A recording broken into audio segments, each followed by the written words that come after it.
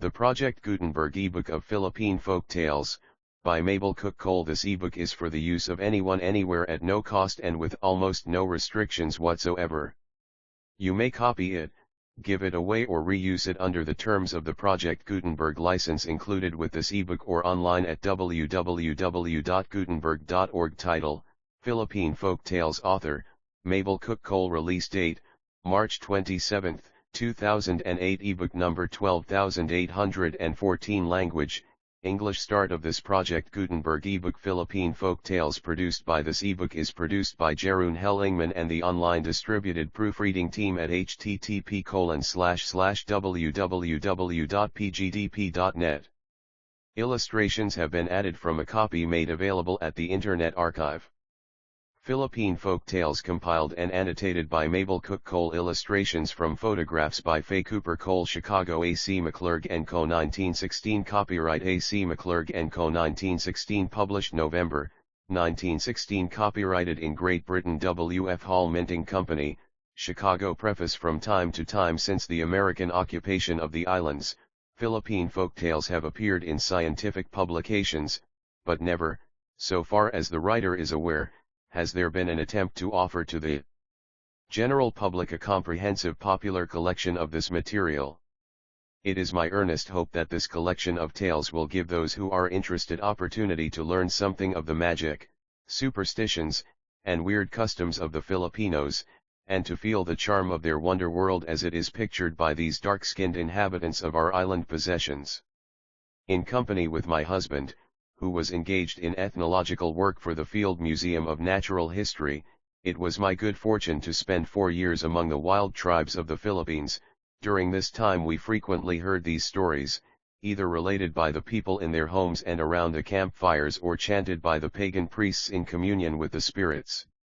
The tales are now published in this little volume, with the addition of a few folk legends that have appeared in the Journal of American Folklore and in scientific publications, here retold with some additions made by native storytellers. I have endeavored to select typical tales from tribes widely separated and varying in culture from savagery to a rather high degree of development. The stories are therefore divided into 5 groups, as follows: Tinguian, Igorot, the Wild Tribes of Mindanao, Moro, and Christian. The first 2 groups, Tinguian and Igorot, are from natives who inhabit the rugged mountain region of northwestern Luzon. From time immemorial they have been zealous headhunters, and the stories teem with references to customs and superstitions connected with their savage practices. By far the largest number belong to the Tinguian group. In order to appreciate these tales to the fullest extent, we must understand the point of view of the Tinguian. To him they embody all the known traditions of the first times of the people who inhabited the earth before the present race appeared, of the ancient heroes and their powers and achievements. In them he finds an explanation of and reason for many of his present laws and customs. A careful study of the whole body of Tinguian mythology points to the conclusion that the chief characters of these tales are not celestial beings but typical, generalized heroes of former ages, whose deeds have been magnified in the telling by many generations of their descendants. These people of the first times practiced magic. They talked with jars, created human beings out of betel-nuts, raised the dead, and had the power of changing themselves into other forms. This, however, does not seem strange or impossible to the Tinguian of today, for even now they talk with jars, perform certain rites to bring sickness and death to their foes, and are warned by omens received through the medium of birds, thunder, and lightning, or the condition of the liver of a slaughtered animal. They still converse freely with certain spirits who during religious ceremonies are believed to use the bodies of men or women as mediums for the purpose of advising and instructing the people. Several of the characters appear in story after story. Sometimes they go under different names, but in the minds of the storytellers their personality and relationships are definitely established. Thus Enianit of the first tale becomes Katayatawan in the second, Apanitolo in the third, fourth, fifth, and sixth, and Ligi in the seventh. Kanag, the son of Apanitolo and Apanibalanayan, in the fifth tale is called Dumalai. These heroes had most unusual relations with the heavenly bodies, all of which seem to have been regarded as animate beings. In the fourth tale Apanito Lo marries Gagaoma, the star maiden who is the daughter of the big star and the moon. In the first story the same character under the name of Enianit seems to be a sun god. We are told that he is the sun, and again a round stone which rolls. Thereupon we might conclude that he is a true solar being, yet in the other tales of this collection and in many more known to the Tinguian he reveals no celestial qualities. Even in the first story he abandons his place in the sky and goes to live on earth. In the first 8 stories we read of many customs of the first times which differ radically from those of the present.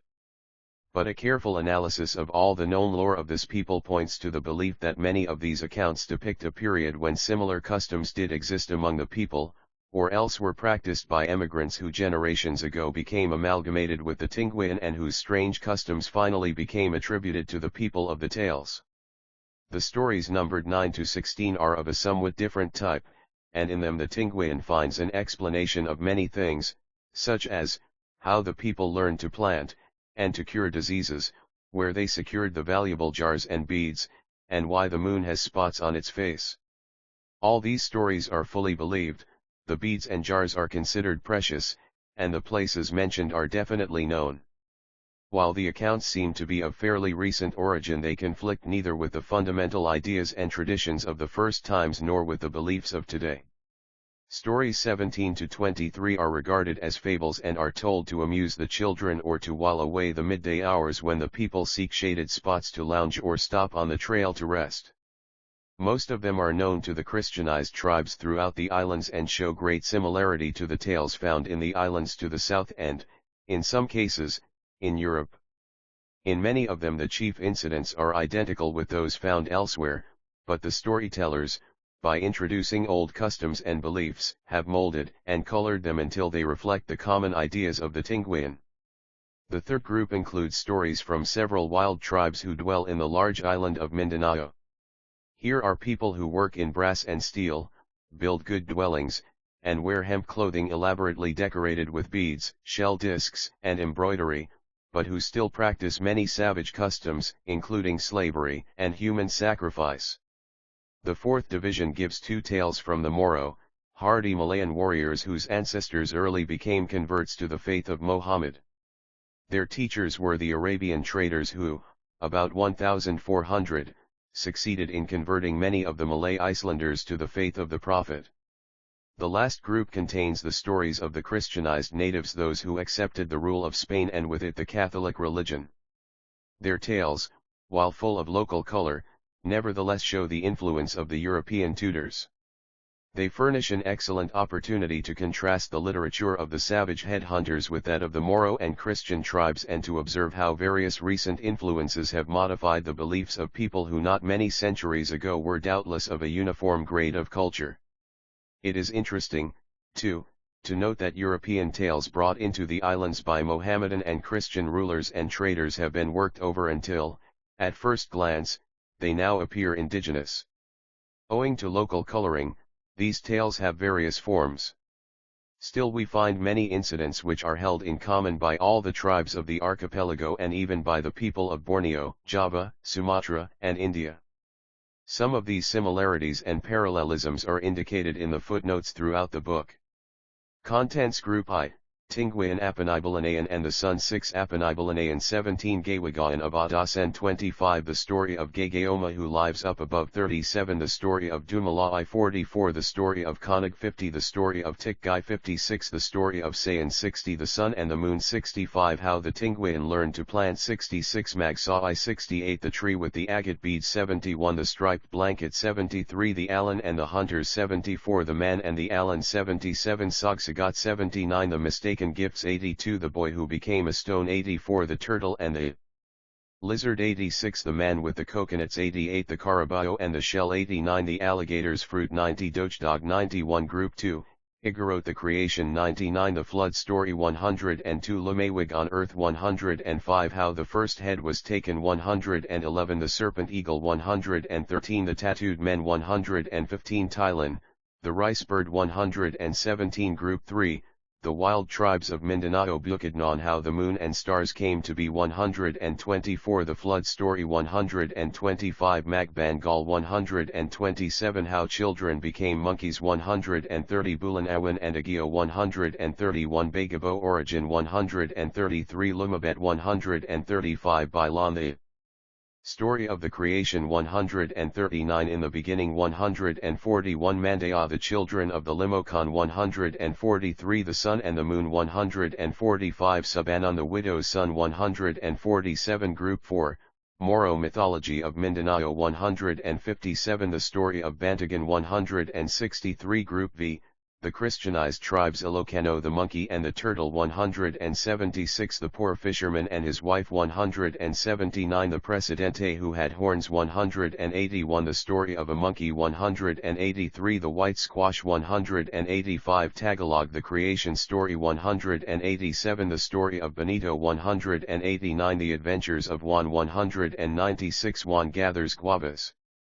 200, Visayan The Sun and the Moon 201, The First Monkey 202, The Virtue of the Coconut 204, Mansumandig 206, Why Dogs Wag Their Tails 210, The Hawk and the Hen 212, The Spider and the Fly 214, The Battle of the Crabs 215, Pronunciation of Philippine Names 217, Illustrations page 8, Tinguian Gentleman Frontispiece, Tinguian Hunters 26, Returning from the Hunt 26, Hunting with the Blowgun 27, Sugar cane press 40, Vats for boiling sugar cane juice 40, Grinding corn 41, Making a harrow 41, Elevated living rooms reached by ladders 56, Coconut trees tower above the homes 56, Section of a Tinguian village 57, A settlement in the mountains 57, The talking jars 68, Playing the nose flute 68, Tinguian potters at work 69, Seeding and combing cotton 69, Bamboo rafts 90, Hauling bamboo 90, Rice terraces in the mountains 91, A rice field 91, Type of Mandaya tree house 124, Swinging bridge over Padada river 125, A net maker 160, Bringing water from the stream 160, Bagabas,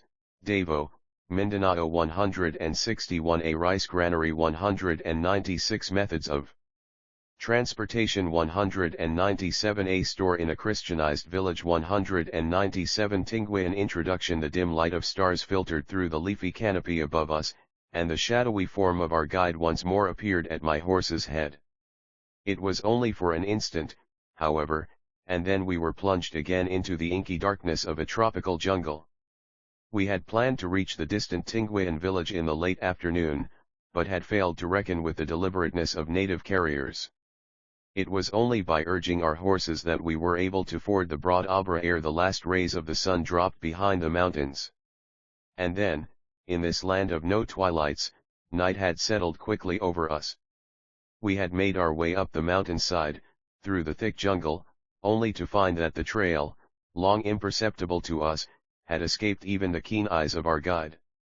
For several hours we wandered about, lost in the darkness. On and on we went, through narrow paths, steep in places, and made rough and dangerous by sharp rocks as well as by those long creepers of the jungle whose thorny fingers are ever ready to seize horse or rider. Occasionally we came out of the forest, only to cross rocky mountain streams, or perhaps it was the same stream that we crossed many times. Our horses, becoming weary and uncertain of foot, grew more and more reluctant to plunge into the dark, swiftly flowing water.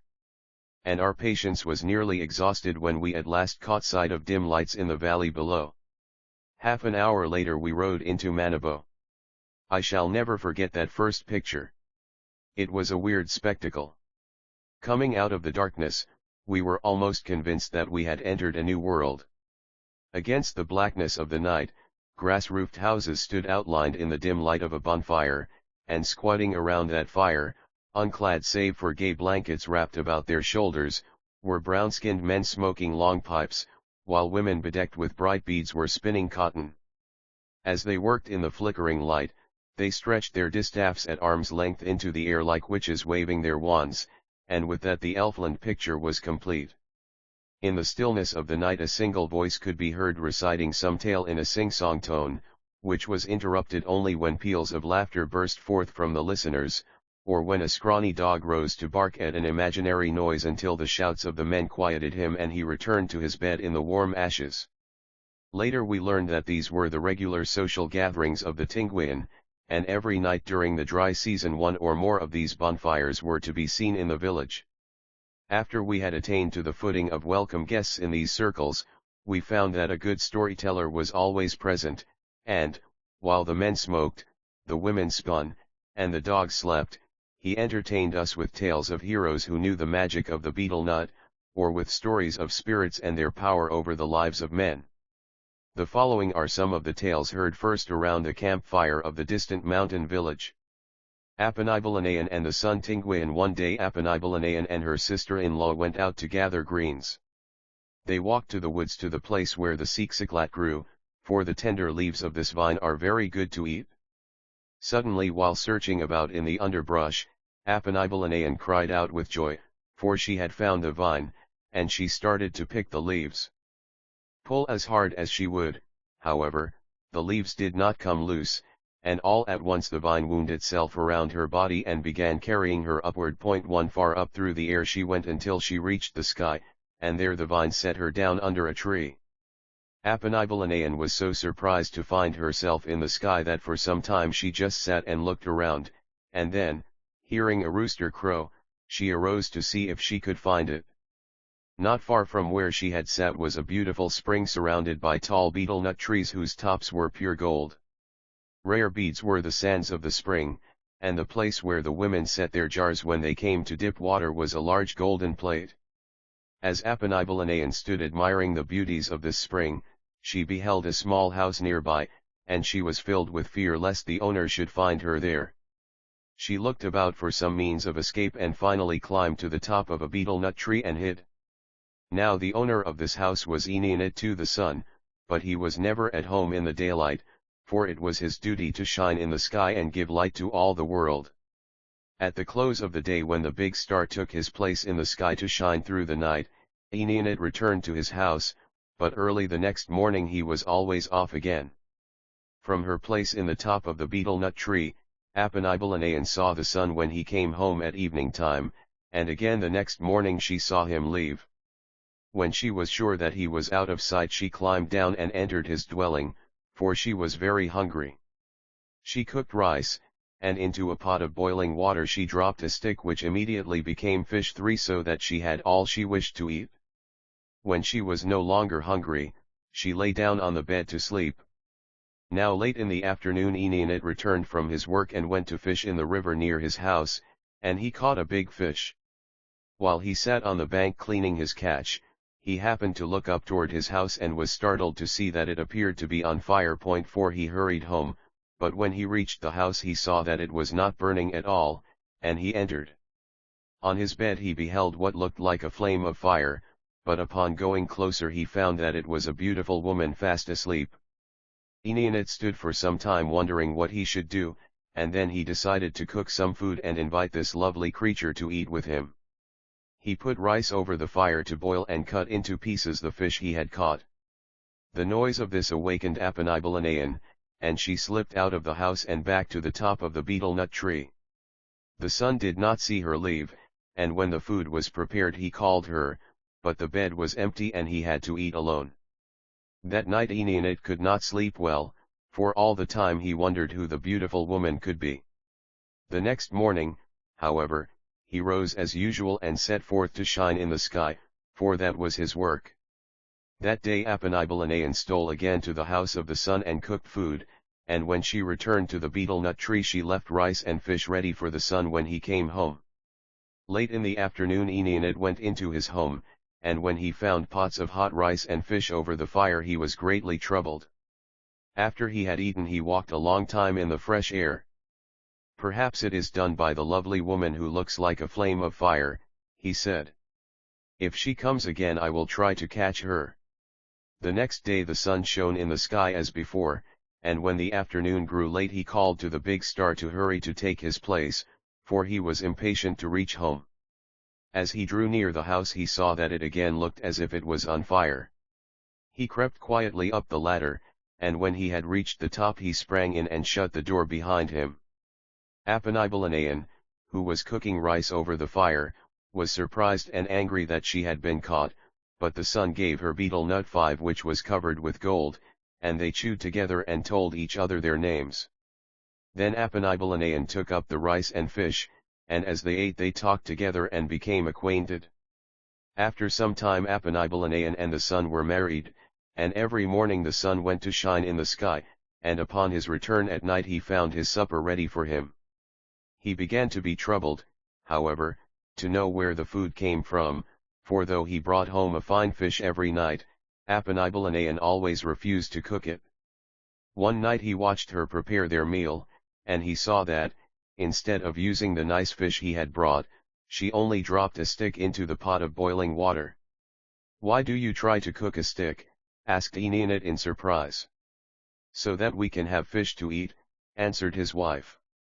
"If you cook that stick for a month, it will not be soft," said Enionit.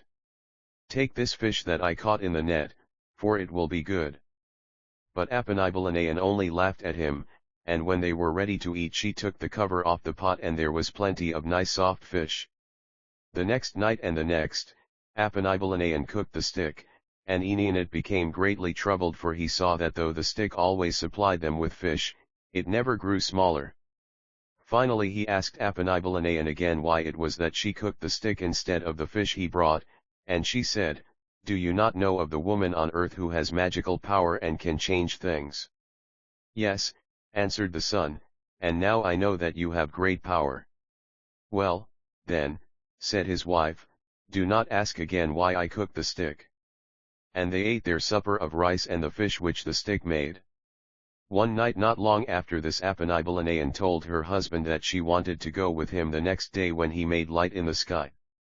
"Oh, no, you cannot," said the son, "for it is very hot up there 6 and you cannot stand the heat." "We will take many blankets and pillows," said the woman, "and when the heat becomes very great, I will hide under them." Again and again Enionit begged her not to go, but as often she insisted on accompanying him, and early in the morning they set out, carrying with them many blankets and pillows. First, they went to the east, and as soon as they arrived the sun began to shine, and Apanibalanayan was with him. They traveled toward the west, but when morning had passed into noontime and they had reached the middle of the sky Apanibalanayan was so hot that she melted and became oil. Then Enionit put her into a bottle and wrapped her in the blankets and pillows and dropped her down to earth. Now one of the women of Apanibalanayan's town was at the spring dipping water when she heard something fall near her. Turning to look, she beheld a bundle of beautiful blankets and pillows which she began to unroll, and inside she found the most beautiful woman she had ever seen. Frightened at her discovery, the woman ran as fast as she could to the town, where she called the people together and told them to come at once to the spring. They all hastened to the spot and there they found Apanibalanayan for whom they had been searching everywhere. "Where have you been?" asked her father. "We have searched all over the world and we could not find you." "I have come from Tinguian," answered Apanibalanayan. "Enemies of our people kept me there till I made my escape while they were asleep at night." All were filled with joy that the lost one had returned, and they decided that at the next Moon 7 they would perform a ceremony for the spirits 8 and invite all the relatives who were mourning for Apanibalanayan. So they began to prepare for the ceremony, and while they were pounding rice, Apanibalanayan asked her mother to prick her little finger where it itched, and as she did so a beautiful baby boy popped out.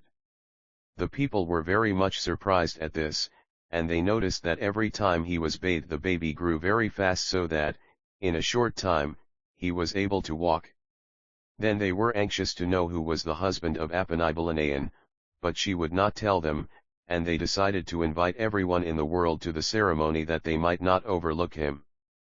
They sent for the betel nuts that were covered with gold 9 and when they had oiled them they commanded them to go to all the towns and compel the people to come to the ceremony. "If anyone refuses to come, grow on his knee," said the people, and the betel nuts departed to do as they were bidden. As the guests began to arrive, the people watched carefully for one who might be the husband of Apanibalanayan, but none appeared and they were greatly troubled. Finally they went to the old woman, Alakotan, who was able to talk with the spirits, and begged her to find what town had not been visited by the betel-nuts which had been sent to invite the people.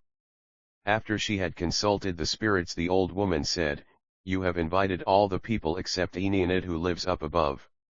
Now you must send a betel-nut to summon him. It may be that he is the husband of Apanibalanayan, for the Siksiklat vine carried her up when she went to gather greens."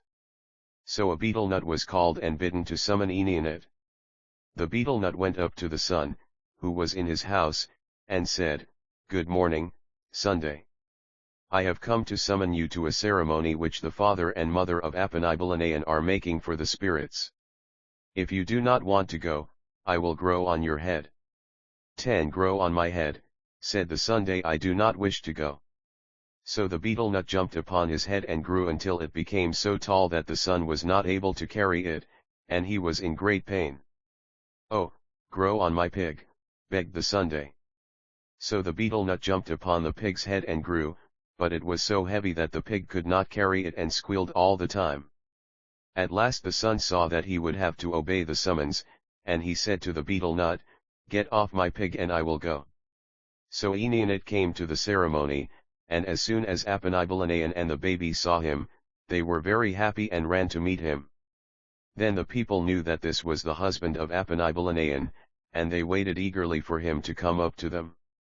As he drew near, however, they saw that he did not walk, for he was round, and then they perceived that he was not a man but a large stone. All her relatives were very angry to find that Apanibalanayan had married a stone, and they compelled her to take off her bads11 and her good clothes, for, they said, she must now dress in old clothes and go again to live with the stone. So Apanibalanayan put on the rags that they brought her and at once set out with the stone for his home. No sooner had they arrived there, however, than he became a handsome man, and they were very happy. Tinguian hunters returning from the hunt in one moon, said the sun, "We will make a ceremony for the spirits, and I will pay your father and mother the marriage price for you."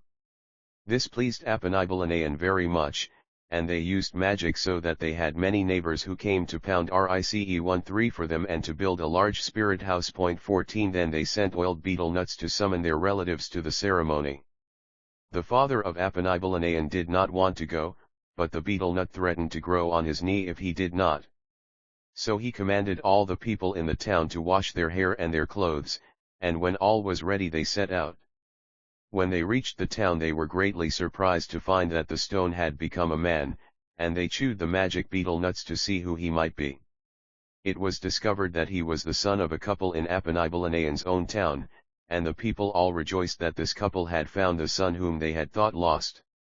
They named him Apanitolo, and his parents paid the marriage price for his wife the spirit house 9 times full of valuable jars. 15 Hunting with the blowgun. After that all danced and made merry for 1 moon, and when the people departed for their homes Igorot and his wife went with them to live on the earth. Apanibalanayan Tinguian. The most beautiful girl in all the world was Apanibalanayan of Nalpangan. Many young men had come to her brother, Apanibalajan, to ask for her hand in marriage, but he had refused them all, for he awaited one who possessed great power. Then it happened that the fame of her beauty spread over all the world till it reached even to Adasen, and in that place there lived a man of great power named Gawagan. Now Gawagan, who was a handsome man, had sought among all the pretty girls but never, until he heard of the great beauty of Apanibalanayan, had he found one whom he wished to wed. Then he determined that she should be his wife, and he begged his mother to help him win her. So Dinawagan, the mother of Gawagan, took her hat which looked like a sunbeam and set out at once for Nalpangan, and when she arrived there she was greeted by Abang, the mother of the lovely maiden, who presently began to prepare food for them. 16 She put the pot over the fire, and when the water boiled she broke up a stick and threw the pieces into the pot, and immediately they became fish. Then she brought Basi-17 in a large jar, and Dinawagan, counting the notches in the rim 18 perceived that the jar had been handed down through 9 generations. They ate and drank together, and after they had finished the meal, Dinawagan told Apanibalajan of her son's wishes, and asked if he was willing that his sister should marry Gawagan. Apanibalajan, who had heard of the power of the suitor, at once gave his consent. And Dinawagan departed for home, leaving a gold cup as an engagement present. 19 Gawagan was watching at the door of his house for his mother's return, and when she told him of her success, he was so happy that he asked all the people in the town to go with him the next day to Nalpangan to arrange the amount he must pay for his bride. 20 Now the people of Nalpangan wanted a great price for this girl who was so beautiful, and the men of the two towns debated for a long time before they could come to an agreement. Finally, however, it was decided that Gawagan should fill the spirit house 18 times with valuable things, and when he had done this, they were all satisfied and went to the yard where they danced and beat on the copper gongs. 21 All the pretty girls danced their best, and one who wore big jars about her neck made more noise than the others as she danced, and the jars sang Kital, Kital, Kanatal, Inca, Inca, Inkatol. But when Apanibalanayan, the bride of Gawagan, came down out of the house to dance, the sunshine vanished, so beautiful was she, and as she moved about, the river came up into the town, and striped fish bit at her heels. For 3 months the people remained here feasting and dancing, and then early one morning they took Apanibalanayan to her new home in Adasen. The trail that led from one town to the other had become very beautiful in the meantime, the grass and trees glistened with bright lights, and the waters of the tiny streams dazzled the eyes with their brightness as Apanibalanayan waded across. When they reached the spring of Gawagan, they found that it, too, was more beautiful than ever before. Each grain of sand had become a bead, and the place where the women set their jars when they came to dip water had become a big dish. Then said Apanibalajan to his people, "Go tell Gawagan to bring an old man, for I want to make a spring for Apanibalanayan."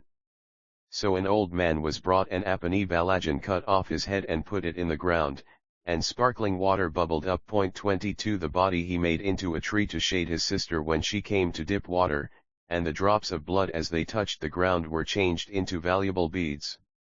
Even the path from the spring to the house was covered with big plates, and everything was made beautiful for Apanibalanayan.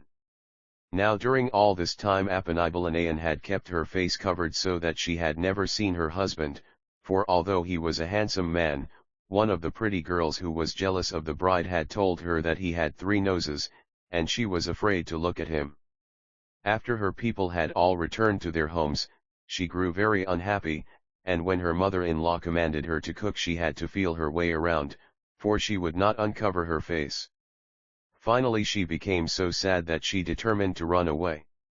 One night when all were asleep, she used magical power and changed herself into oil. 23 Then she slid through the bamboo floor and made her escape without anyone seeing her. On and on she went until she came to the middle of the jungle, and then she met a wild rooster who asked her where she was going. "I am running away from my husband," replied Apanibalanayan, "for he has 3 noses and I do not want to live with him."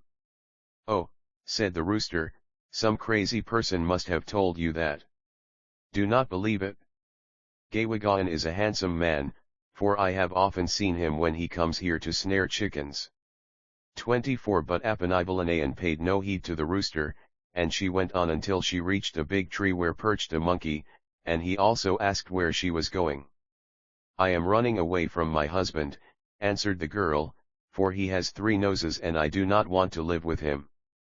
"Oh, do not believe that," said the monkey. "Someone who told you that must have wanted to marry him herself, for he is a handsome man." Still Apanibalanayan went on until she came to the ocean, and then, as she could go no farther, she sat down to rest. As she sat there pondering what she should do, a Caraballo 25 came along, and thinking that she would ride a while she climbed up on its back. No sooner had she done so than the animal plunged into the water and swam with her until they reached the other side of the great ocean. There they came to a large orange tree, and the Caraballo told her to eat some of the luscious fruit while he fed on the grass nearby. As soon as he had left her, however, he ran straight to his master, Cadayadawan, and told him of the beautiful girl. Cadayadawan was very much interested and quickly combed his hair and oiled it, put on his striped coat-26 and belt, and went with the Caraballo to the orange tree. Apanibalanayan, looking down from her place in the tree, was surprised to see a man coming with her friend, the carabao, but as they drew near, she began talking with him, and soon they became acquainted. Before long, Cadaawan had persuaded the girl to become his wife, and he took her to his home. From that time every night his house looked as if it was on fire, because of the beauty of his bride. After they had been married for some time, Cadaawan and Apanibalanayan decided to make a ceremony 27 for the spirits, so they called the magic betel-nuts 28 and oiled them and said to them, "Go to all the towns and invite our relatives to come to the ceremony which we shall make. If they do not want to come, then grow on their knees until they are willing to attend." So the betel-nuts started in different directions, and one went to Apanibalajan in Nalpangan and said, "Cadaawan is making a ceremony for the spirits, and I have come to summon you to attend." "We cannot go," said Apanibalajan, "for we are searching for my sister who is lost." "You must come," replied the betel-nut, "or I shall grow on your knee." "Grow on my pig," answered Apanibalajan. So the betel-nut went onto the pig's back and grew into a tall tree, and it became so heavy that the pig could not carry it, but squealed all the time. Then Apanibalajan, seeing that he must obey, said to the betel-nut, "Get off my pig, and we will go." The betel-nut got off the pig's back, and the people started for the ceremony. When they reached the river, Gawagaan was there waiting to cross, for the magic nuts had forced him to go also. Then Cadaawan, seeing them, sent more betel-nuts to the river, and the people were carried across by the nuts. As soon as they reached the town the dancing began, and while Gawagaan was dancing with Apanibalanayan he seized her and put her in his belt. 29 Cadaawan, who saw this, was so angry that he threw his spear and killed Gawagaan. Then Apanibalanayan escaped and ran into the house, and her husband brought his victim back to life, and asked him why he had seized the wife of his host. Gawagaan explained that she was his wife who had been lost, and the people were very much surprised, for they had not recognized her at first. Then all the people discussed what should be done to bring peace between the two men, and it was finally decided that Cadaawan must pay both Apanibalajan and Gawagaan the price that was first demanded for the beautiful girl. After this was done all were happy, and the guardian spirit of Cadaawan gave them a golden house in which to live. Gawagaan of Adasan Tinguian Apanibalanayan was sick with a headache, and she lay on a mat alone in her house. Suddenly she remembered some fruit that she had heard of but had never seen, and she said to herself, "Oh, I wish I had some of the oranges of Gawagaan of Adasan." Now Apanibalayan did not realize that she had spoken aloud, but Apanitolo, her husband, lying in the spirit house 30 outside, heard her talking and asked what it was she said. Fearing to tell him the truth lest he should risk his life in trying to get the oranges for her, she said, "I wish I had some biw, a fruit." Apanitolo at once got up, and, taking a sack, went out to find some of the fruit for his wife. When he returned with the sack full, she said, "Put it on the bamboo hanger above the fire, and when my head is better I will eat it." So Apanitolo put the fruit on the hanger and returned to the spirit house, but when Apanibalayan tried to eat, the fruit made her sick and she threw it away. "What is the matter?" called Apanitolo as he heard her drop the fruit. "I merely dropped one," she replied, and returned to her mat. After a while Apanibalayan again said, "Oh, I wish I had some of the oranges of Gawagaan of Adasan," and Apanitolo, who heard her from the spirit house, inquired, "What is that you say?" "I wish I had some fish eggs," answered his wife, for she did not want him to know the truth. Then Apanitolo took his net and went to the river, determined to please his wife if possible. When he had caught a nice fish he opened it with his knife and took out the eggs. Then he spat on the place he had cut, and it was healed and the fish swam away. 31 Pleased that he was able to gratify his wife's wishes, he hastened home with the eggs, and while his wife was roasting them over the fire, he returned to the spirit house. She tried to eat, but the eggs did not taste good to her, and she threw them down under the house to the dogs. "What is the matter?" called Apanitolo. Why are the dogs barking? I dropped some of the eggs, replied his wife, and she went back to her mat. By and by she again said, I wish I had some of the oranges of Gawagaan of Adasen. But when her husband asked what she wished, she replied, I want a deer's liver to eat. So Apanitolo took his dogs to the mountains, where they hunted until they caught a deer, and when he had cut out its liver he spat on the wound, and it was healed so that the deer ran away. But Apanibalanan could not eat the liver any more than she could the fruit or the fish eggs, and when Apanitolo heard the dogs barking, he knew that she had thrown it away. Then he grew suspicious and, changing himself into a centipede 32 hid in a crack in the floor.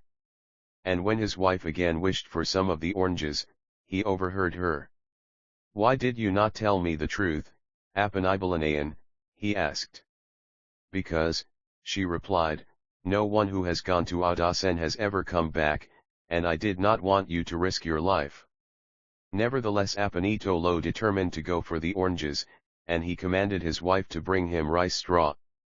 After he had burned it he put the ashes in the water with which he washed his hair. 33 Then she brought coconut oil and rubbed his hair, and fetched a dark clout, a fancy belt, and a headband, and she baked cakes for him to take on the journey. Apanitolo cut a vine tree for which he planted by the stove 35 and told his wife that if the leaves wilted she would know that he was dead. Then he took his spear and head axe 36 and started on the long journey. When Apanitolo arrived at the well of a giantess, all the betel-nut trees bowed. Then the giantess shouted and all the world trembled. How strange, thought Apanitolo, that all the world shakes when that woman shouts. But he continued on his way without stopping. As he passed the place of the old woman, Alakotan, she sent out her little dog and it bit his leg. Do not proceed, said the old woman, for ill luck awaits you. If you go on, you will never return to your home. Sugarcane press vats for boiling sugarcane juice. But Apanitolo paid no attention to the old woman, and by he came to the home of the lightning. Where are you going? Asked the lightning. I am going to get some oranges of Gawagaan of Adasen, replied Apanitolo. Go stand on that high rock that I may see what your sign is, commanded the lightning. So he stood on the high rock, but when the lightning flashed Apanitolo dodged. Do not go, said the lightning, for you have a bad sign, and you will never come back. Still Apanitolo did not heed. Soon he arrived at the place of Salit, loud thunder, 37 who also asked him, Where are you going, Apanitolo? I am going to get oranges of Gawagaan of Adasen, he replied. Then the thunder commanded, Stand on that high stone so that I can see if you have a good sign. He stood on the high stone, and when the thunder made a loud noise he jumped. Whereupon Salit also advised him not to go on. In spite of all the warnings, Apanitolo continued his journey, and upon coming to the ocean he used magical power, so that when he stepped on his head axe it sailed away, carrying him far across the sea to the other side. Then after a short walk he came to a spring where women were dipping water, and he asked what spring it was. Grinding corn making a harrow. This is the spring of Gawagaan of Adasen, replied the women.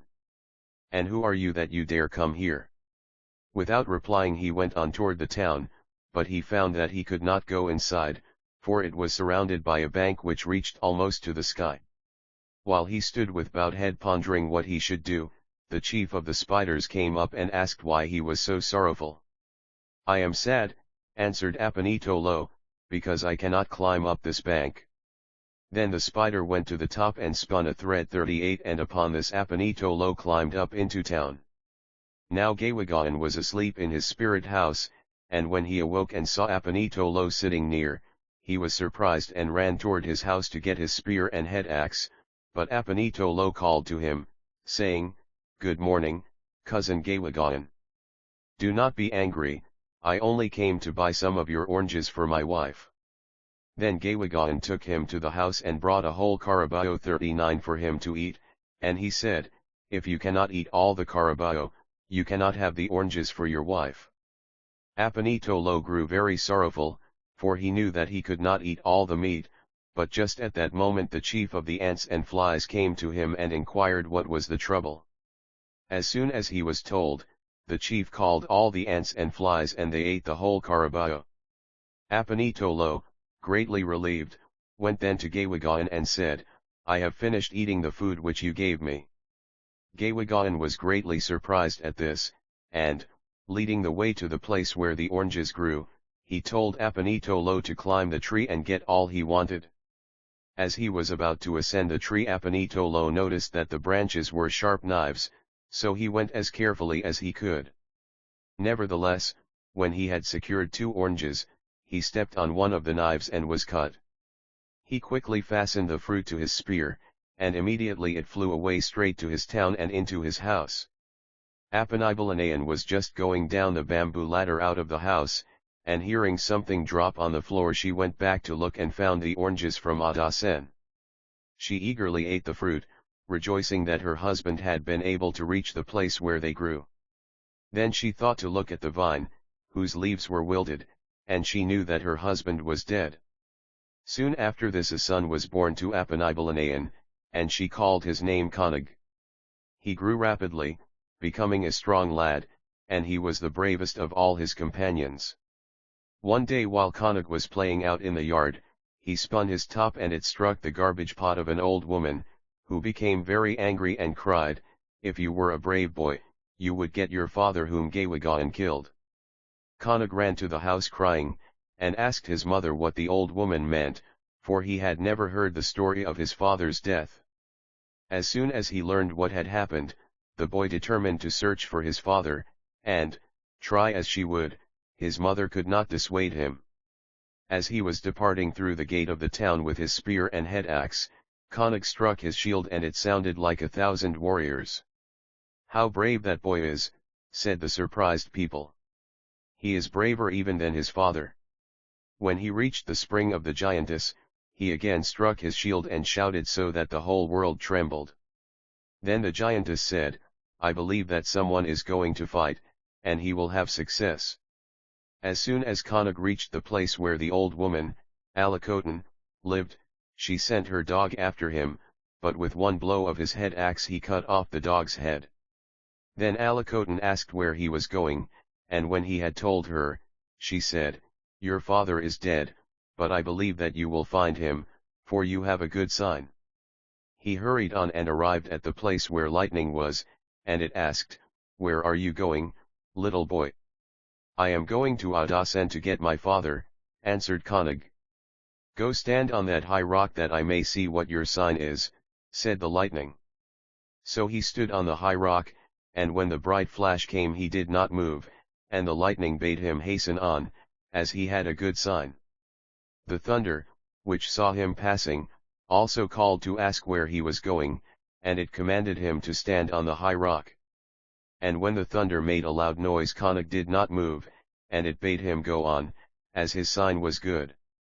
The women of Adasen were at the spring of Gawagan dipping water, when suddenly they were startled by a great noise. They rose up, expecting to see 1,000 warriors coming near, but though they looked all around they could see nothing but a young boy striking a shield. "Good morning, women who are dipping water," said Konig. "Tell Gawagan that he must prepare, for I am coming to fight him." So all the women ran up to the town and told Gawagan that a strange boy was at the spring and he had come to fight. "Go and tell him," said Gawagan, "that if it is true that he is brave, he will come into the town, if he can."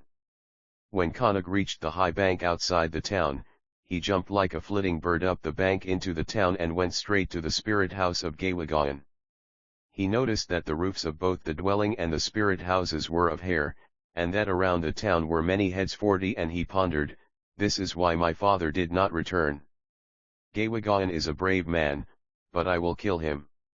As soon as Gawagan saw him in the yard he said, "How brave you are, little boy, why did you come here?"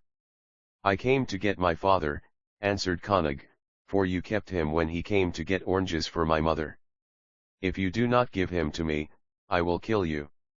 Gawagan laughed at this brave speech and said, "Why, one of my fingers will fight you. You shall never go back to your town, but you shall stay here and be like your father." "We shall see," said Konig. "Bring your arms and let us fight here in the yard." Gawagan was beside himself with rage at this bold speech, and he brought his spear and his head axe, which was as big as half the sky. Konig would not throw first, for he wanted to prove himself brave, so Gawagan took aim and threw his head axe at the boy. Now Konig used magical power, so that he became an ant and was not hit by the weapon. Gawagan laughed loudly when he looked around and could not see the boy, for he thought that he had been killed. Soon, however, Konig reappeared, standing on the head axe, and Gawagan, more furious than ever, threw his spear. Again Konig disappeared, and Gawagan was filled with surprise. Then it was Konig's turn and his spear went directly through the body of the giant.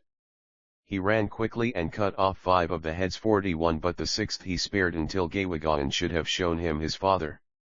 As they went about the town together, Konig found that the skin of his father had been used for a drum head. His hair decorated the house, and his head was at the gate of the town, while his body was put beneath the house. After he had gathered all the parts of the body together, Konig used magical power, and his father came to life. "Who are you?" asked Apanitolo. "How long have I slept?" "I am your son," said Konig. "You were not asleep but dead, and here is Gawagan who kept you.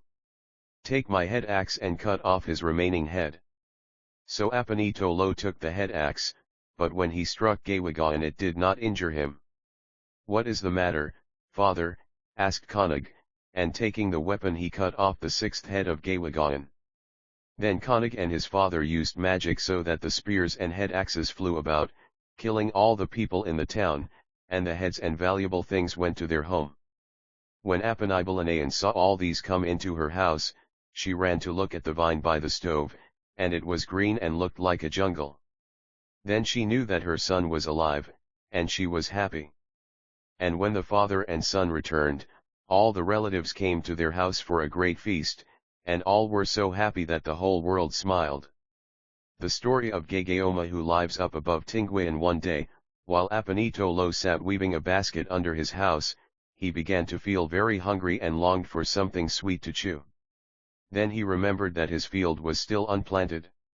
He called to his wife who was in the room above, and said, "Come, Apanibalanayan, let us go to the field and plant some sugar cane."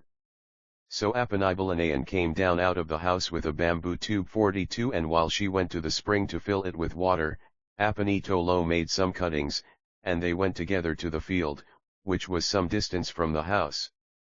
Apanitolo loosened the earth with his long stick 43 and set out the cuttings he had brought, while his wife sprinkled them with water from the bamboo tube.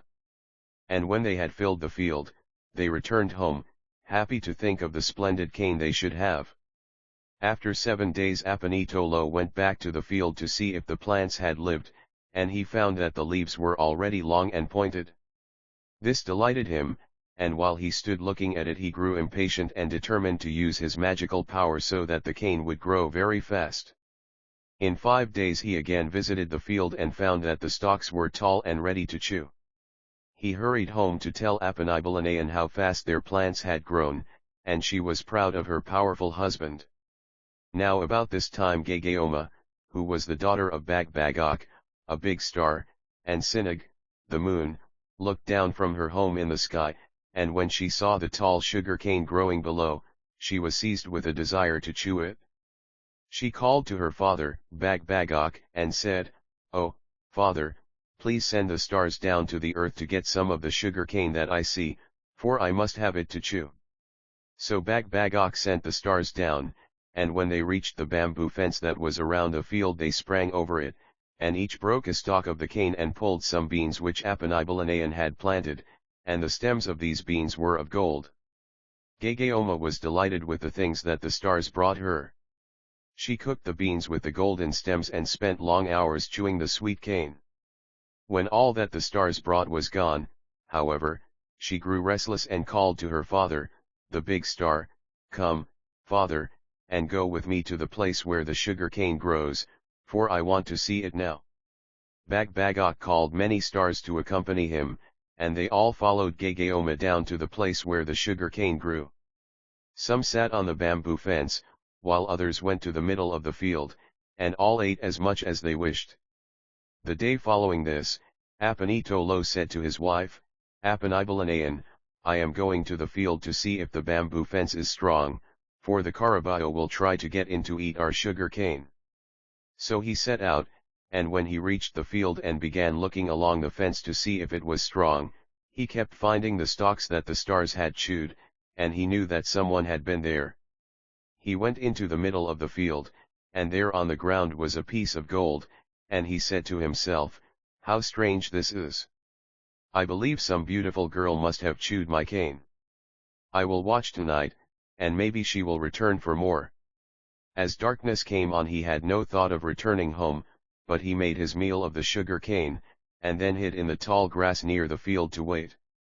By and by dazzling lights blinded his eyes, and when he could see again he was startled to find many stars falling from the sky, and soon he heard someone breaking the cane. Suddenly a star so large that it looked like a flame of fire fell into the field, and then a beautiful object near the fence took off her dress which looked like a star, and she appeared like the half of the rainbow. Never had Apanitolo seen such sights, and for a while he lay shaking with fear. "What shall I do?" he said to himself. "If I do not frighten these companions of the beautiful girl, they may eat me." With a great effort he jumped up and frightened the stars till they all flew up, and when the pretty girl came looking for her dress she found Apanitolo sitting on it. 44 "You must forgive us," she said, "for your sugar cane is very sweet, and we wanted some to chew." "You are welcome to the sugar cane," answered Apanitolo. "But now we must tell our names according to our custom, for it is bad for us to talk until we know each other's names." Then he gave her some betel nut and they chewed together. 45 And he said, "Now it is our custom to tell our names." "Yes," said she, "but you tell first." "My name is Apanitolo and I am the husband of Apanibalayan." "I am Gegeoma, the daughter of Bagbagok and Sinagup in the air," said the girl. "And now, Apanitolo, even though you have a wife, I am going to take you up to the sky, for I wish to marry you. If you are not willing to go, I shall call my companion stars to eat you." Apanitolo shook with fear, for he knew now that the woman was a spirit, and as he dared not refuse, he promised to go with her. Soon after that the stars dropped a basket that Gegeoma had ordered them to make, and Apanitolo stepped in with the lovely star and was drawn quickly through the air up to the sky. They were met on their arrival by a giant star whom Gegeoma introduced as her father, and he told Apanitolo that he had acted wisely in coming, for had he objected, the other stars would have eaten him. After Apanitolo had lived with the stars for some time, Gegeoma asked him to prick between her last two fingers, and as he did so a beautiful baby boy popped out. They named him Tinguian, and he grew very fast and was strong. All this time Apanitolo had never forgotten Apanibalayan who, he knew, was searching for him on the earth, but he had been afraid to mention her to the stars. When the boy was 3 months old, however, he ventured to tell Gegeoma of his wish to return to the earth. At first she would not listen to him, but he pleaded so hard that at last she consented to let him go for 1 month. If he did not return at the end of that time, she said, she would send the stars to eat him. Then she called for the basket again, and they were lowered to the earth. There Apanitolo got out, but Gegeoma and the baby returned to the sky. Apanibalayan was filled with joy at the sight of her husband once more, for she had believed him dead, and she was very thin from not eating while he was away. Never did she tire of listening to his stories of his life among the stars, and so happy was she to have him again that when the time came for him to leave she refused to let him go. That night many stars came to the house. Some stood in the windows, while others stayed outside by the walls, and they were so bright that the house appeared to be on fire. Apanitolo was greatly frightened, and he cried out to his wife, "You have done wrong to keep me when I should have gone. I feared that the stars would eat me if I did not obey their command, and now they have come. Hide me, or they will get me." But before Apanibalayan could answer, Bagbagok himself called out, "Do not hide from us, Apanitolo, for we know that you are in the corner of the house. Come out or we shall eat you." Trembling with fear, Apanitolo appeared, and when the stars asked him if he was willing to go with them he dared not refuse. Now Gegeoma had grown very fond of Apanitolo, and she had commanded the stars not to harm him if he was willing to return to her. So when he gave his consent, they put him in the basket and flew away with him, leaving Apanibalanean very sad and lonely. After that Apanitolo made many trips to the earth, but at Gegeoma's command he always returned to the sky to spend part of the time with her. One day when Tinguian was a little boy, Apanitolo took him down to the earth to see his half-brother, Konog. The world was full of wonders to the boy from the sky, and he wanted to stay there always. But after some time while he and Konog were playing out in the yard, big drops of water began to fall on them. Konog ran to his mother and cried, "Oh, mother, it is raining, and the sun is shining brightly." But Apanitolo, looking out, said, "No, they are the tears of Gegeoma, for she sees her son down below, and she weeps for him." Then he took Tinguian back to his mother in the sky, and she was happy again. After that Tinguian was always glad when he was allowed to visit the earth, but each time when his mother's tears began to fall, he returned to her. When he was old enough, Apanitolo selected a wife for him, and after that Tinguian always lived on the earth, but Gegeoma stayed in the sky. The story of Dumalai Tinguian Apanitolo and Apanibalanean had a son whose name was Dumalai. 47 When the son had become a young man, his father one day was very angry with him, and tried to think of some way in which to destroy him. The next morning he said to Dumalai, "Son, sharpen your knife, and we will go to the forest to cut some bamboo." So Dumalai sharpened his knife and went with his father to the place where the bamboo grew, and they cut many sticks and sharpened them like spears at the end. Dumalai wondered why they made them thus, but when they had finished, Apanitolo said, "Now, son, you throw them at me, so that we can see which is the braver." "No, father," answered Dumalai. "You throw first, if you want to kill me." So Apanitolo threw the bamboo sticks one by one at his son, but he could not hit him. Then it was the son's turn to throw, but he said, "No, I cannot. You are my father, and I do not want to kill you." So they went home. But Dumalai was very sorrowful, for he knew now that his father wanted to destroy him. When his mother called him to dinner he could not eat. Elevated living rooms reached by ladders. Coconut trees tower above the homes. Although he had been unsuccessful in his first attempt, Apanitolo did not give up the idea of getting rid of his son, and the next day he said, "Come, Dumalai, we will go to our little house in the Field 48 and repair it, so that it will be a protection when the rainy season sets in."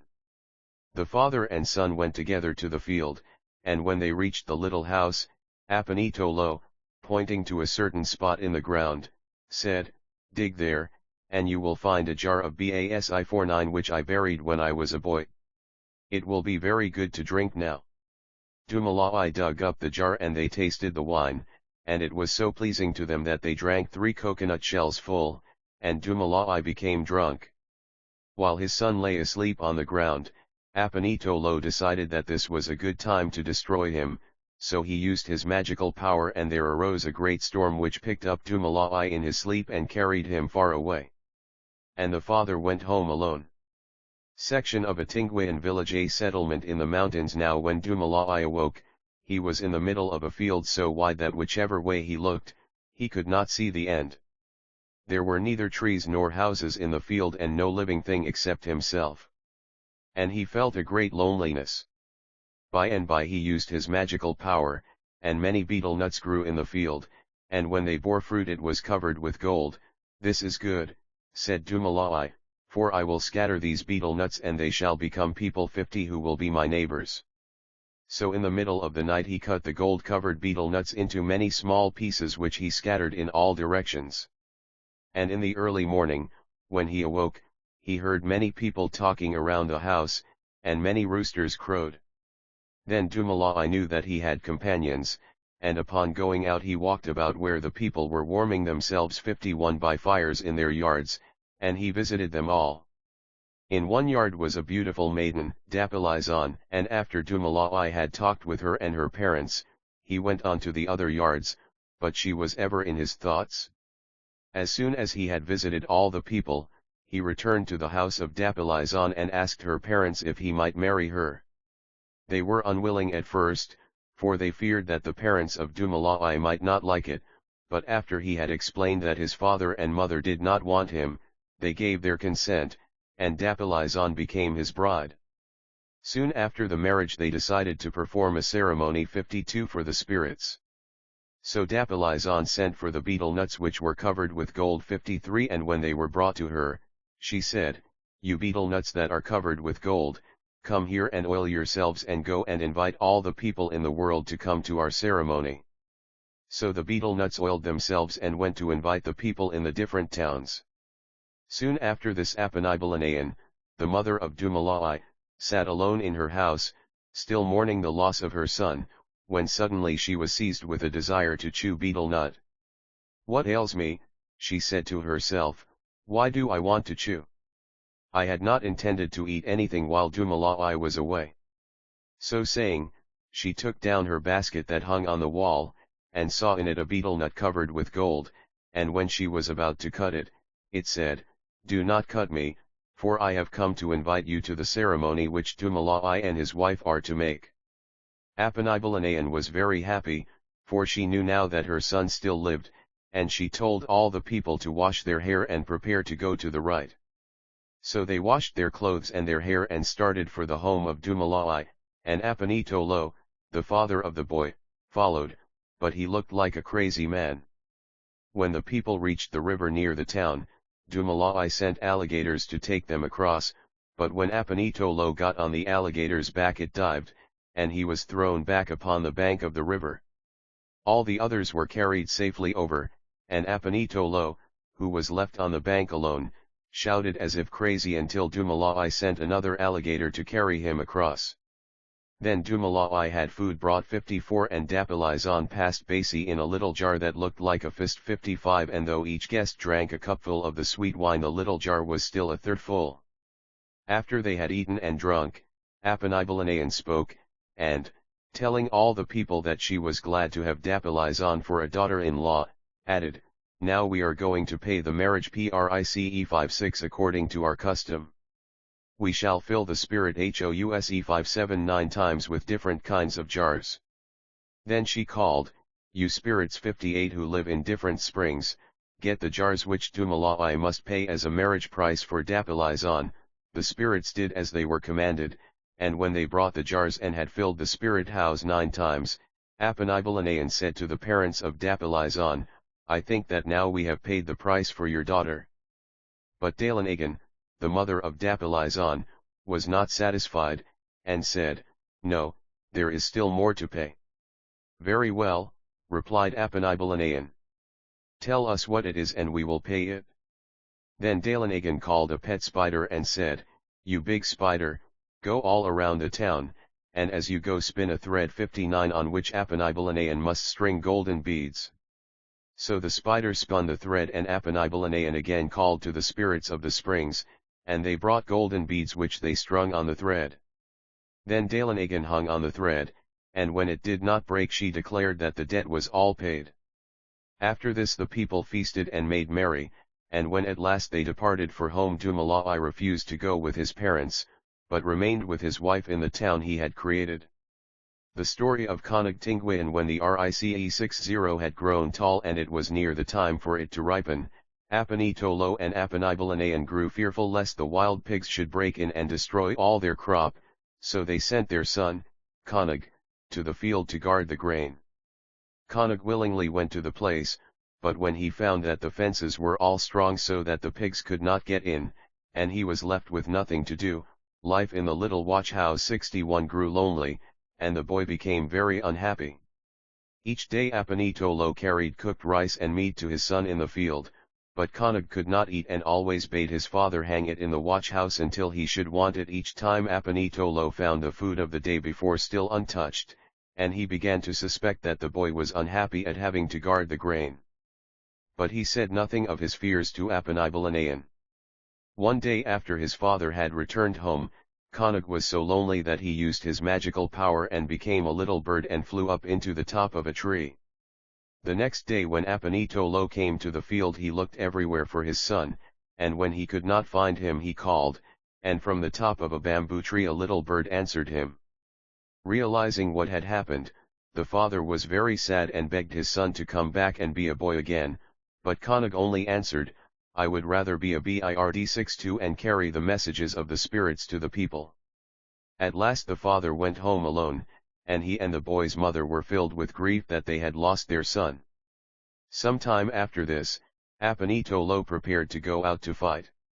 He took his spear and shield and head axe and started early one morning, but when he reached the gate of the town, Konog flew over him, giving him a bad sign, so he turned back. The next morning he started again, and this time the little bird gave him a good sign, and knowing that nothing would injure him, he went on.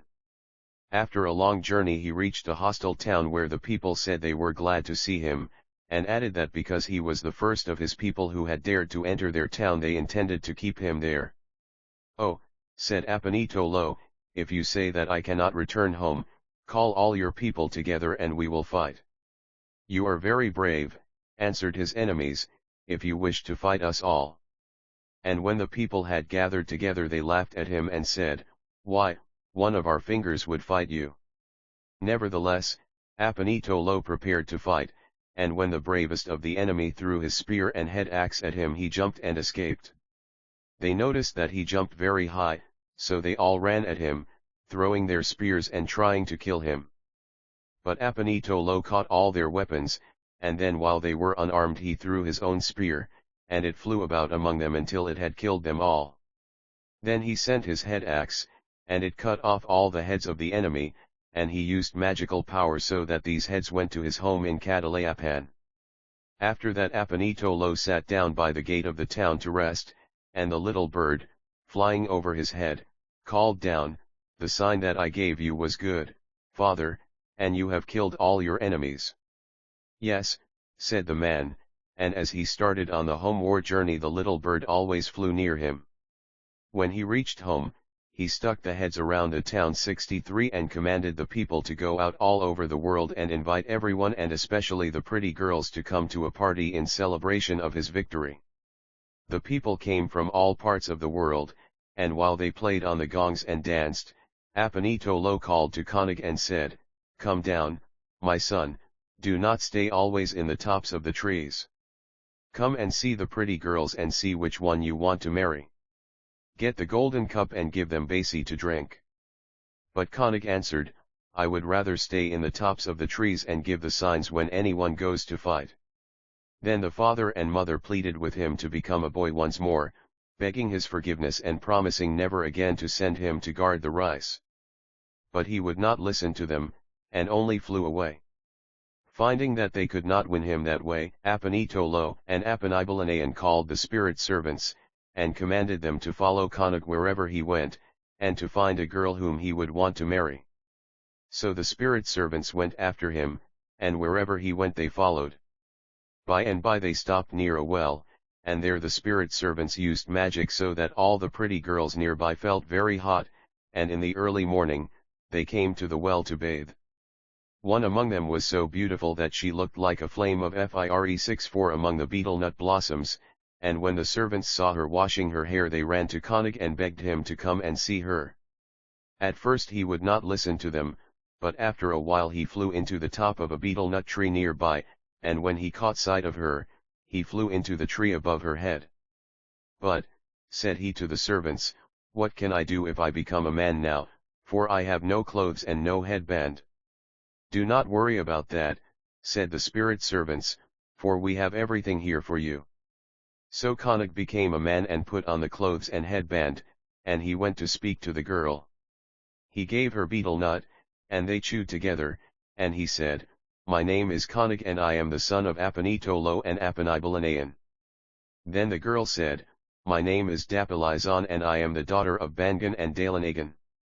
When Dapilizan went home, Konig followed her, and he told her parents his name and how he had changed into a little bird. And when he had finished, he asked if he might marry their daughter. Bangan and his wife were greatly pleased that Konig wanted Dapilizan for his wife, but they were afraid that his parents might object, so they sent a messenger to invite Apanitolo and Apanibalanayan to come to visit them. As soon as Konig's parents heard that their son had become a man, they were very happy and started at once to go to him, carrying many fine presents. Before arrangements for the wedding could be made, it was necessary to decide on the price to be paid for the girl. A long discussion took place. Bangan and Dalanagan finally said that the spirit house must be filled 9 times with different kinds of jars. When this was done, Dalanagan raised her eyebrows, and half of the jars disappeared. Apanibalanayan used her magical power and the spirit house was filled again, and then Dalanagan said to her, "Now the web of the spider shall be put around the town and you must put gold beads on it. If it does not break, Konig may marry Dapilizan." When Apanibalanayan had put the gold beads on the thread, Dalanagan hung on it to see if it would hold. As it did not break, she declared that the sign was good, and Konig and Dapilizan were married. Then the people played on the copper gongs, danced, and made merry for a long time, and when they returned to their homes, Konig and his bride went with Apanitolo and Apanibalanayan. The story of the Tikgai Tinguian. Tikgai, Tikgai, Tikgai, we will come to work for you. Let us cut your rice. Ligi 65 had gone to the field to look at his growing rice, but when he heard this sound he looked up and was surprised to see some birds circling above and calling to him. "Why, you cannot cut rice," said Ligi. "You are birds and know only how to fly." But the birds insisted that they knew how to cut rice, so finally he told them to come again when the grain was ripe, and they flew away. No sooner had the birds gone than Ligi was filled with a great desire to see them again. As he went home he wished over and over that his rice were ready to cut. As soon as Ligi left the field, the Tikgai birds began using magic so that the rice grew rapidly, and 5 days later when he returned he found the birds there ready to cut the ripened grain. Ligi showed them where to begin cutting, and then he left them. When he was out of sight, the Tikgai said to the rice cutters, "Rice cutters, you cut the rice alone." And to the bands which were lying nearby they said, "Bands, you tie into bundles the rice which the cutters cut." The talking jars playing the nose flute and the rice cutters and the bands worked alone, doing as they were told. When Ligi went again to the field in the afternoon, the Tikgai said, "Come, Ligi, and see what we have done, for we want to go home now." Ligi was amazed, for he saw 500 bundles of rice cut. And he said, "Oh, Tikgai, take all the rice you wish in payment, for I am very grateful to you." Then the Tikgai each took 1 head of rice, saying it was all they could carry, and they flew away. The next morning when Ligi reached the field, he found the birds already there and he said, "Now, Tikgai, cut the rice as fast as you can, for when it is finished I will make a ceremony for the spirits, and you must come." "Yes," replied the Tikgai, "and now we shall begin the work, but you do not need to stay here." So Ligi went home and built a rice granary to hold his grain, and when he returned to the field the rice was all cut. Then the Tikgai said, "We have cut all your rice, Ligi, so give us our pay, and when you go home the rice will all be in your granary." Ligi wondered at this, and when he reached home and saw that his granary was full of rice, he doubted if the Tikgai could be real birds. Not long after this Ligi invited all his relatives from the different towns to help him make the ceremony for the spirits. 66 As soon as the people arrived, the Tikgai came also, and they flew over the people's heads and made them drink basi until they were drunk. Then they said to Ligi, "Tinguian potters at work seeding and combing cotton, we are going home now. It is not good for us to stay here, for we cannot sit among the people." When they started home Ligi followed them until they came to the banaci tree, and here he saw them take off their feathers and put them in the rice granary. Then suddenly they became one beautiful maiden. "Are you not the Tikgai who came to cut my rice?" asked Ligi. You look to me like a beautiful maiden. Yes, she replied, I became Tinguian and cut rice for you, for otherwise you would not have found me. Liji took her back to his house where the people were making the ceremony, and as soon as they saw her they began chewing the magic betel nuts to find who she might be. The Quid 6-7 of Ibang and her husband and that of the Tinguian went together, so they knew that she was their daughter who had disappeared from their house one day long ago while they were in the fields. In answer to their many questions, she told them that she had been in the Bonaci tree, where Cabonian 68 had carried her, until the day that she changed herself into the Tinguian birds and went to the field of Liji. Liji was very fond of the beautiful girl and he asked her parents if he might marry her. They were very willing and decided on a price he should pay. After the wedding all the people remained at his house, feasting and dancing for 3 months. The story of Sayn 69 Tinguian in the depths of a dark forest where people seldom went, lived a wizened old Allen. 70 The skin on her wrinkled face was as tough as a caraballo hide, and her long arms with fingers pointing back from the wrist were horrible to look at. Now this frightful creature had a son whose name was Sayn, and he was as handsome as his mother was ugly. He was a brave man, also, and often went far away alone to fight. On these journeys Sayn sometimes met beautiful girls, and though he wanted to marry, he could not decide upon one. Hearing that one Dainpan was more beautiful than any other, he determined to go and ask her to be his wife. Now Dainpan was very shy, and when she heard that Sayn was coming to her house she hid behind the door and sent her servant, Labi, out to meet him. And so it happened that Sayn, not seeing Dainpan, married Labi, thinking that she was her beautiful mistress. He took her away to a house he had built at the edge of the forest, for though he wished to be near his old home, he dared not allow his bride to set eyes on his ugly mother. For some time they lived happily together here, and then one day when Sayn was making a plough under his house, he heard Labi singing softly to their baby in the room above, and this is what she sang, Sayn thinks I am Dainpan, but Labi I am. Sayn thinks I am Dainpan, but Labi I am. When Sayn heard this he knew that he had been deceived, and he pondered long what he should do. The next morning he went to the field to plough, for it was near the rice planting time. Before he left the house he called to his wife, when the sun is straight above, you and the baby bring food to me, for I shall be busy in the field. Before he began to plough, however, he cut the bamboo supports of the bridge which led to the field, so that when Labi and the baby came with his food, they had no sooner stepped on the bridge than it went down with them and they were drowned. Sayn was again free. He took his spear and his shield and head axe and went at once to the town of Dainpan, and there he began killing the people on all sides. Terror spread through the town. No one could stop his terrible work of destruction until Dainpan came down out of her house, and begged him to spare part of the people that she might have some from whom to borrow fire. 71 Her great beauty amazed him and he ceased killing, and asked her to prepare some betel nut for him to chew, as he was very tired. She did so, and when he had chewed the nut he spat on the people he had killed and they came to life again. Then he married Dainpan and took her to his home. Now it happened about this time that the people of Magosang were in great trouble. At the end of a successful hunt, while they were dividing the meat among themselves, the Como 72, a murderous spirit that looks like a man, would come to them and ask how many they had caught. If they answered, 2, then he would say that he had caught 2 also, and when they went home, they would find 2 people in the town dead. As often as they went to hunt the Como did this, and many of the people of Magosang were dead and those living were in great fear. Finally they heard of the brave man, Sayn, and they begged him to help them. Sayn listened to all they told, and then said, I will go with you to hunt, and while you are dividing the meat, I will hide behind the trees.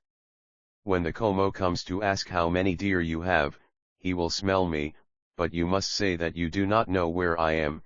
So the people went to hunt, and when they had killed 2 deer, they singed them over a fire and began to divide them.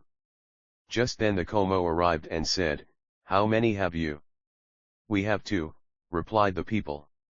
I have 2 also, said the Como, but I smell Sayn. "We do not know where Sayan is," answered the people, and just then he sprang out and killed the Como, and the people were greatly relieved. Now when Kabonian 73, a great spirit, heard what Sayan had done, he went to him and said, "Sayan, you are a brave man because you have killed the Como, tomorrow I will fight with you. You must remain on the low ground by the river, and I will go to the hill above." So the following day Sayan went to the low ground by the river. He had not waited long before he heard a great sound like a storm, and he knew that Kabonian was coming. He looked up, and there stood the great warrior, poising his spear which was as large as a big tree. "Are you brave, Sayan?" called he in a voice like thunder as he threw the weapon. "Yes," answered Sayan, and he caught the spear. This surprised Kabonian, and he threw his head axe which was as large as the roof of a house, and Sayan caught that also. Then Kabonian saw that this was indeed a brave man, and he went down to Sayan and they fought face to face until both were tired, but neither could overcome the other. When Kabonian saw that in Sayan he had found one as strong and brave even as himself, he proposed that they go together to fight the people of different towns. And they started out at once. Many people were killed by this strong pair, and why they themselves could never be captured was a great mystery. For it was not known that one was the spirit Kabonian, and the other the son of an Alan. If he was surrounded in a river, Sayan would become a Fish-74 and hide so that people could not find him.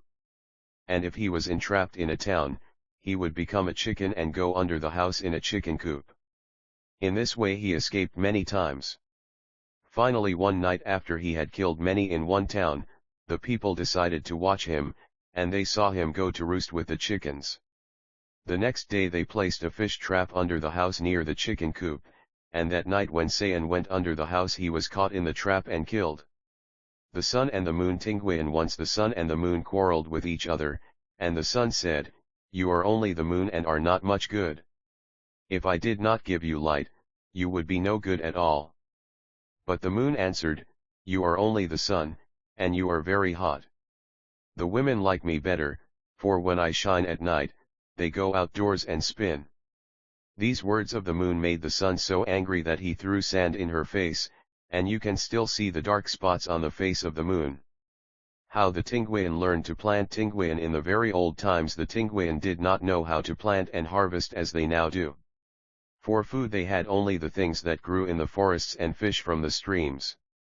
Neither did they know how to cure people who became ill or were injured by evil spirits, and many died who might otherwise have lived. 75 Then Cataclon, the great spirit who lives in the sky, saw that the people often were hungry and sick, and he sent one of his servants, Kabonian, to the earth to teach them many things. And it happened this way: Dayapan, a woman who lived in Kalan, had been sick for 7 years. One day when she went to the spring to bathe, there entered her body a spirit who had rice and sugar cane with him, and he said to her, "Dayapan, take these to your home and plant them in the ground, and after a while they will grow large enough to reap. Then when they are ripe, build a granary to put the rice in until you shall need it, and a sugar press to crush the cane. And when these are finished, make the ceremony saying, and you will be well." Dayapan was filled with wonder at these strange things, but she took the rice and the sugar cane and went home as she was commanded. While she was trying to plant them in the ground, the spirit again entered her body and showed her just what to do. Since then the Tinguian have planted crops every year, and because they do as Kabonian 76 taught the woman, they have plenty to eat. When Dayapan had reaped the first rice and cane, she began to make the ceremony saying, and the spirit came again and directed her. And when it was finished and she was cured, he told her to take a dog and a cock and go to bathe in the river as a sign that the ceremony was finished. So she went to the river and tied the dog and the cock near the water, but while she was bathing the dog ate the cock. Dayapan wept bitterly at this and waited a long time for Kabonian, and when at last he came, he said, "If the dog had not killed the cock, no person would die when you make this ceremony, but this is a sign, and now some will die and some will get well." Dayapan called all the people together, and told them the things that the spirit had taught her, and they could see that she had been made well. After that, when people became ill they called Dayapan to treat them. And it was as the spirit had said, some died and others were made well. Magsawi Tinguian. A great many years ago some Tinguian left their little village in the valley early one morning and made their way toward the mountains. They were off on a deer hunt 77 and each carried his spear and head axe, while one held in leash a string of lean dogs eager for the chase. Partway up the mountainside the dogs were freed, and the men separated, going different ways in search of game. But ere long the sharp barking of a dog called all in his direction, for they believed that he had a deer at bay. As they approached the spot, however, the object did not look like a deer, and as they drew nearer they were surprised to find that it was a large jar. 78 Filled with curiosity they pressed on, but the jar evaded them. Faster and faster they ran, but the object, disappearing at times and then coming into view again, always escaped them. On and on they went until at last, tired out, they sat down on a wooded hill to rest and to refresh themselves with betel nut which they took from brass boxes attached to their belts. As they slowly cut the nuts and wrapped them in the lime and leaf ready for chewing, they talked of nothing but the wonderful jar and the mysterious power it possessed. Then just as they were about to put the tempting morsels into their mouths they stopped, startled by a strange soft voice which seemed to be near them. They turned and listened, but could see no person. "Find a pig which has no young," said the voice, "and take its blood, for then you will be able to catch the jar which your dog pursued." The men knew then that the mysterious jar belonged to a spirit, so they hastened to do as the voice commanded, and when they had secured the blood the dog again brought the jar to bay. The hunters tried to seize it, but it entered a hole in the ground and disappeared. They followed, and found themselves in a dark cave 79 where it was easy to catch the jar, for there was no outlet save by the hole through which they had entered. Though that was many years ago, the jar still lives, and its name is Magsawi. Even now it talks, but some years ago a crack appeared in its side, and since then its language has not been understood by the Tinguian. 80 Sometimes Magsawi goes on long journeys alone when he visits his wife, a jar in Ilocos Norte, or his child, a small jar in San Quintin, but he always returns to Domico on the hillside near the cave. The tree with the agate beads. Tinguian. More than 100 seasons ago, a Tinguian went one day to the mountains to hunt. Accompanied by his faithful dog, he made his way steadily up the mountainside, only halting where it was necessary to cut a path through the jungle. And the dog ran here and there searching in the thick underbrush. On and on he went without seeing any game, and then, when he was almost at the top of the highest peak, the dog gave a sharp yelp, and out of the brush leaped a fine deer. Zip! Went the man's spear, and it pierced the animal's side. For an instant he waited, but the deer did not fall. On it ran with unslackened speed, and a moment later it plunged into a hole in the ground with the man and dog in close pursuit. A short distance from the entrance the cave opened out into large, spacious rooms, and before he realized it the man was hopelessly lost in the distance. He could hear the baying of the dog, and with no other guide he hurried on through the darkness. Following the sound, he went for a long time from one unfamiliar room to another, stumbling in the darkness and striking against the stone walls, and then suddenly his outstretched hands grasped a small tree on which berries grew. Astonished at finding anything growing in this dark place, he broke off a branch, and as he did so the shrub began to talk in a strange language. Terrified, the man ran in the direction he had last heard the dog, and a moment later he found himself in the open air on the banks of the Aber River, with the dead deer at his feet. When he examined the twig which he still held in his hand, he saw to his great surprise that the berries were agate beads of great value. 81 And packing the deer on his back, he hastened home where he told his wonderful story. The sight of the beautiful beads convinced the people that he told the truth, and a number of men at once returned with him to secure the tree. Their quest, however, was unsuccessful, for ere they reached the spot the evil spirit had taken the tree away, and on the walls of the cave it had made strange carvings which even to this day can be seen. The striped blanket. Tinguian. 3 Tinguian once went to the mountains to hunt deer. They took their blankets with them, for they expected to be gone several days, and the nights in the mountains are cold. The blankets of 2 of the men were of the blue and white designs such as are commonly worn by the Tinguian, but that of the third was covered with red and yellow stripes like the back of a little wild pig. At night the men rolled up in their blankets and lay down under a tree to sleep, but while the one in the striped blanket was still awake 2 spirits came near and saw him. "Oh," he heard one spirit say to the other, "here we have something to eat, for here is a little wild pig." Then the man quickly took the blanket off one of his sleeping companions and put his own in its place. Very soon the spirits came and ate the man under the striped blanket. Since that time the Tinguian never sleep under that kind of a blanket if they are where the spirits can get them. The Alan and the hunters Tinguian 2 men once went to hunt wild pig in the mountains, and after some time they speared and killed one, but they had no fire over which to singe it. One man climbed a tree to see if there was a fire nearby, and discovering smoke at some distance, he started toward it. When he reached the place, he found that the fire was in the house of an Alan 82 and he was very much afraid, but creeping up into the house, he found that the Alan and her baby were fast asleep. He stepped on tiptoe, but nevertheless the Alan was awakened and called out, "Epigao 83, what do you want?" "I should like to get some fire," said the man, "for we have killed a wild pig." The Alan gave him the fire, and then taking her basket she went with him to the place where the pig was. After they had singed the animal, the Alan cut it up with her long nails and handed the liver to the man, telling him to take it to her house to feed the baby. The man started, and on the way he ate the liver. When he reached the Alan's house he did not know what to do. For some time he looked around, and then seeing a large cauldron of hot water on the fire, he threw the baby into it and went back. "Did the baby eat well?" asked the Alan. "Very well," said the man. Then she put most of the meat into her basket and started home. As soon as she had gone, the man told his companion what he had done, and they were so frightened that they ran to hide.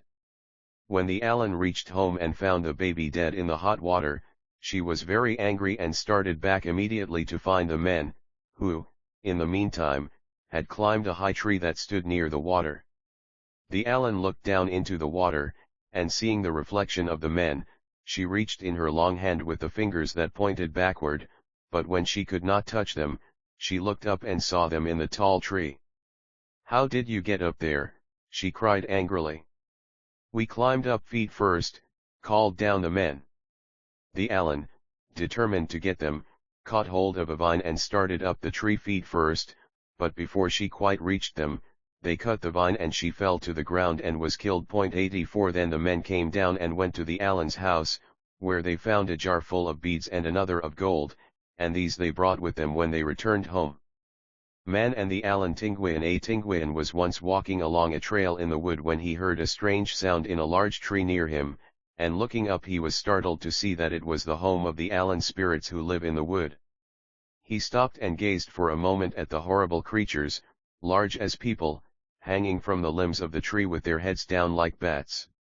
They had wings to fly, and their toes were at the back of their feet, while their long fingers, which pointed backward, were fastened at the wrist. "Surely," thought the man, "these terrible beings will eat me if they can catch me. I will run away as fast as I can while they are asleep." He tried to run but he was too frightened, and after a few steps he fell face down on the ground. At this the Alan began to wail loudly, for they saw him fall and believed him dead, and they came down out of the tree with gold and beads which they laid on him. After a while the man gathered courage and, jumping up, he cried as loudly as he could, "Go away." The Alan did not move, but they looked at him and said, "Give us the one bead Nagaba, a peculiar bead of double effect, and you may have the rest." When the man refused to do this, they were angry and turned away, crying, "Then we are going to burn your house, for you are a bad man." Thereupon the man went home as fast as he could go, but very soon after that his house burned, for the Alan kept their word. Bamboo rafts. Sagsagat hauling bamboo. Tinguian. One day, a long time ago, some men went to the mountains to hunt deer and wild pig, and among them was one named Sagsagat. They all went into the thick forest to look for game, but after a while Sagsagat called his dog and withdrew to an open spot nearby, where he waited for the deer to come out. While he stood there eagerly watching, a big bird-85 swooped down, caught him in its claws, and carried him away. Far off over the mountains the bird soared, until finally it came to a big tree where it had its nest, and here it left the man and flew away. Sagsagat's first thought was to make his escape, but he found that the tree was so tall that he could not get down, and after a time he ceased his attempts to get away and began to look over his companions in the nest, 2 young birds and 3 little pigs. By and by he became hungry, so he cut up the 3 little pigs, and after he had eaten all he wished he fed the 2 birds. When this meat was gone the mother bird brought more pigs and deer, and the man had all he could eat. Then he fed the little birds, which grew very fast and soon were able to fly. One day when they were standing on the edge of the nest, Sagsagat caught hold of the bird's legs, and they fluttered down and carried him safely to the ground. Rice terraces in the mountains, a rice field. He hastened home as fast as he could go and told the people of his wonderful trip. They made a ceremony for the spirits, and all the people rejoiced that the lost man had returned. Some time after this, Sagsagat went to a hostile town to fight, and while he was gone his wife died. On the way back to his town he met the spirit of his wife driving a cow and 2 pigs, and not knowing that she was a spirit he asked her where she was going. "I am not a person any more," she answered him, "I am dead." And when he wanted to touch her hand, she gave him only her shortest finger. He begged to go with her, so she said, "Go first to our home and get a white chicken, then follow the footmarks of the cow and pigs." He did as she commanded him, and after a while he came to a place where she was bathing in the river. She said to him, "Now you may come with me to our spirit town. 86 I shall hide you in the rice bin and shall bring food to you every day. But at night the people in the town will want to eat you, and when they come to the bin you must take some of the feathers of the white chicken and throw at them." The man went with her, and when they arrived at the spirit town she hid him in the rice bin. At night the people came to eat him, as she had said they would, but when he threw the chicken feathers at them they were frightened away. For 2 weeks Sagsagat lived in this place, but when the feathers were nearly gone he was afraid to stay any longer, for every night the spirits came to eat him. He begged his wife to allow him to go, and finally she showed him the way home, giving him rice to eat on his journey. As soon as the man arrived home and inquired for his wife, the people told him that she had died and they had buried her under the house. Then he knew that it was her spirit that had taken him to the strange town. The mistaken gifts. Tinguian. When Saigon was about 8 years old his parents began looking for a girl who would make a suitable wife. At last, when they had decided on a beautiful maiden, who lived some distance from them, they sent a man to her parents to ask if they would like Saigon for a son-in-law. Now when the man arrived at the girl's house the people were all sitting on the floor eating periwinkle, and as they sucked the meat out of the shell, they nodded their heads. The man, looking in at the door, saw them nod, and he thought they were nodding at him. So he did not tell them his errand, but returned quickly to the boy's parents and told them that all the people at the girl's house were favorable to the union. Saigon's parents were very much pleased that their proposal had been so kindly received, and immediately prepared to go to the girl's house to arrange for the wedding. Finally all was ready and they started for her house, carrying with them as presents for her parents 2 carabao, 2 horses, 2 cows, 4 iron kettles, 16 jars of basi, 2 blankets, and 2 little pigs. The surprise of the girl's people knew no bounds when they saw all this coming to their house, for they had not even thought of Saigon marrying their daughter. 87 The boy who became a stone. Tinguian. One day a little boy named Ilanan sat out in the yard making a bird snare, and as he worked, a little bird called to him, "Tik tik loden, come and catch me." "I am making a snare for you," said the boy, but the bird continued to call until the snare was finished. Then Ilanan ran and threw the snare over the bird and caught it, and he put it in a jar in his house while he went with the other boys to swim. While he was away, his grandmother grew hungry, so she ate the bird, and when Ilanan returned and found that his bird was gone, he was so sad that he wished he might go away and never come back. He went out into the forest and walked a long distance, until finally he came to a big stone and said, "Stone, open your mouth and eat me." And the stone opened its mouth and swallowed the boy. When his grandmother missed the boy, she went out and looked everywhere, hoping to find him. Finally she passed near the stone and it cried out, "Here he is."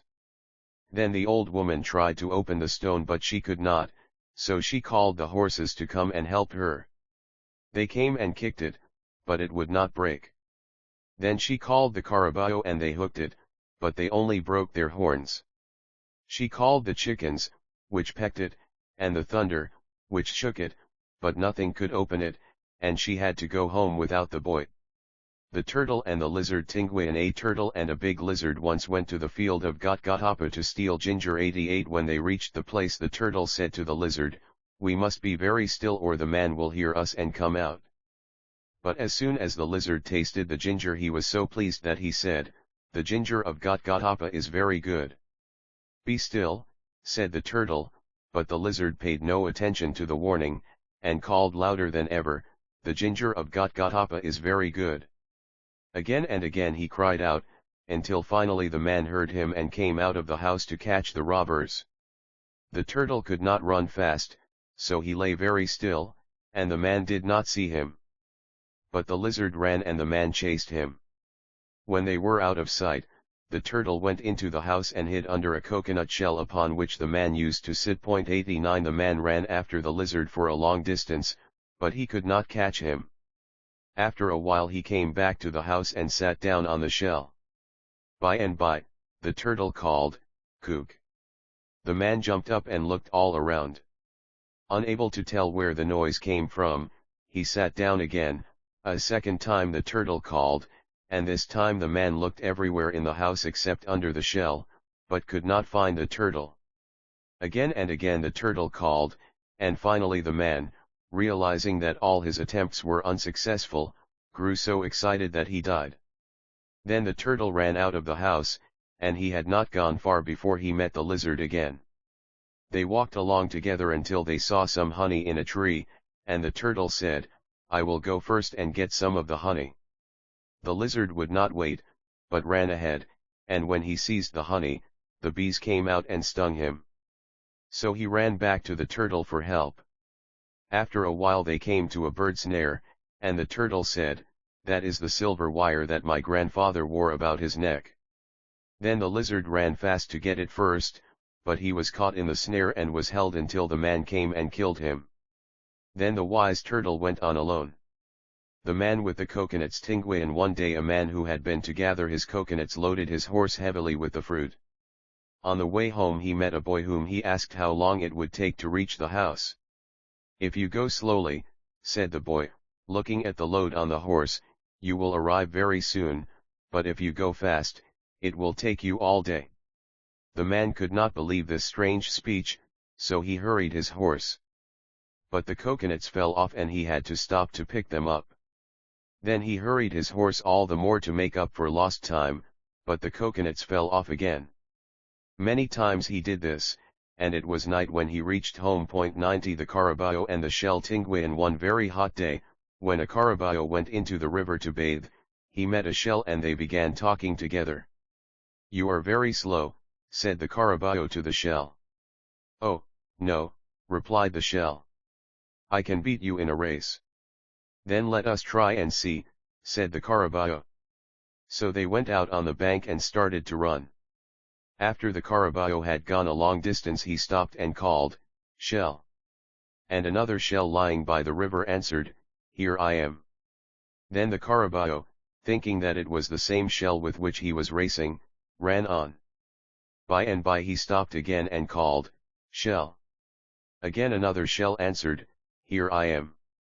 The carabao was surprised that the shell could keep up with him. But he ran on, and every time he stopped to call, another shell answered him. But he was determined that the shell should not beat him, so he ran until he dropped dead. 91 The alligator's fruit. Tinguian. Two women went to gather some wild fruit from a vine which belonged to the alligator. "You must be careful not to throw the rind with your teeth marks on it where the alligator can see it," said one of the women to the other as they sat eating the fruit. But the other woman paid no attention and threw the rind showing teeth marks into the river, where the alligator saw it. Thus he knew at once who had taken his fruit, and he was very angry. He went to the house of the woman and called to the people, "Bring out the woman that I may eat her, for she has eaten my fruit very well," answered the people. "But sit down and wait a little while." Then they put the iron soil turner into the fire, and when it was red hot, they took it to the door and said to the alligator, "Here, eat this first." He opened his mouth, and they pushed the red-hot iron down his throat, and he died. Tinguian Tinguian had always been very lazy, and now that his father and mother were dead and he had no one to care for him, he lived very poorly. He had little to eat. His house was old and small and so poor that it had not even a floor. Still he would rather sit all day and idle away his time than to work and have more things. One day, however, when the rainy season was near at hand, Dog began thinking how cold he would be when the storms came, and he felt so sorry for himself that he decided to make a floor in his house. Wrapping some rice in a banana leaf for his dinner, he took his long knife and went to the forest to cut some bamboo. He hung the bundle of rice in a tree until he should need it, but while he was working a cat came and ate it. When the hungry man came for his dinner, there was none left. Dog went back to his miserable little house which looked forlorn to him even, now that he had decided to have a floor. The next day he went again to the forest and hung his rice in the tree as he did before, but again the cat came and ate it. So the man had to go home without any dinner. The third day he took the rice, but this time he fixed a trap in the tree, and when the cat came it was caught. "Now I have you," cried the man when he found the cat, "and I shall kill you for stealing my rice." "Oh, do not kill me," pleaded the cat, "and I will be of some use to you." So Dog decided to spare the cat's life, and he took it home and tied it near the door to guard the house. Some time later when he went to look at it, he was very much surprised to find that it had become a cock. "Now I can go to the cockfight at Magsingal," cried the man. And he was very happy, for he had much rather do that than work. Thinking no more of getting wood for his floor, he started out at once for Magsingal with the cock under his arm. As he was crossing a river he met an alligator which called out to him, "Where are you going, Dog?" "To the cockfight at Magsingal," replied the man as he fondly stroked the rooster. "Wait, and I will go with you," said the alligator, and he drew himself out of the water. The two walking along together soon entered a forest where they met a deer and it asked, "Where are you going, Dog?" "To the cockfight at Magsingal," said the man. "Wait and I will go with you," said the deer, and he also joined them. By and by they met a mound of earth that had been raised by the ants, and they would have passed without noticing it had it not inquired, "Where are you going, Dog?" "To the cockfight at Magsingal," said the man once more, and the mound of earth joined them. The company then hurried on, and just as they were leaving the forest, they passed a big tree in which was a monkey. "Where are you going, Dog?" shrieked the monkey. And without waiting for an answer he scrambled down the tree and followed them. As the party walked along they talked together, and the alligator said to Dog, "If any man wants to dive into the water, I can stay under longer than he." Then the deer, not to be outdone, said, "If any man wants to run, I can run faster." The mound of earth, anxious to show its strength, said, "If any man wants to wrestle, I can beat him." And the monkey said, "If any man wants to climb, I can go higher." They reached Magsingal in good time and the people were ready for the fight to begin. When Dog put his rooster, which had been a cat, into the pit, it killed the other cock at once, for it used its claws like a cat. The people brought more roosters and wagered much money, but Dog's cock killed all the others until there was not one left in Magsingal, and Dog won much money. Then they went outside the town and brought all the cocks they could find, but not one could win over that of Dog. When the cocks were all dead, the people wanted some other sport, so they brought a man who could stay under water for a long time, and Dog made him compete with the alligator. But after a while the man had to come up first, then they brought a swift runner and he raced with the deer, but the man was left far behind.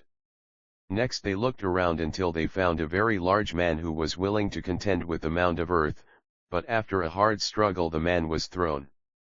Finally they brought a man who could climb higher than anyone else, but the monkey went far above him, and he had to give up. All these contests had brought much money to Dog, and now he had to buy 2 horses to carry his sacks of silver.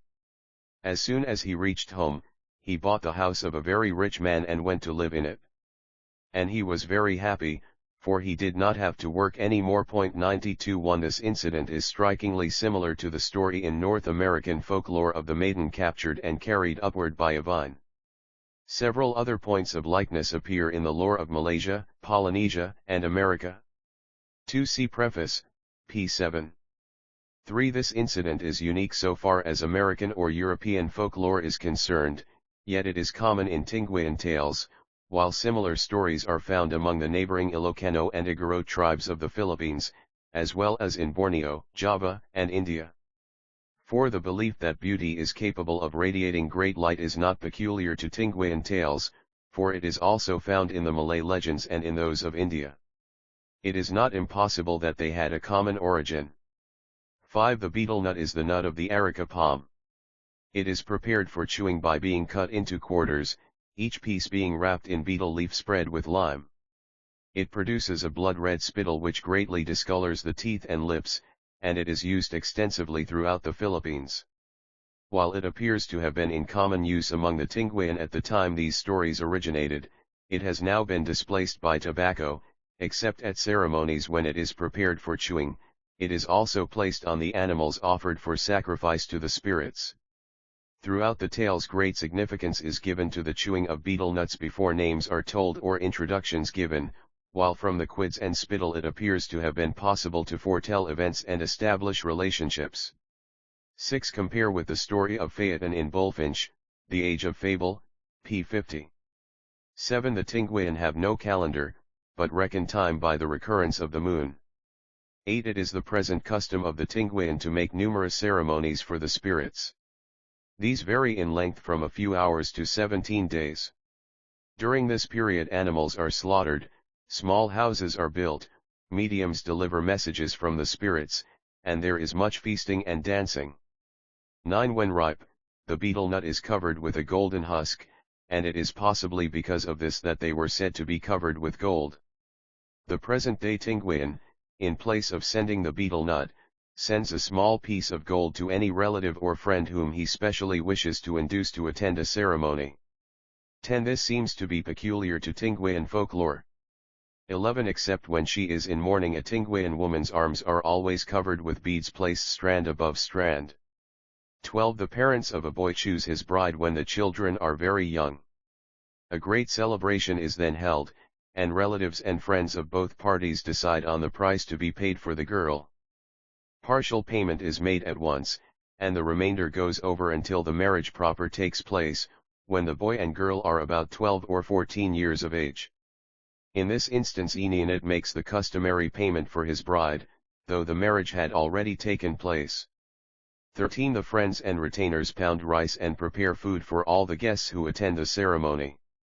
14. A spirit house is one of the small houses built during a ceremony. 15. Reference is probably to ancient Chinese jars. 16. The custom, which still exists to a certain degree, was to offer food to a guest before any matter was discussed. In ancient times this was considered very necessary, as it still is among the Apayao who live north of the Tinguian. With them to refuse food is to refuse friendship. 17. A drink made of fermented sugar cane. 18. The old jars possessed by the Tinguian today have notches broken in the rim, one for each generation through whose hands it has passed. 19. When the first negotiations are made, the boy's parents offer some gift, nowadays usually a small bead. If this is accepted, it signifies the willingness of the girl's parents to consider the match. 20. See Note 1, p. 15. 21. The music for the dances is made by beating on drums and copper gongs.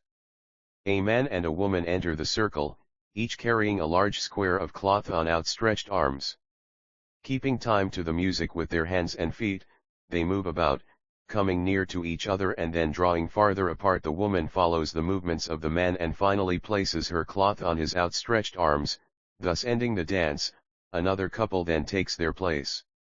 22. An interesting parallel to this is found in the Dayak legend of Limbang, where a tree springs from the head of a dead giant, its flowers are beads, its leaves, cloth, and the fruit, jars. See Roth, The Natives of Sarawak and British North Borneo, Vol. I. p. 372. 23. Throughout the Tinguian tales the characters are frequently described as changing themselves into oil, centipedes, birds, and other forms. This power is also found among the heroes of Dayak and Malay tales. See Roth, OPCIT, Vol. I. p. 312, Param, Journal Straits Branch R, Asiatic Society, No. 16, 1886, Wilkinson, Malay Beliefs, pages 32, 59, London, 1906. 24. The Tinguian place a tame rooster in an open spot in the forest and surround him with a line to which slip nooses are attached. The crowing of this bird attracts wild ones which come to fight him and are caught in the nooses. 25. The water buffalo now used as the beast of burden throughout the Philippines. 26. The ordinary dress of the Tinguian man is a clout and a striped belt, in which he carries his tobacco and small articles. Some of them also possess striped cotton coats, which they wear on special occasions. 27. See Note 2, p. 12. 28. See Note 1, p. 13. 29. This peculiar idea, which frequently appears in Tinguian tales, is also found in Javanese literature. See Bessemer, Volksdichtung aus Indonesian, p. 47, Haag, 1904. 30. See Note 3, p. 15. 31. The powerful deeds of these heroes often resemble the miraculous achievements of biblical and ancient times. 32. See Note 2, p. 20. 33. The Tinguian of today do not possess soap, but in its place they use the ashes from rice straw, or not infrequently they soak the bark from a certain tree in the water in which they are to wash their hair. 34. The Laud Vine. In ancient Egypt and in India it was a common belief that friends or relatives could tell from the condition of a certain tree or vine whether the absent one was well or dead. If the vine thrived, they knew that all was well, but if it wilted they mourned for him as dead. It is interesting to find the identical belief in the northern Philippines. 35. The Tinguian stove consists of a bed of ashes in which 3 stones are sunk, and on these the pots are placed. 36. It appears that these people of ancient times possessed the same weapons as those of today.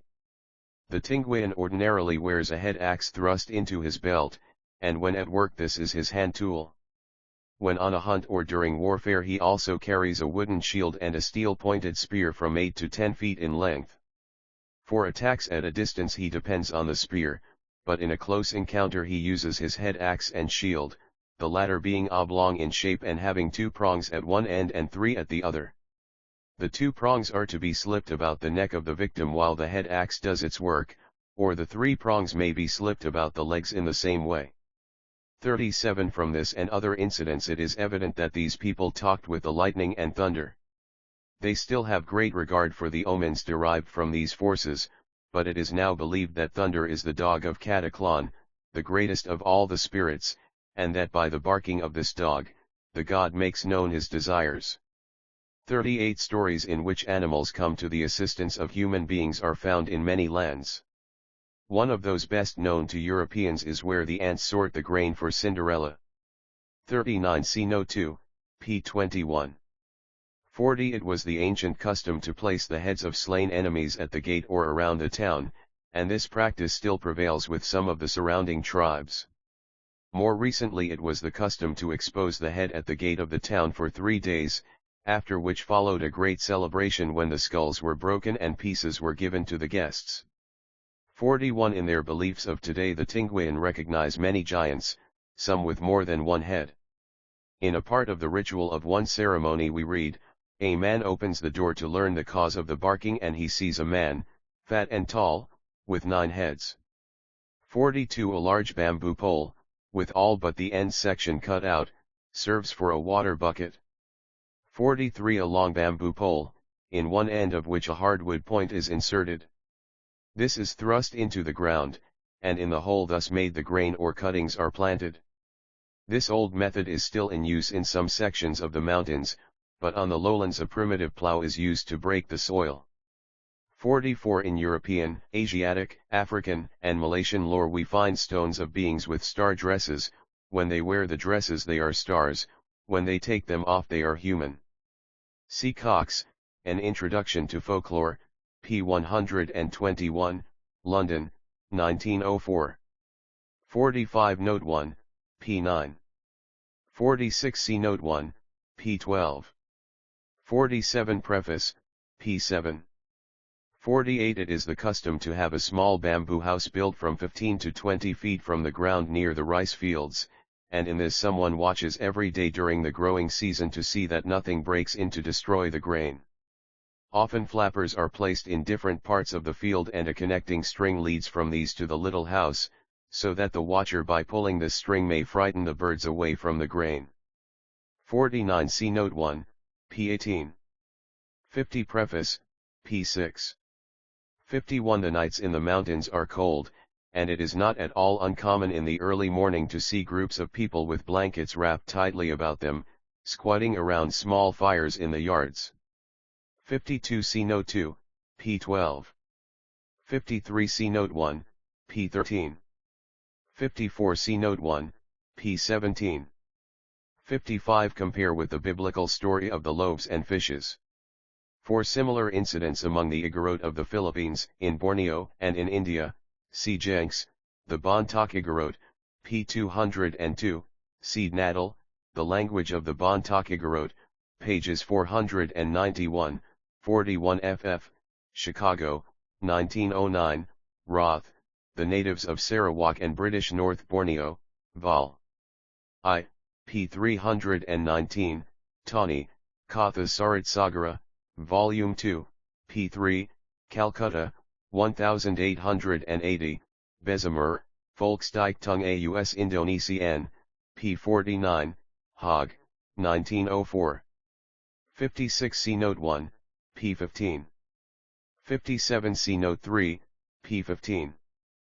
58 There appear to have been two classes of spirits, one for whom the people had the utmost respect and reverence, and another whom they looked upon as being of service to mortals. 59 See Note 1, p. 30. 60 The word used in the original is langpadan, meaning mountain rice. This variety requires no irrigation and is planted to some extent at the present day, but the great bulk of the grain now used is grown in wonderfully terraced fields on the mountain sides, where water for irrigating is brought from distant streams through a system of flume and bamboo tubes. The fact that only the mountain rice is mentioned in the tales reflects a very ancient life before irrigated fields were known. 61 See Note 1, p. 45. 62 The labayug is the omen bird and is believed to be the direct messenger of Cataclon, the Great Spirit, to the people. 63 See Note 1, p. 34.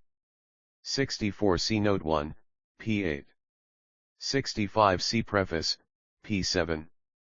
66 Before the bundles of ripened rice can be put into the granary a ceremony is made for the spirits. The blood of a pig is mixed with cooked rice and put in the granary as an offering for the spirit who multiplies the grain, otherwise the crop would run out in a short time. 67 See Note 1, p. 9. 68 The spirit who stands next in importance to Cataclon, the Great Spirit. It was he who taught the people all good things, and finally he married a woman from Manabo in order to bind himself more closely to them. See how the Tinguian learned to plant. 69 This story is considered by the Tinguian to be of rather recent origin. They believe that Sayan lived not so very long ago, yet the stories woven around him are very similar to the ancient ones. 70 See the Alan and the Hunters. 71 The Tinguian now use flint and steel for making a flame, but it is not at all uncommon for them to go to a neighbor's house to borrow a burning ember to start their own fire. 72. The neighboring Ilocano, a Christianized tribe, know the como as a fabulous bird which is invisible, yet steals people and their possessions. 73. See Note 1, p. 59. 74. See Note 2, p. 20. 75. This tale is of special importance to the Tinguian since it explains how they learned two of the most important things of their present life: to plant and to cure the sick. It also shows how death came into the world. 76. See Note 1, p. 59.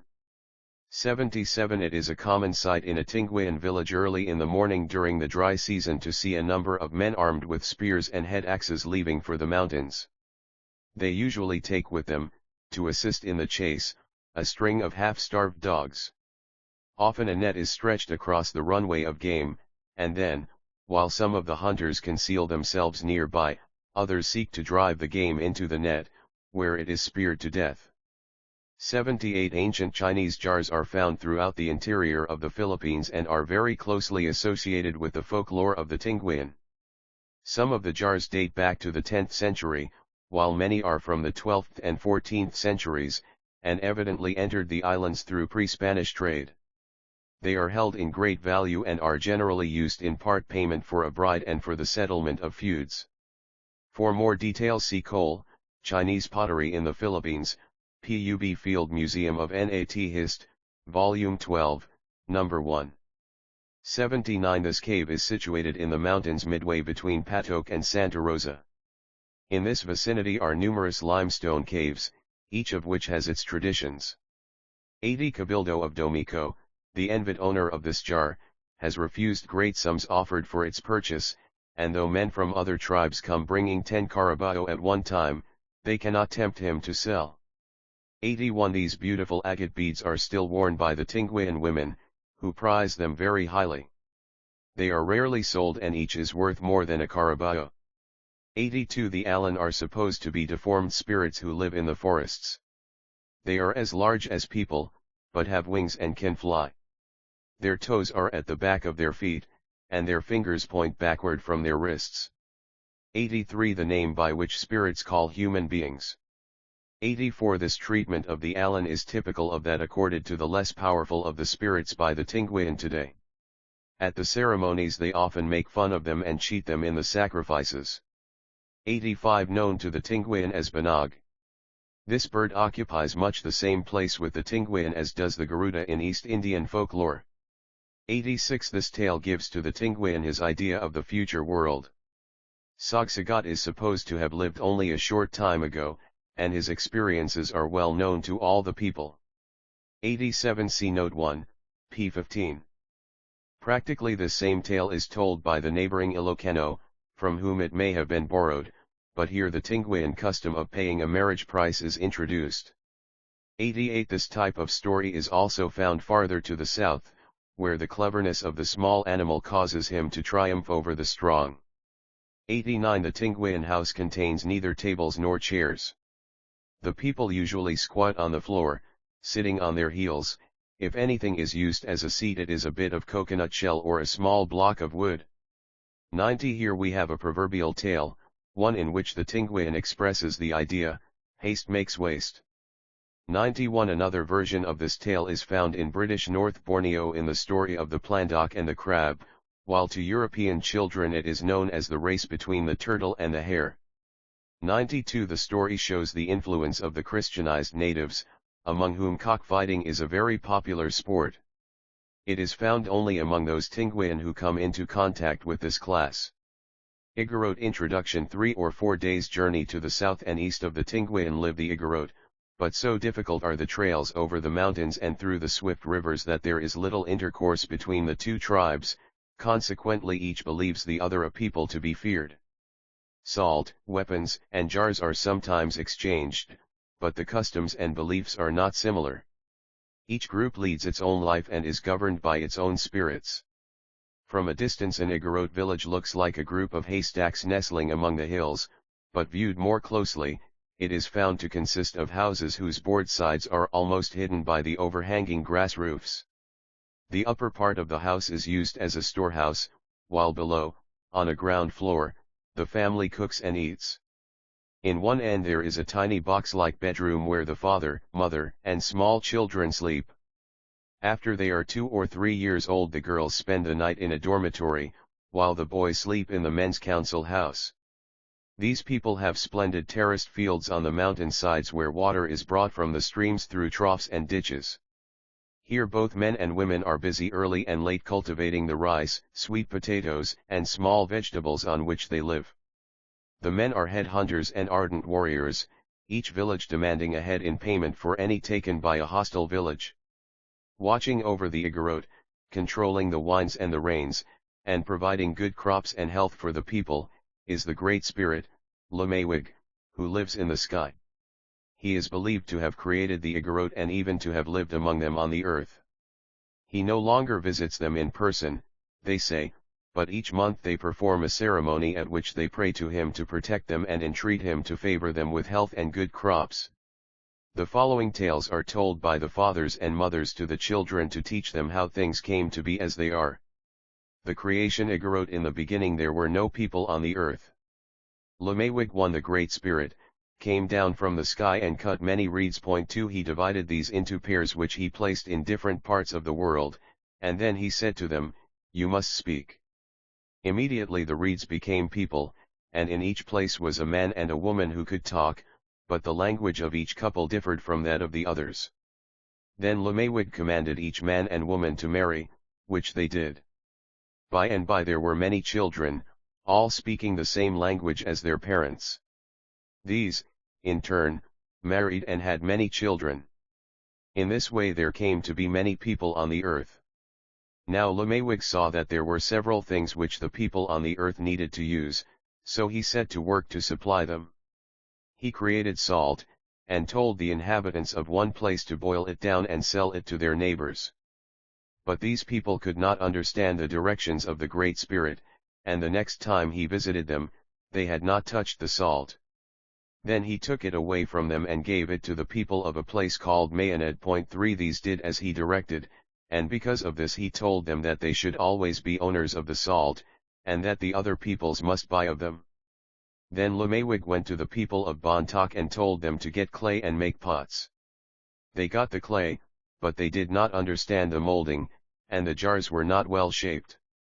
Because of their failure, Lumawig told them that they would always have to buy their jars, and he removed the pottery to Samoki. 4 When he told the people there what to do, they did just as he said, and their jars were well shaped and beautiful. Then the Great Spirit saw that they were fit owners of the pottery, and he told them that they should always make many jars to sell. In this way Lumawig taught the people and brought to them all the things which they now have. The flood story. Igorot. Once upon a time, when the world was flat and there were no mountains, there lived 2 brothers, sons of Lumawig, the Great Spirit. The brothers were fond of hunting, and since no mountains had formed there was no good place to catch wild pig and deer, and the older brother said, "Let us cause water to flow over all the world and cover it, and then mountains will rise up." 5 So they caused water to flow over all the earth, and when it was covered they took the head basket 6 of the town and set it for a trap. The brothers were very much pleased when they went to look at their trap, for they had caught not only many wild pigs and deer but also many people. Now Lumawig looked down from his place in the sky and saw that his sons had flooded the earth and that in all the world there was just one spot which was not covered. And he saw that all the people in the world had been drowned except one brother and sister who lived in Pokis. Then Lumawig descended, and he called to the boy and girl, saying, "Oh, you are still alive." "Yes," answered the boy, "we are still alive, but we are very cold." So Lumawig commanded his dog and deer to get fire 7 for the boy and girl. The dog and the deer swam quickly away, but though Lumawig waited a long time they did not return, and all the time the boy and girl were growing colder. Finally Lumawig himself went after the dog and the deer, and when he reached them he said, "Why are you so long in bringing the fire to Pokis? Get ready and come quickly while I watch you, for the boy and girl are very cold." Then the dog and the deer took the fire and started to swim through the flood, but when they had gone only a little way the fire was put out. Lemewig commanded them to get more fire and they did so, but they swam only a little way again when that of the deer went out, and that of the dog would have been extinguished also had not Lemewig gone quickly to him and taken it. As soon as Lemewig reached Pokes he built a big fire which warmed the brother and sister, and the water evaporated so that the world was as it was before, except that now there were mountains. The brother and sister married and had children, and thus there came to be many people on the earth. Lemewig on earth. Igorot. One day when Lemewig ate the Great Spirit, looked down from his place in the sky, he saw two sisters gathering beans. And he decided to go down to visit them. When he arrived at the place he asked them what they were doing. The younger, whose name was Philippine, answered, "We are gathering beans, but it takes a long time to get enough, for my sister wants to go bathing all the time." Then Lemewig said to the older sister, "Hand me a single pod of the beans." And when she had given it to him, he shelled it into the basket and immediately the basket was full. 9 The younger sister laughed at this, and Lemewig said to her, "Give me another pod and another basket." She did so, and when he had shelled the pod, that basket was full also. Then he said to the younger sister, "Go home and get 3 more baskets." She went home, but when she asked for 3 more baskets her mother said that the beans were few and she could not need so many. Then Philippine told her of the young man who could fill a basket from 1 pod of beans, and the father, who heard her story, said, "Go bring the young man here, for I think he must be a god." So Philippine took the 3 baskets back to Lemewig, and when he had filled them as he did the other 2, he helped the girls carry them to the house. As they reached their home, he stopped outside to cool himself, but the father called to him and he went up into the house and asked for some water. The father brought him a coconut shell full, and before drinking Lemewig looked at it and said, "If I stay here with you, I shall become very strong." The next morning Lemewig asked to see their chickens, and when they opened the chicken coop out came a hen and many little chicks. "Are these all of your chickens?" asked Lemewig, and the father assured him that they were all. He then bade them bring rice meal that he might feed them, and as the chickens ate they all grew rapidly till they were cocks and hens. Next Lemewig asked how many pigs they had, and the father replied that they had 1 with some little ones. Then Lemewig bade them fill a pail with sweet potato leaves and he fed the pigs. And as they ate they also grew to full size. The father was so pleased with all these things that he offered his elder daughter to Lemewig for a wife. But the Great Spirit said he preferred to marry the younger, so that was arranged.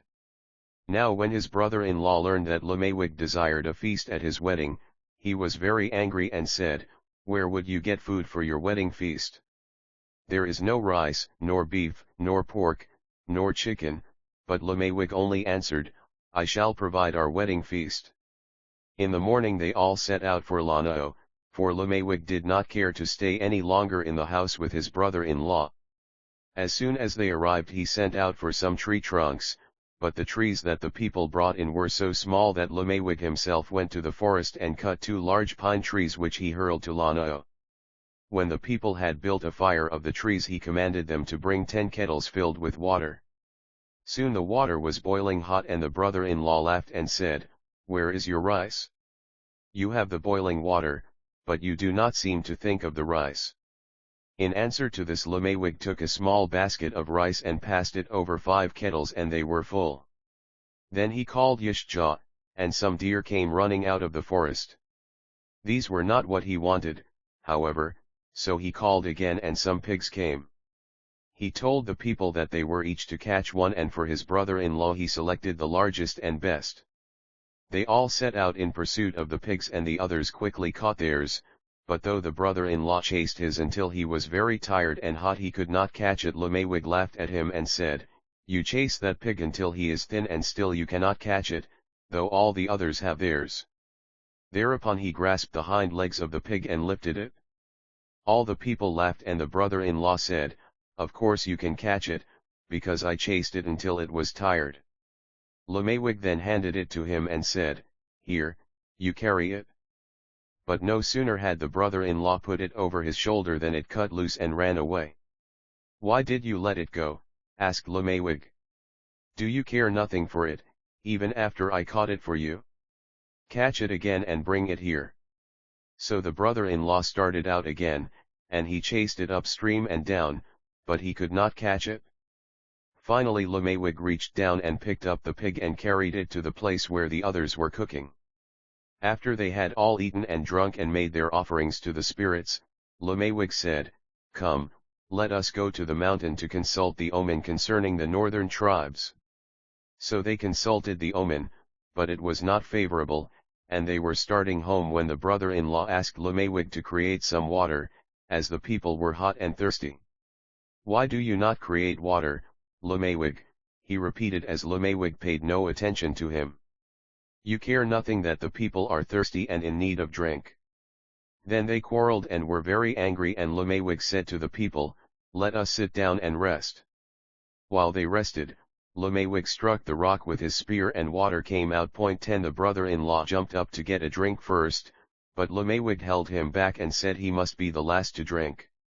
So they all drank, and when they had finished, the brother-in-law stepped up, but Lemewig gave him a push which sent him into the rock and water came from his body. "You must stay there," said Lemewig, "because you have troubled me a great deal." And they went home, leaving him in the rock. Some time after this Lemewig decided to go back to the sky to live, but before he went he took care that his wife should have a home. He made a coffin of wood and placed her in it with a dog at her feet and a cock at her head. And as he set it floating on the water 12 he told it not to stop until it reached Tinguian. Then, if the foot end struck first, the dog should bark, and if the head end was the first to strike, the cock should crow. So it floated away, and on, until it came to Tinguian. Now a widower was sharpening his axe on the bank of the river, and when he saw the coffin stop, he went to fish it out of the water.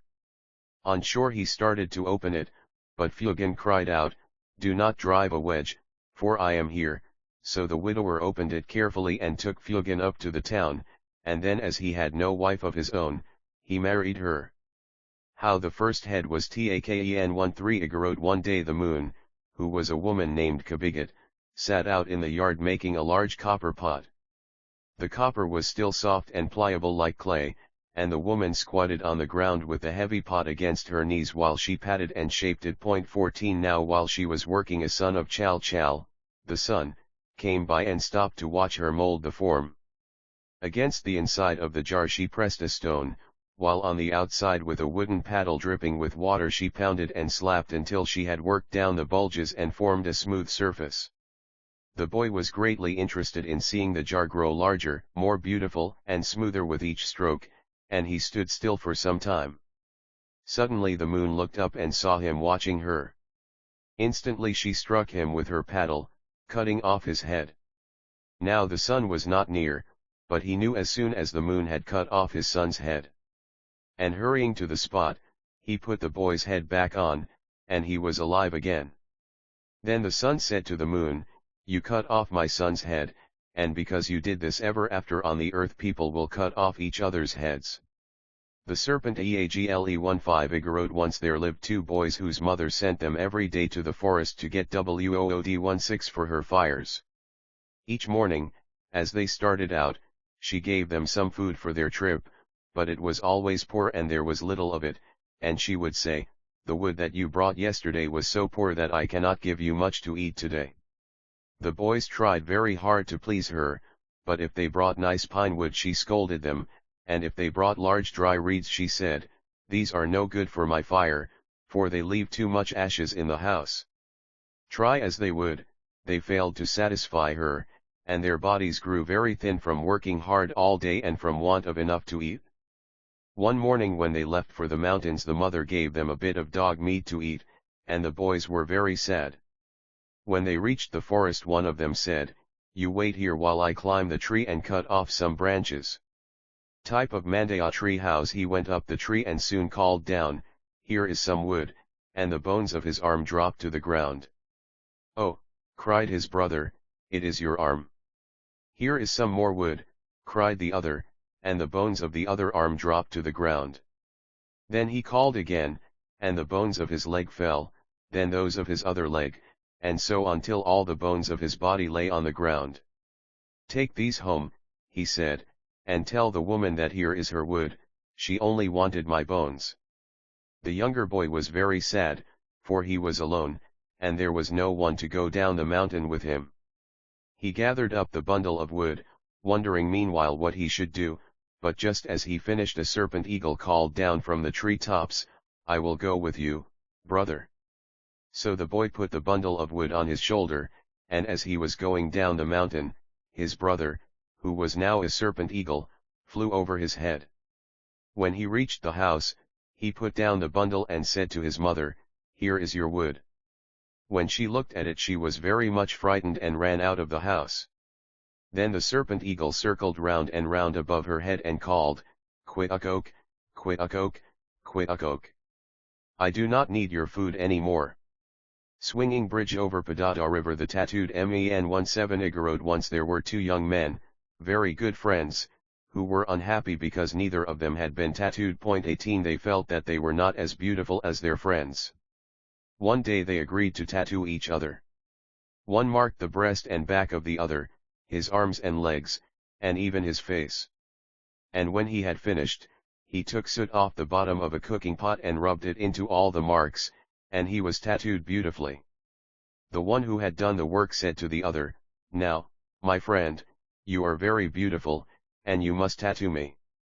Then the tattooed one scraped a great pile of black soot off the cooking pots, and before the other knew what he was about, he had rubbed it all over him from the top of his head to the bottom of his feet, and he was very black and greasy.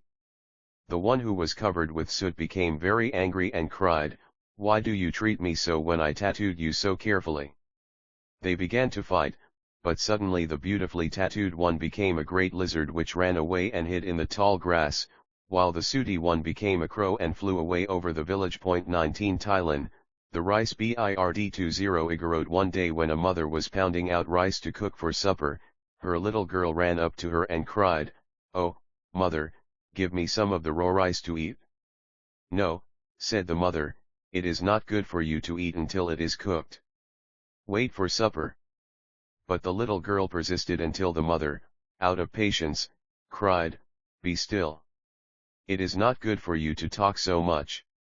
When she had finished pounding the rice, the woman poured it into a rice winnower and tossed it many times into the air. As soon as the chaff was removed she emptied the rice into her basket and covered it with the winnower. Then she took the jar upon her head, and started for the spring to get water. Now the little girl was fond of going to the spring with her mother, for she loved to play in the cool water while her mother filled the jars.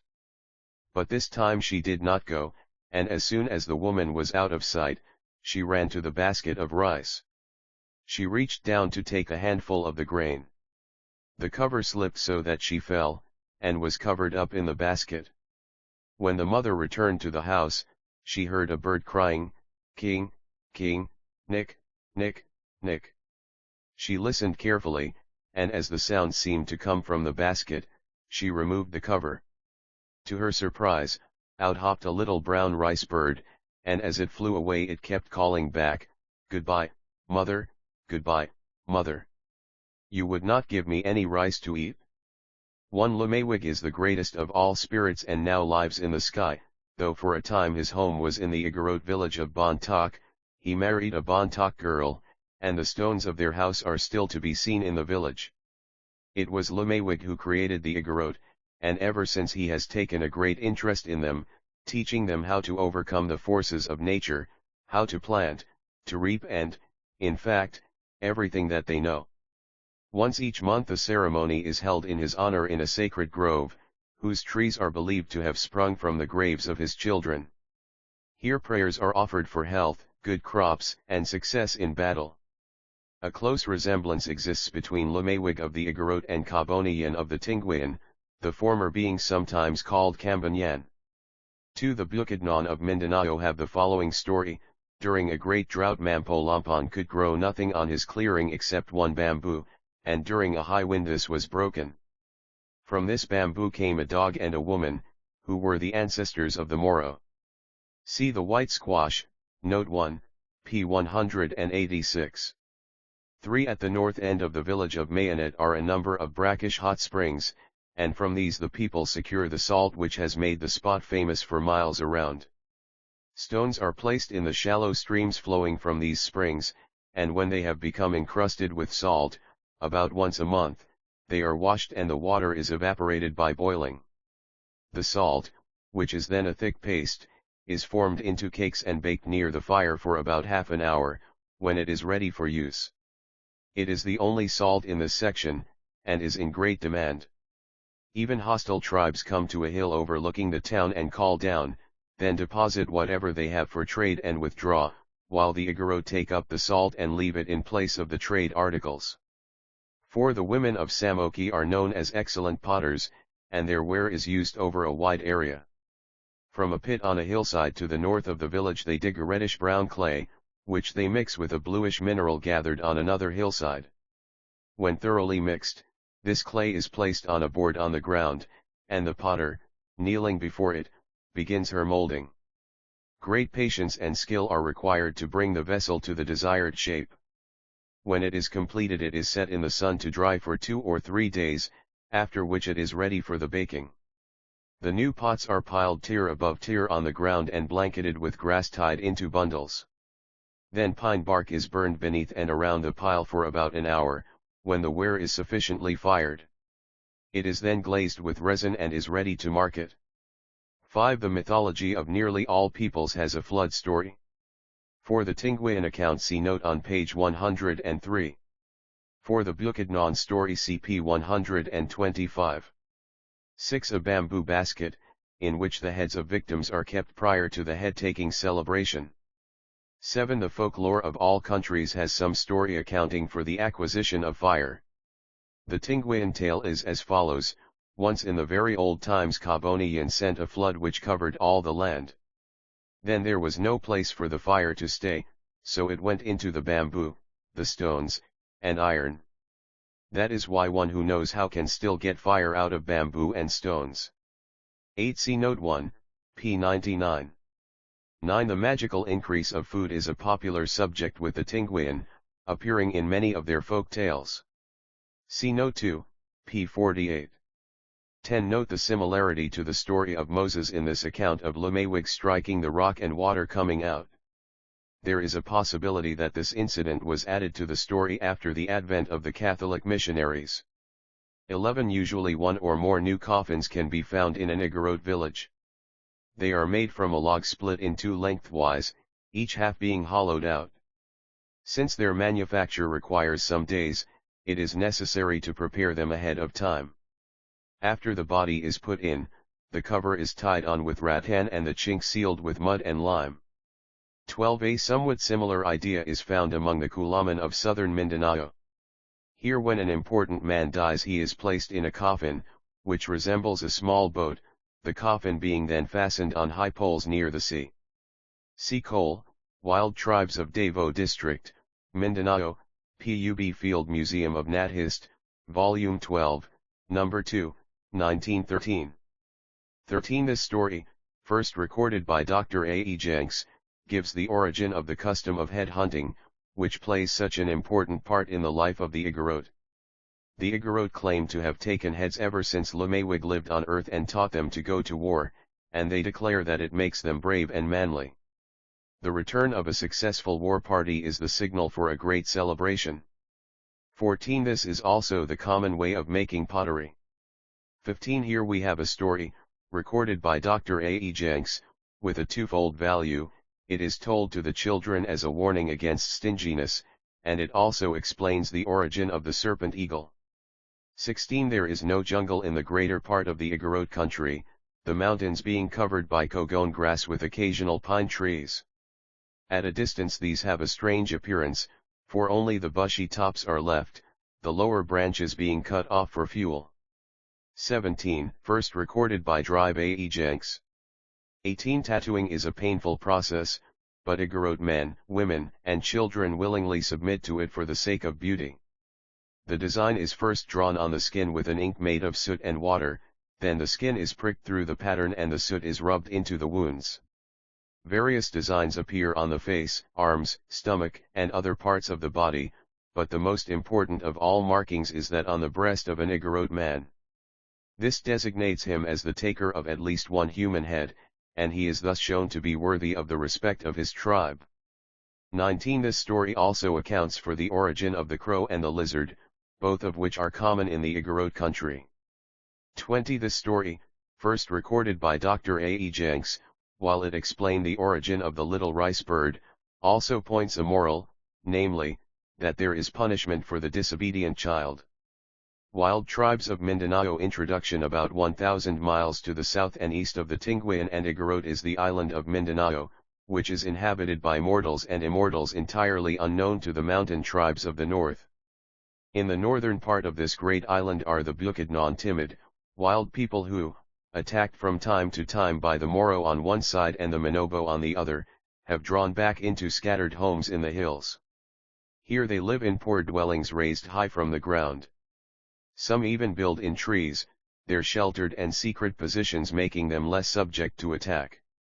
They are not a warlike people, and their greatest concern is for the goodwill of the numerous spirits who watch over their every act.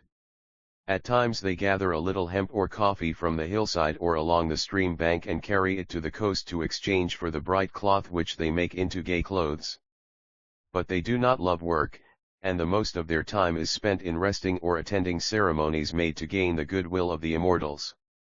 In this country the belief prevails that there are spirits in the stones, in the balatai trees, in the vines, the cliffs, and even the caves. And never does a man start on a journey or make a clearing on the mountainside until he has first besought these spirits not to be angry with him but to favor him with prosperity and bring good crops. The greatest of the spirits is Diwata Magbabia, who is so awe-inspiring that his name is never mentioned above a whisper. He lives in the sky in a house made of coins, and there are no windows in this building, for if men should look upon him they would melt into water. About the Gulf of Davao, in the southeastern part of this island, are a number of small tribes, each differing somewhat from the other in customs and beliefs.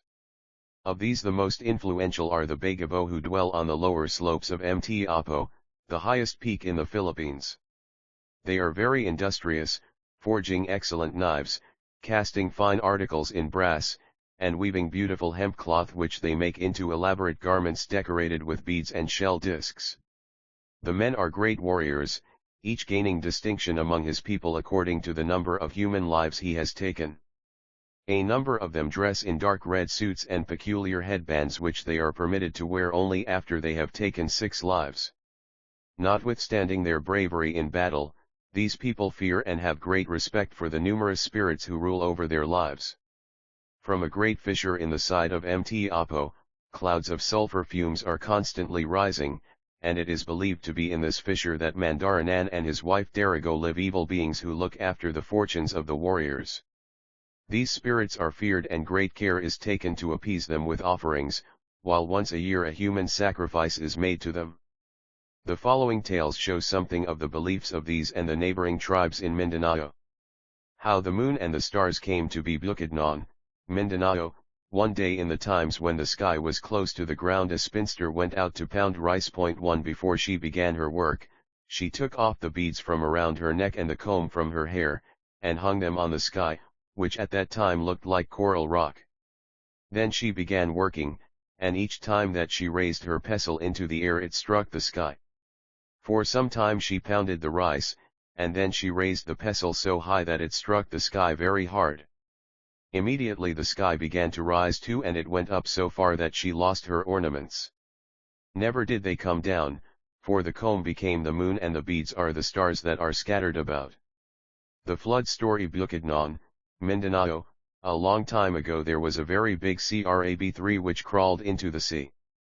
And when he went in he crowded the water out so that it ran all over the earth and covered all the land. Now about 1 moon before this happened, a wise man had told the people that they must build a large raft. 4 They did as he commanded and cut many large trees, until they had enough to make 3 layers.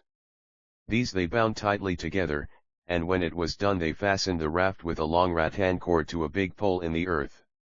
Soon after this the floods came. White water poured out of the hills, and the sea rose and covered even the highest mountains. The people and animals on the raft were safe, but all the others drowned.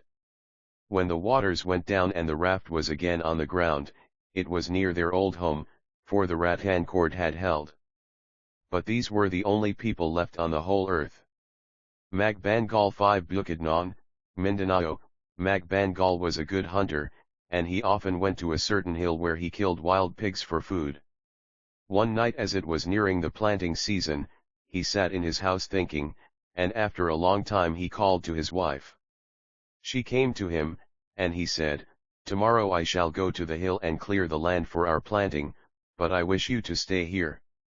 "Oh, let me go with you," begged his wife, "for you have no other companion."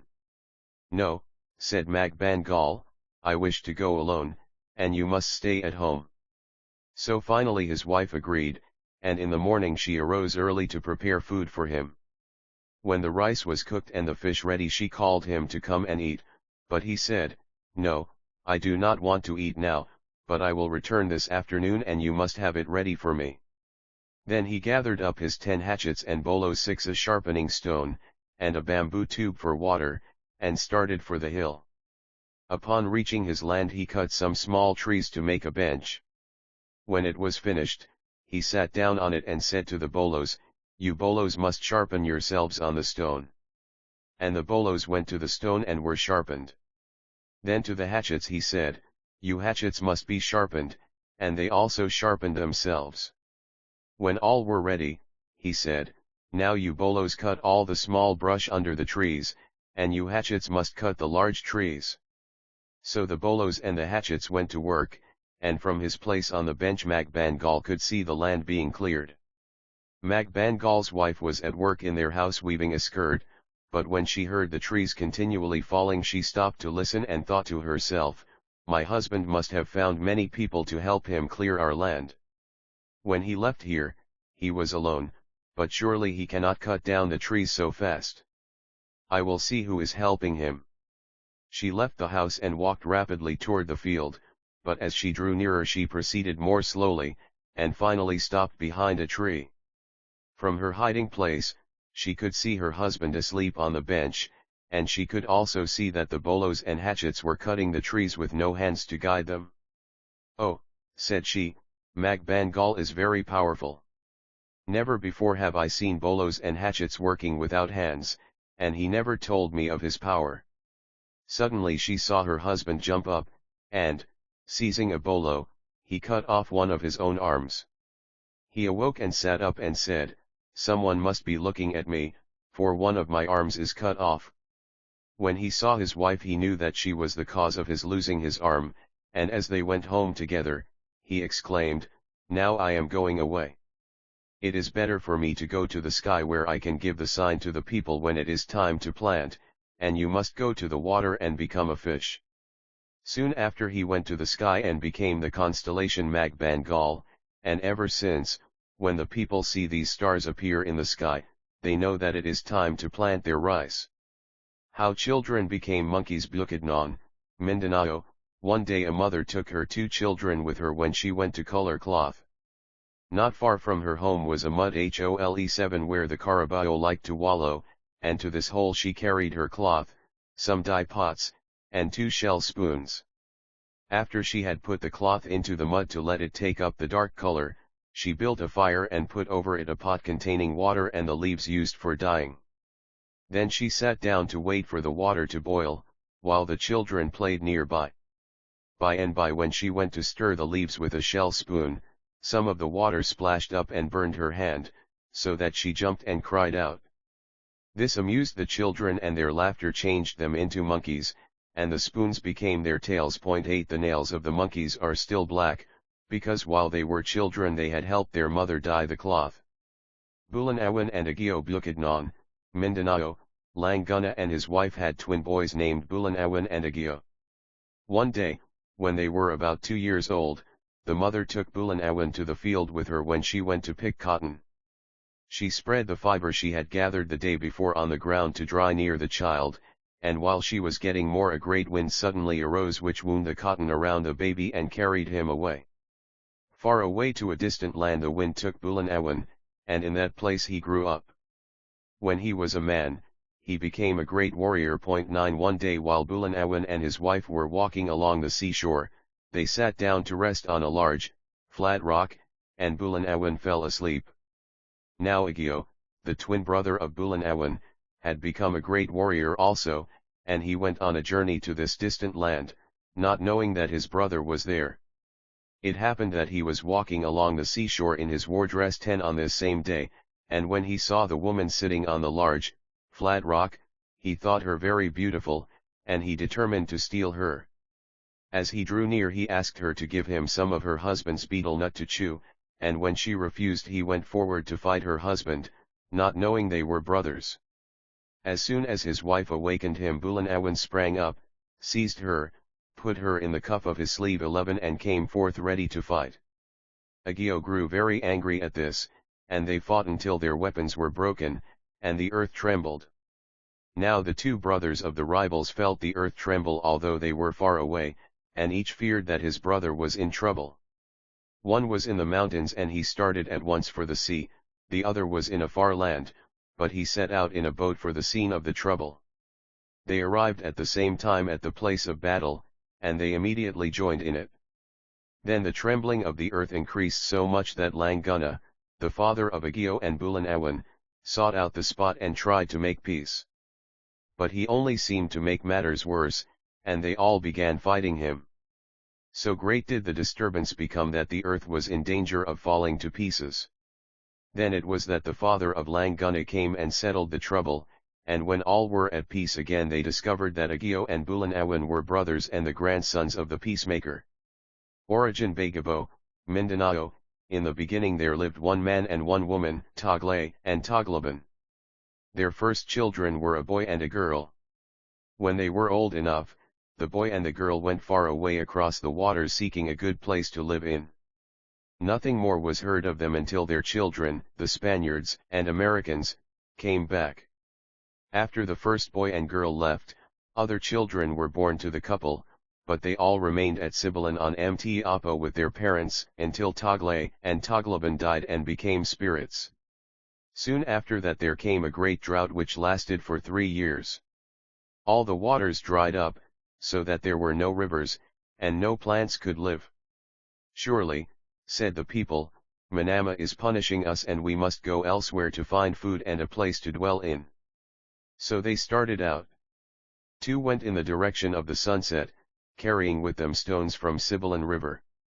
After a long journey they reached a place where were broad fields of cogon grass and an abundance of water, and there they made their home.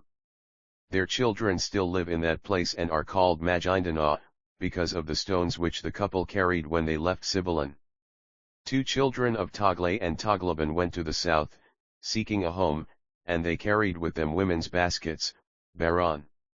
When they found a good spot, they settled down. Their descendants, still dwelling at that place, are called Baron or Bailon, because of the women's baskets. So 2 by 2 the children of the first couple left the land of their birth. In the place where each settled a new people developed, and thus it came about that all the tribes in the world received their names from things that the people carried out of Sibilan, or from the places where they settled. All the children left Mt. Apo save 2, a boy and a girl, whom hunger and thirst had made too weak to travel. One day when they were about to die the boy crawled out to the field to see if there was one living thing, and to his surprise he found a stalk of sugar cane growing lustily. He eagerly cut it, and enough water came out to refresh him and his sister until the rains came. Because of this, their children are called Bagabo. 12 Lumabet Bagabo, Mindanao. Soon after people were created on the earth, there was born a child named Lumabet, who lived to be a very, very old man. He could talk when he was but 1 day old, and all his life he did wonderful things until the people came to believe that he had been sent by Manama, the Great Spirit. When Lumabet was still a young man he had a fine dog, and he enjoyed nothing so much as taking him to the mountains to hunt. One day the dog noticed a white deer. Lumabet and his companions started in pursuit, but the deer was very swift and they could not catch it. On and on they went until they had gone around the world, and still the deer was ahead. One by one his companions dropped out of the chase, but Lumabet would not give up until he had the deer. All the time he had but one banana and one camote, sweet potato, for food, but each night he planted the skins of these, and in the morning he found a banana tree with ripe fruit and a sweet potato large enough to eat. So he kept on until he had been around the world 9 times, and he was an old man and his hair was grey. At last he caught the deer, and then he called all the people to a great feast, to see the animal. While all were making merry, Lumabet told them to take a knife and kill his father.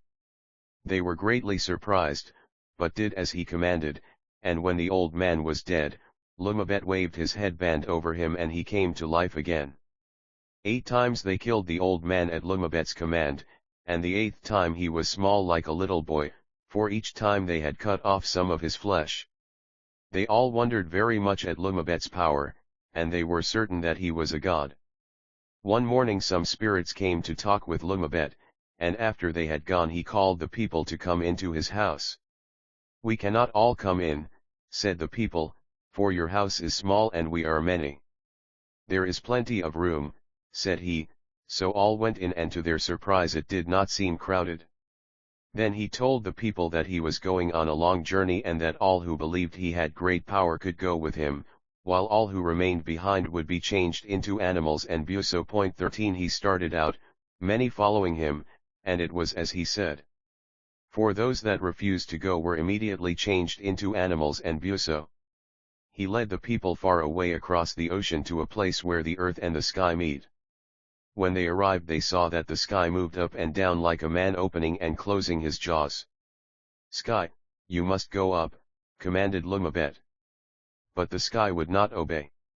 So the people could not go through. Finally Lumabet promised the sky that if he would let all the others through, he might have the last man who tried to pass. Agreeing to this, the sky opened and the people entered. But when near the last the sky shut down so suddenly that he caught not only the last man but also the long knife of the man before. On that same day, Lumabet's son, who was hunting, did not know that his father had gone to the sky. When he was tired of the chase, he wanted to go to his father, so he leaned an arrow against a betel-nut tree and sat down on it. Slowly it began to go down and carried him to his father's place, but when he arrived he could find no people. He looked here and there and could find nothing but a gun made of gold. 14 This made him very sorrowful and he did not know what to do until some white bees which were in the house said to him, "You must not weep, for we can take you to the sky where your father is." So he did as they bade, and rode on the gun, and the bees flew away with him, until in 3 days they reached the sky. Now, although most of the men who followed Lumabet were content to live in the sky, there was one who was very unhappy, and all the time he kept looking down on the land below. The spirits made fun of him and wanted to take out his intestines so that he would be like them and never die, but he was afraid and always begged to be allowed to go back home. Finally Manama told the spirits to allow him to go, so they made a chain of the leaves of the caran grass and tied it to his legs. Then they let him down slowly head first, and when he reached the ground he was no longer a man but an owl. 15 The story of the creation. 16 Bailon, Mindanao. In the very beginning there lived a being so large that he cannot be compared with any known thing. His name was Milu. 17 And when he sat on the clouds, which were his home, he occupied all the space above. His teeth were pure gold, and because he was very cleanly and continually rubbed himself with his hands, his skin became pure white. The dead skin which he rubbed off his body 18 was placed on one side in a pile, and by this pile became so large that he was annoyed and set himself to consider what he could do with it. Finally Milu decided to make the earth, so he worked very hard in putting the dead skin into shape, and when it was finished he was so pleased with it that he determined to make 2 beings like himself, though smaller, to live on it. Taking the remnants of the material left after making the earth he fashioned 2 men, but just as they were all finished except their noses, Tautana from below the earth appeared and wanted to help him. Milu did not wish any assistance, and a great argument ensued. Tautana finally won his point and made the noses which he placed on the people upside down. When all was finished, Milu and Tautana whipped the forms until they moved. Then Milu went to his home above the clouds, and Tautana returned to his place below the earth. All went well until one day a great rain came, and the people on the earth nearly drowned from the water which ran off their heads into their noses. Milu, from his place on the clouds, saw their danger, and he came quickly to earth and saved their lives by turning their noses the other side up. The people were very grateful to him, and promised to do anything he should ask of them. Before he left for the sky, they told him that they were very unhappy living on the great earth all alone, so he told them to save all the hair from their heads and the dry skin from their bodies, and the next time he came he would make them some companions. And in this way there came to be a great many people on the earth. In the beginning Bailon, Mindanao, in the beginning there were 4 beings 19 and they lived on an island no larger than a hat.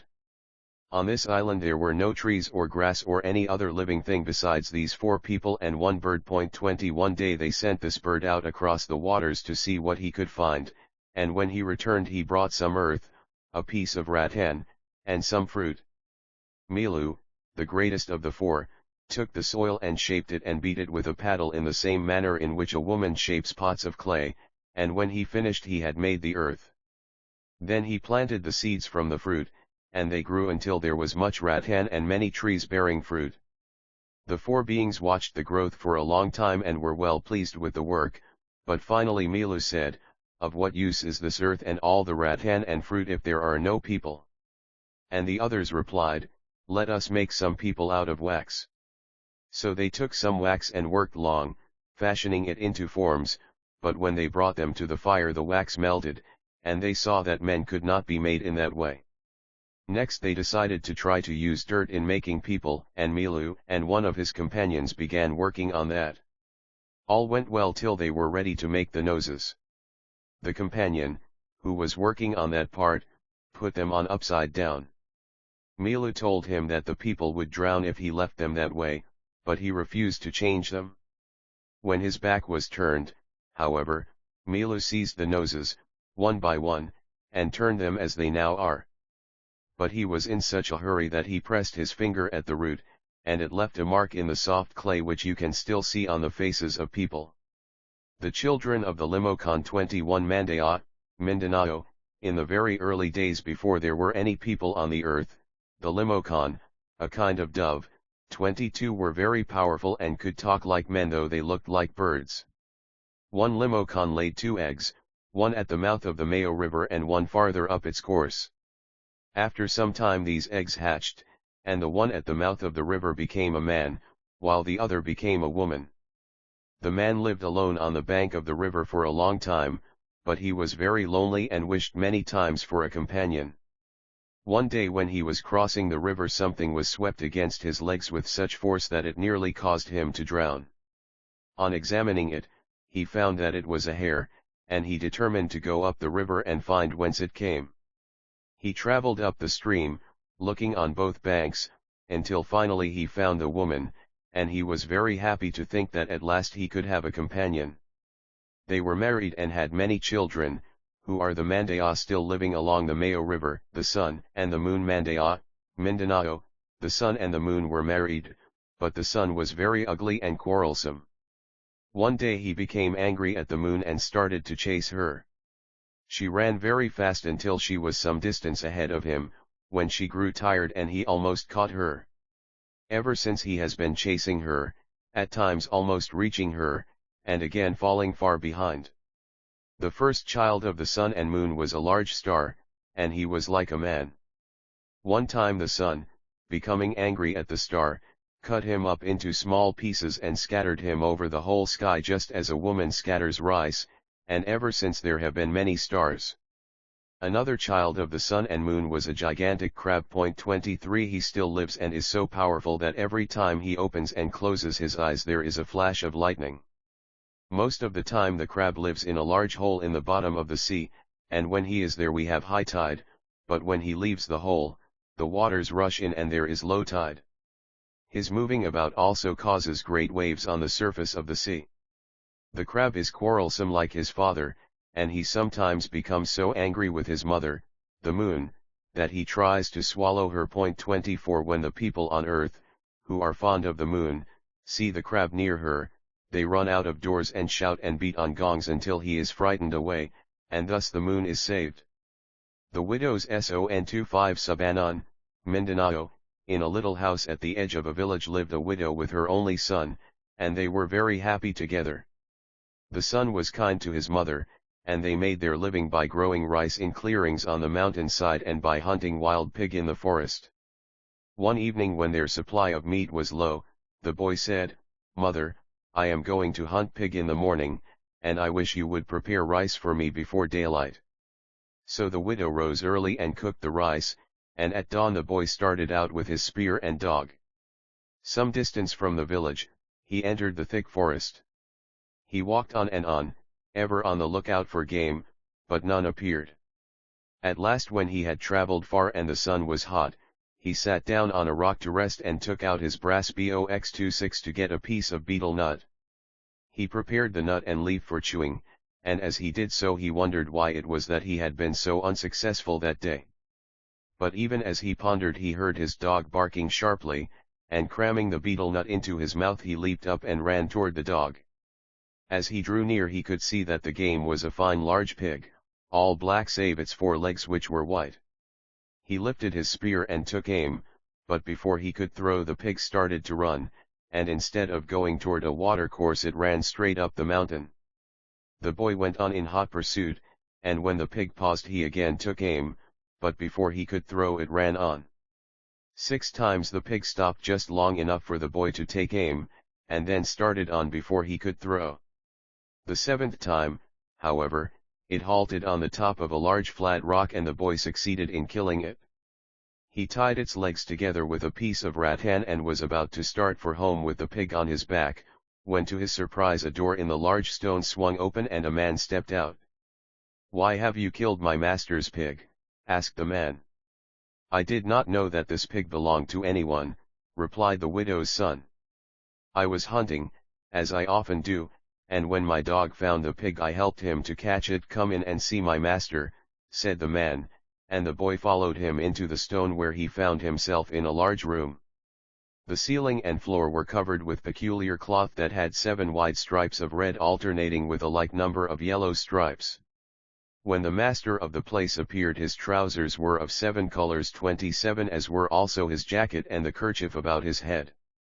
The master ordered betel nut, and when it was brought they chewed together. Then he called for wine, and it was brought in a jar so large that it had to be set on the ground under the house, and even then the top came so high above the floor that they brought a seat for the widow's son, and it raised him just high enough to drink from the reed in the top of the jar. He drank 7 cups of wine, and then they ate rice and fish and talked together. The master did not blame the boy for killing the pig, and declared that he wished to make a brother of him. So they became friends, and the boy remained 7 days in the stone. At the end of that time, he said that he must return to his mother who would be worried about him.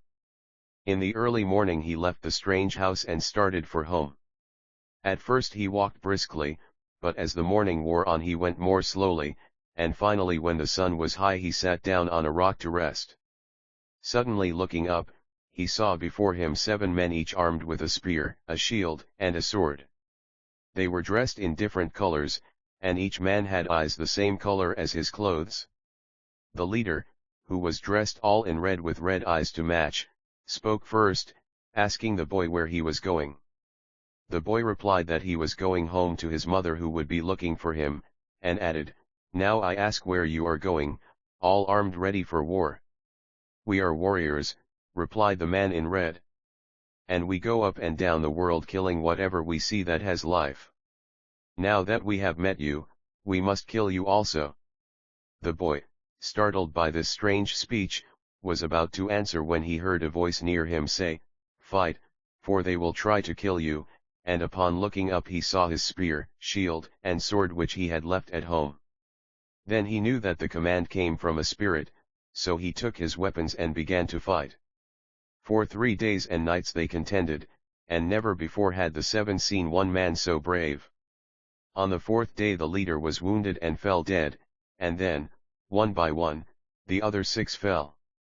When they were all killed, the widow's son was so crazed with fighting that he thought no longer of returning home, but started out to find more to slay. In his wanderings he came to the home of a great giant whose house was already full of the men he had conquered in battle, and he called up from outside, "Is the master of the house at home? If he is, let him come out and fight."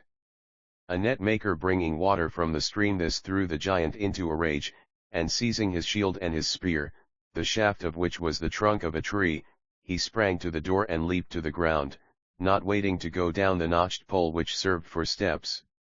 He looked around for his antagonist, and seeing only the widow's son he roared, "Where is the man that wants to fight? That thing? It is only a fly."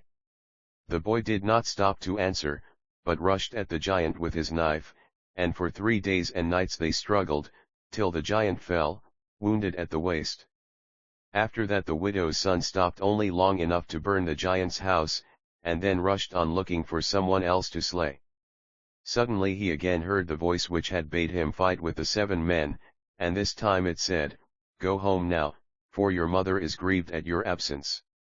In a rage he sprang forward with his sword, though he could see no enemy.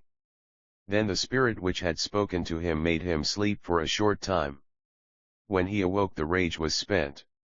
Again the spirit appeared, and it said, "The 7 men whom you killed were sent to kill you by the spirit of the great stone, for he looked in your hand and saw that you were to marry the orphan girl whom he himself wished to wed. But you have conquered. Your enemies are dead.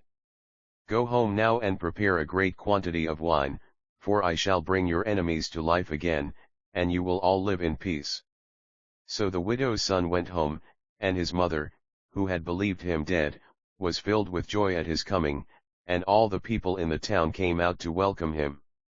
When he had told them his story, they hastened to get wine, and all day they bore jars full to the widow's house. That night there was a great feast, and the spirit of the great stone, his 7 warriors, the friendly spirit, and the giant all came. The widow's son married the orphan girl, while another beautiful woman became the wife of the spirit of the stone. Bagabas, Davao, Mindanao 1. The common way to pound rice is to place a bundle of the grain on the ground on a dried carabao hide and pound it with a pestle to loosen the heads from the straw. When they are free they are poured into a mortar and again pounded with the pestle until the grain is separated from the chaff, after which it is winnowed. 2. According to the Clemantan myth, Borneo, the sky was raised when a giant named Yosei accidentally struck it with his mallet while pounding rice. See Hose and McDougall, Pagan Tribes of Borneo, p. 142. 3. A somewhat similar belief that a giant crab is responsible for the tides is widespread throughout Malaysia. The Batak of Palawan now believe, as also do the Mandaya of eastern Mindanao, that the tides are caused by a giant crab going in and out of his hole in the sea. 4. The similarity of this to the biblical story of the flood leads us to suppose that it has come from the neighboring Christianized or Mohammedanized people and has been worked by the Bukidnon into the mold of their own thought. However, the flood story is sometimes found in such a guise that it cannot be accounted for by Christian influence. See for example, the flood story as told in the folklore of the Igorot tribe, on p. 102. 5. This celestial myth accounts for a number of constellations which are of great importance to the Bukidnon. Magbangal appears in the sky in almost dipper shape, the handle being formed by his one remaining arm. To the west and nearly above him is a V-shaped constellation which is believed to be the jaw of one of the pigs which he killed.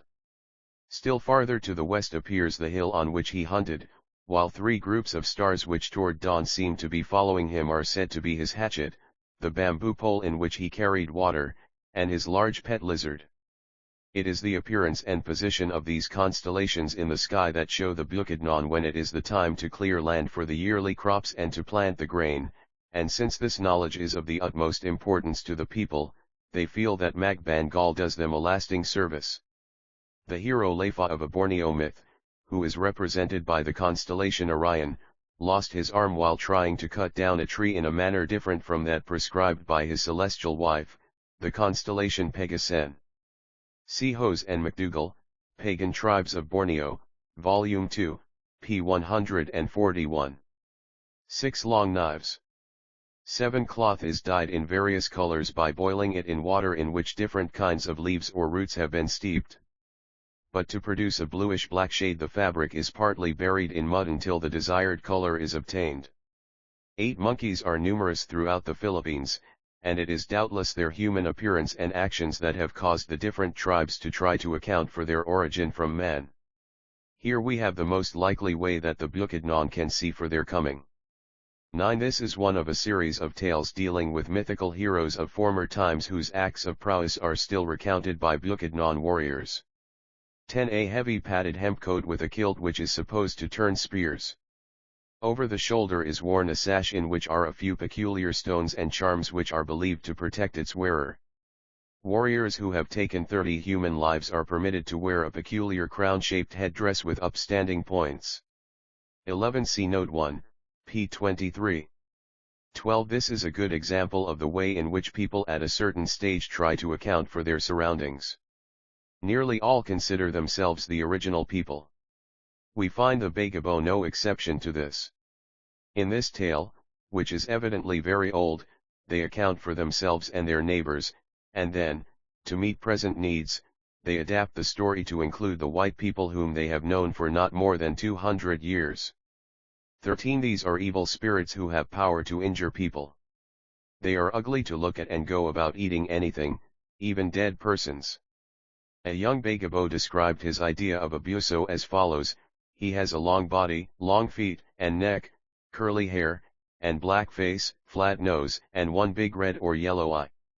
He has big feet and fingers, but small arms, and his 2 big teeth are long and pointed. Like a dog, he goes about eating anything, even dead persons. Cole, Wild Tribes of Davao District, Field Museum Nat History, Volume 12, Number 2, p. 107. 14. This is evidently an old tale in which the storyteller introduces modern ideas. 15. Here, as is often the case, an origin story has been added to a tale with which it has no logical connection. 16. This story is well known among the Bailon, who are one of the tribes least influenced by the Spaniards, and yet it bears so many incidents similar to biblical accounts that there is a strong suggestion of Christian influence. It is possible that these ideas came through the Mohammedan Moro.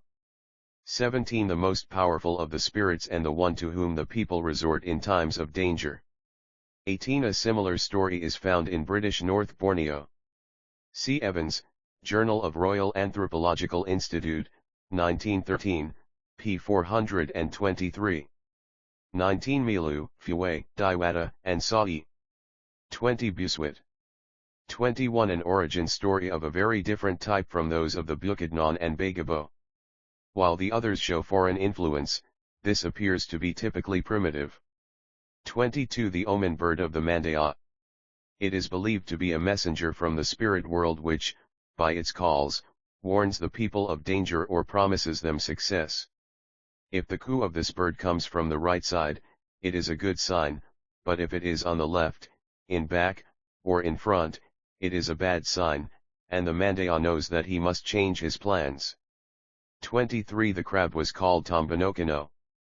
24. An eclipse of the moon. This belief in a monster swallowing the moon and the wild efforts to frighten it away are very widespread. It is found among the Batak of Palawan and in other parts of Malaysia as well as in the South Sea, Mongol, Chinese, Siamese, and Hindu mythology. Even in Peru we find the belief that an evil spirit in the form of a beast was eating the moon, and that in order to scare it the people shouted and yelled and beat their dogs to make them add to the noise. C. Carlson, Journal of Religious Psychology, November, 1914, p. 164. 25. First recorded by Emerson B. Christie.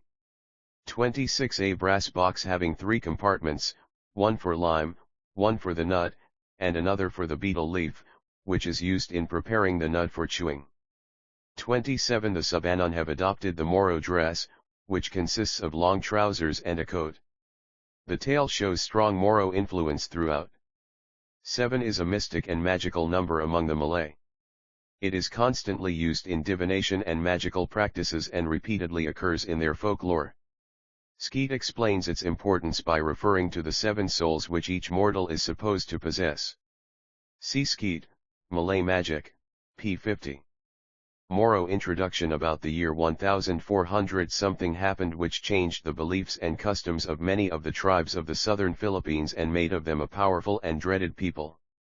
It was about this time that Arabian traders and missionaries began to establish themselves in the islands, and soon these were followed by hordes of Mohammedan converts from the islands to the south. Among the newcomers were men who became powerful rulers, and they, in time, brought together many of the settlements which formerly had been hostile to each other and united them under the faith of Islam. Those who accepted the new faith adopted the dress and many of the customs of their teachers and came to be known as Moro. With the possession of firearms, which were introduced by the newcomers, the Moro grew very daring and were greatly feared by the other natives. And soon they began to make long trips on the sea to the north and south, carrying on trade and making many surprise attacks for loot and slaves. At the time the Spaniards discovered the Philippines, the Moro were a terror to the other inhabitants, and they continued to be so until very recent years. They became ferocious pirates infesting the southern seas and preying upon the rich trade which the Spaniards carried on with Mexico. Stone walls and watchtowers were built at advantageous points to guard against them, but bays and creeks which afforded opportunities for lurking, surprise, and attack continued to be frequented by the treacherous warriors. Since American occupation the waters have been made practically free from their ravages, but on land they have continued to give trouble. The greater part of the Moro now live in the Sulu archipelago and on the island of Mindanao. They range in degree of civilization from sea gypsies, who wander from place to place, living for months in their rude outrigger boats, to settled communities which live by fishing and farming, and even by manufacturing some cloth, brass, and steel.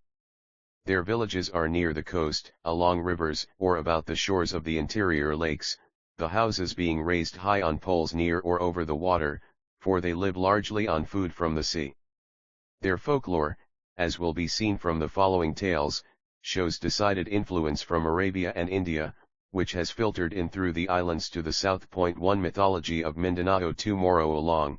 Long time ago Mindanao was covered with water, and the sea extended over all the lowlands so that nothing could be seen but mountains.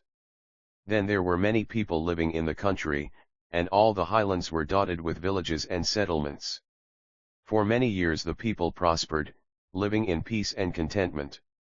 Suddenly there appeared in the land 4 horrible monsters which, in a short time, had devoured every human being they could find. Kurita, a terrible creature with many limbs, lived partly on land and partly in the sea, but its favorite haunt was the mountain where the rattan grew, and here it brought utter destruction on every living thing. The second monster, Tarabusa, an ugly creature in the form of a man, lived on Mt Matutan, and far and wide from that place he devoured the people, laying waste the land. The third, an enormous bird called Pa3 was so large that when on the wing it covered the sun and brought darkness to the earth. Its egg was as large as a house. Mt Bida was its haunt, and there the only people who escaped its voracity were those who hid in caves in the mountains. The fourth monster was a dreadful bird also, having 7 heads and the power to see in all directions at the same time. Mt Gurain was its home, and like the others it wrought havoc in its region.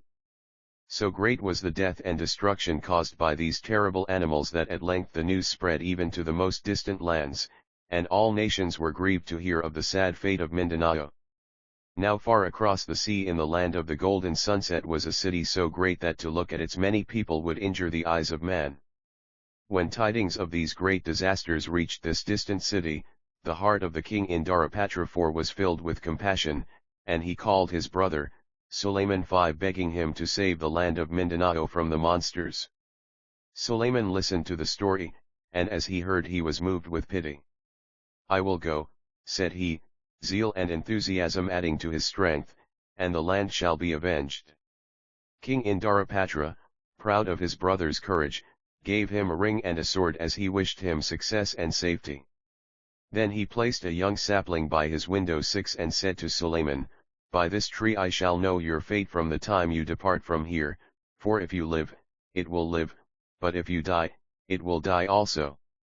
So Suleiman departed for Mindanao, and he neither walked nor used a boat, but he went through the air and landed on the mountain where the rattan grew. There he stood on the summit and gazed about on all sides. He looked on the land and the villages, but he could see no living thing. And he was very sorrowful and cried out, "Alas, how pitiful and dreadful is this devastation!" No sooner had Suleiman uttered these words than the whole mountain began to move, and then shook. Suddenly out of the ground came the horrible creature, Kurita. It sprang at the man and sank its claws into his flesh. But Suleiman, knowing at once that this was the scourge of the land, drew his sword and cut the Kurita to pieces. Encouraged by his first success, Suleiman went on to Matutan where conditions were even worse. As he stood on the heights viewing the great devastation, there was a noise in the forest and a movement in the trees. With a loud yell, forth leaped Tarabusa. For a moment they looked at each other, neither showing any fear. Then Tarabusa threatened to devour the man, and Suleiman declared that he would kill the monster. At that the animal broke large branches off the trees and began striking at Suleiman, who, in turn, fought back. For a long time the battle continued until at last the monster fell exhausted to the ground, and then Suleiman killed him with his sword. The next place visited by Suleiman was Bida. Here havoc was present everywhere, and though he passed by many homes, not a single soul was left. As he walked along, growing sadder at each moment, a sudden darkness which startled him fell over the land. As he looked toward the sky he beheld a great bird descending upon him. Immediately he struck at it, cutting off its wing with his sword, and the bird fell dead at his feet, but the wing fell on Suleiman, and he was crushed. Now at this very time King Indarapatra was sitting at his window, and looking out he saw the little tree wither and dry up. "Alas," he cried, "my brother is dead," and he wept bitterly. Then, although he was very sad, he was filled with a desire for revenge, and putting on his sword and belt he started for Mindanao in search of his brother. He, too, traveled through the air with great speed until he came to the mountain where the rattan grew. There he looked about, awed at the great destruction, and when he saw the bones of Kurita he knew that his brother had been there and gone. He went on till he came to Matutan, and when he saw the bones of Tarabusa he knew that this, too, was the work of Suleiman. Still searching for his brother, he arrived at Bida where the dead bird lay on the ground, and as he lifted the severed wing he beheld the bones of Suleiman with his sword by his side. His grief now so overwhelmed Indarapatra that he wept for some time. Upon looking up he beheld a small jar of water by his side. This he knew had been sent from heaven, and he poured the water over the bones, and Suleiman came to life again. They greeted each other and talked long together. Suleiman declared that he had not been dead but asleep, and their hearts were full of joy. After some time Suleiman returned to his distant home, but Indarapatra continued his journey to Tinguian where he killed the dreadful bird with the 7 heads. After these monsters had all been destroyed and peace and safety had been restored to the land, Indarapatra began searching everywhere to see if some of the people might not be hidden in the earth still alive. One day during his search he caught sight of a beautiful woman at a distance. When he hastened toward her she disappeared through a hole in the ground where she was standing. Disappointed and tired, he sat down on a rock to rest, when, looking about, he saw near him a pot of uncooked rice with a big fire on the ground in front of it. This revived him and he proceeded to cook the rice. As he did so, however, he heard someone laugh nearby, and turning he beheld an old woman watching him. As he greeted her, she drew near and talked with him while he ate the rice. Of all the people in the land, the old woman told him, only a very few were still alive, and they hid in a cave in the ground from whence they never ventured. As for herself and her old husband, she went on, they had hidden in a hollow tree, and this they had never dared leave until after Suleiman killed the voracious bird, Pa. At Indarapatra's earnest request, the old woman led him to the cave where he found the headman with his family and some of his people. They all gathered about the stranger, asking many questions, for this was the first they had heard about the death of the monsters. When they found what Indarapatra had done for them, they were filled with gratitude, and to show their appreciation the headman gave his daughter to him in marriage, and she proved to be the beautiful girl whom Indarapatra had seen at the mouth of the cave. Then the people all came out of their hiding place and returned to their homes where they lived in peace and happiness. And the sea withdrew from the land and gave the lowlands to the people. The story of Bantagan Moro. Before the Spaniards occupied the island of Mindanao, there lived in the valley of the Rio Grande a very strong man, Bantagan, whose father was the brother of the earthquake and thunder. 7 Now the Sultan of the island 8 had a beautiful daughter whom Bantagan wished to marry, but the home of the Sultan was far off, and whoever went to carry Bantagan's proposal would have a long and hazardous journey. All the headmen consulted together regarding who should be sent, and at last it was decided that Bantagan's own son, Balatama, was the one to go. Balatama was young but he was strong and brave, and when the arms of his father were given him to wear on the long journey his heart swelled with pride. More than once on the way, however, his courage was tried, and only the thought of his brave father gave him strength to proceed. Once he came to a wooden fence which surrounded a stone in the form of a man, and as it was directly in his path he drew his fighting knife to cut down the fence. Immediately the air became as black as night and stones rained down as large as houses. This made Balatama cry, but he protected himself with his father's shield and prayed, calling on the winds from the homeland until they came and cleared the air again. Thereupon Balatama encountered a great snake-9 in the road, and it inquired his errand. When told, the snake said, "You cannot go on, for I am guard of this road and no one can pass." The animal made a move to seize him, but with one stroke of his fighting knife the boy cut the snake into 2 pieces, one of which he threw into the sea and the other into the mountains. After many days the weary lad came to a high rock in the road, which glistened in the sunlight. From the top he could look down into the city for which he was bound. It was a splendid place with 10 harbors. Standing out from the other houses was one of crystal and another of pure gold. Encouraged by the sight he went on, but though it seemed but a short distance, it was some time before he at last stood at the gate of the town. It was not long after this, however, before Balatama had made known his errand to the Sultan, and that monarch, turning to his courtiers, said, "You, my friends, decide whether or not I shall give the hand of my daughter to Bantagan in marriage." The courtiers slowly shook their heads and began to offer objections. Said one, "I do not see how Bantagan can marry the Sultan's daughter because the first gift must be a figure of a man or woman in pure gold." "Well," said the son of Bantagan, "I am here to learn what you want and to say whether or not it can be given." Then a second man spoke, "You must give a great yard with a floor of gold, which must be 3 feet thick." "All this can be given," answered the boy. And the sister of the princess said, "The gifts must be as many as the blades of grass in our city." "It shall be granted," said Balatama. "You must give a bridge built of stone to cross the great river," said one.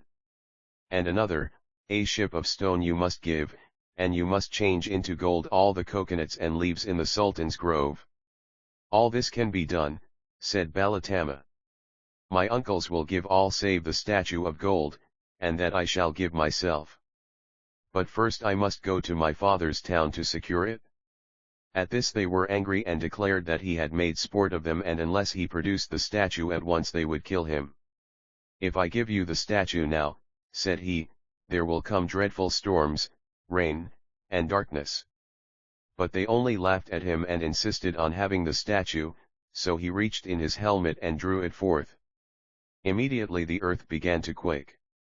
A great storm arose, and stones as large as houses rained until the Sultan called to Balatama to put back the statue lest they all be killed. "You would not believe what I told you," said the boy, "and now I am going to let the storm continue." But the Sultan begged him and promised that Bantagan might marry his daughter with no other gifts at all save the statue of gold. Balatama put back the statue into his helmet, and the air became calm again to the great relief of the Sultan and his courtiers.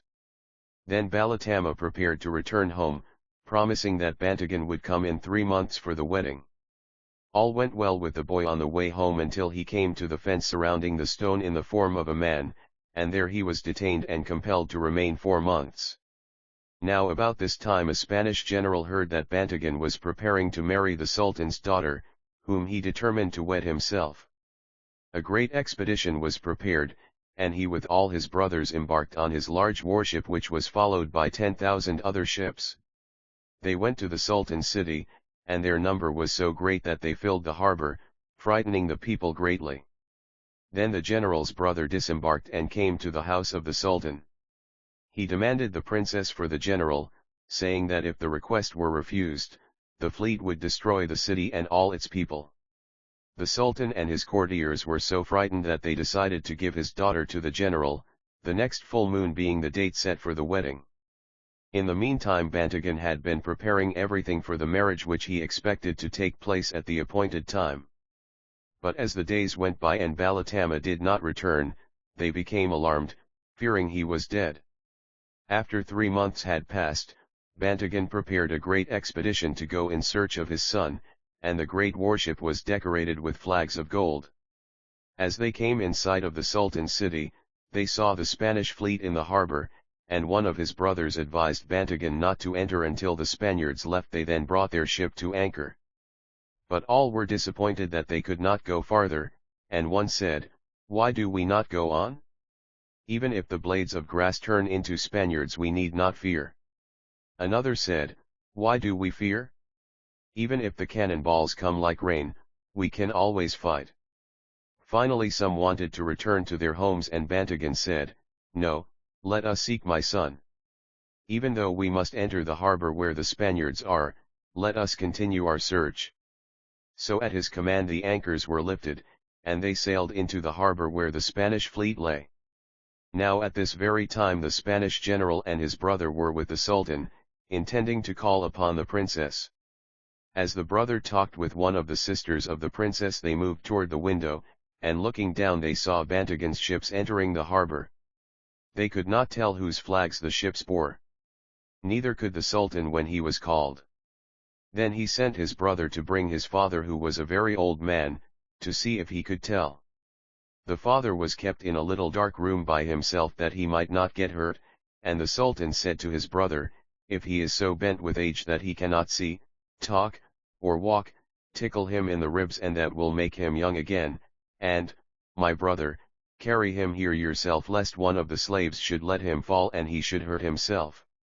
So the old man was brought, and when he looked out upon the ships he saw that the flags were those of the father of Bantagan, who had been a great friend of his in his youth. And he told them that he and Bantagan's father years ago had made a contract that their children and children's children should intermarry, and now since the Sultan had promised his daughter to 2 people, he foresaw that great trouble would come to the land. Then the Sultan said to the general, "Here are 2 claimants to my daughter's hand. Go aboard your ships, and you and Bantagan make war on each other, and the victor shall have my daughter." So the Spaniards opened fire upon Bantagan, and for 3 days the earth was so covered with smoke from the battle that neither could see his enemy. Then the Spanish general said, "I cannot see Bantagan or the fleet anywhere, so let us go and claim the princess." But the Sultan said, "We must wait until the smoke rises to make sure that Bantagan is gone." When the smoke rose, the ships of Bantagan were apparently unharmed, and the Sultan said, "Bantagan has surely won, for his fleet is uninjured while yours is badly damaged. You have lost." "No," said the general, "we will fight it out on dry land." So they both landed their troops and their cannon, and a great fight took place, and soon the ground was covered with dead bodies. And the Sultan commanded them to stop, as the women and children in the city were being killed by the cannon balls, but the general said, "If you give your daughter to Bantagan we shall fight forever or until we die." Then the Sultan sent for Bantagan and said, "We must deceive the Spaniard in order to get him to go away. Let us tell him that neither of you will marry my daughter, and then after he has gone, we shall have the wedding." Bantagan agreed to this, and word was sent to the Spaniards that the fighting must cease, since many women and children were being killed. So it was agreed between the Spaniard and Bantagan that neither of them should marry the princess. Then they both sailed away to their homes. Bantagan soon returned, however, and married the princess, and on the way back to his home they found his son and took him with them.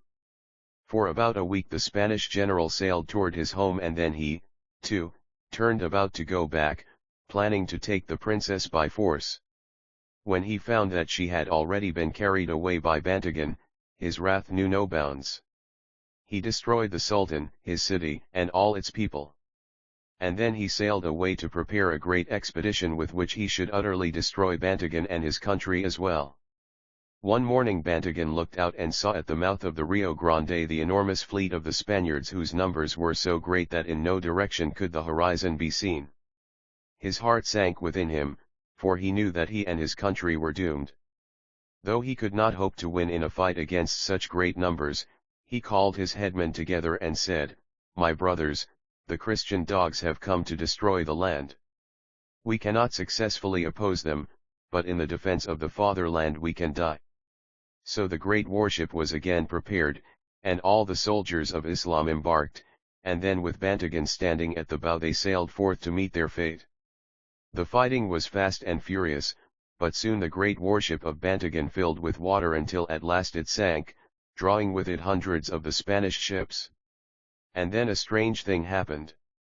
At the very spot where Bantagan's warship sank, there arose from the sea a great island which you can see today not far from the mouth of the Rio Grande. It is covered with bongo palms, and deep within its mountains lie Bantagan and his warriors.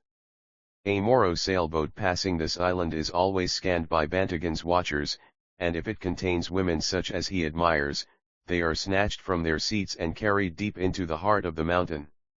For this reason Moro women fear even to sail near the island of Bongos. When the wife of Bantagan saw that her husband was no more and that his warship had been destroyed, she gathered together the remaining warriors and set forth herself to avenge him. In a few hours her ship was also sunk, and in the place where it sank there arose the mountain of Timaco.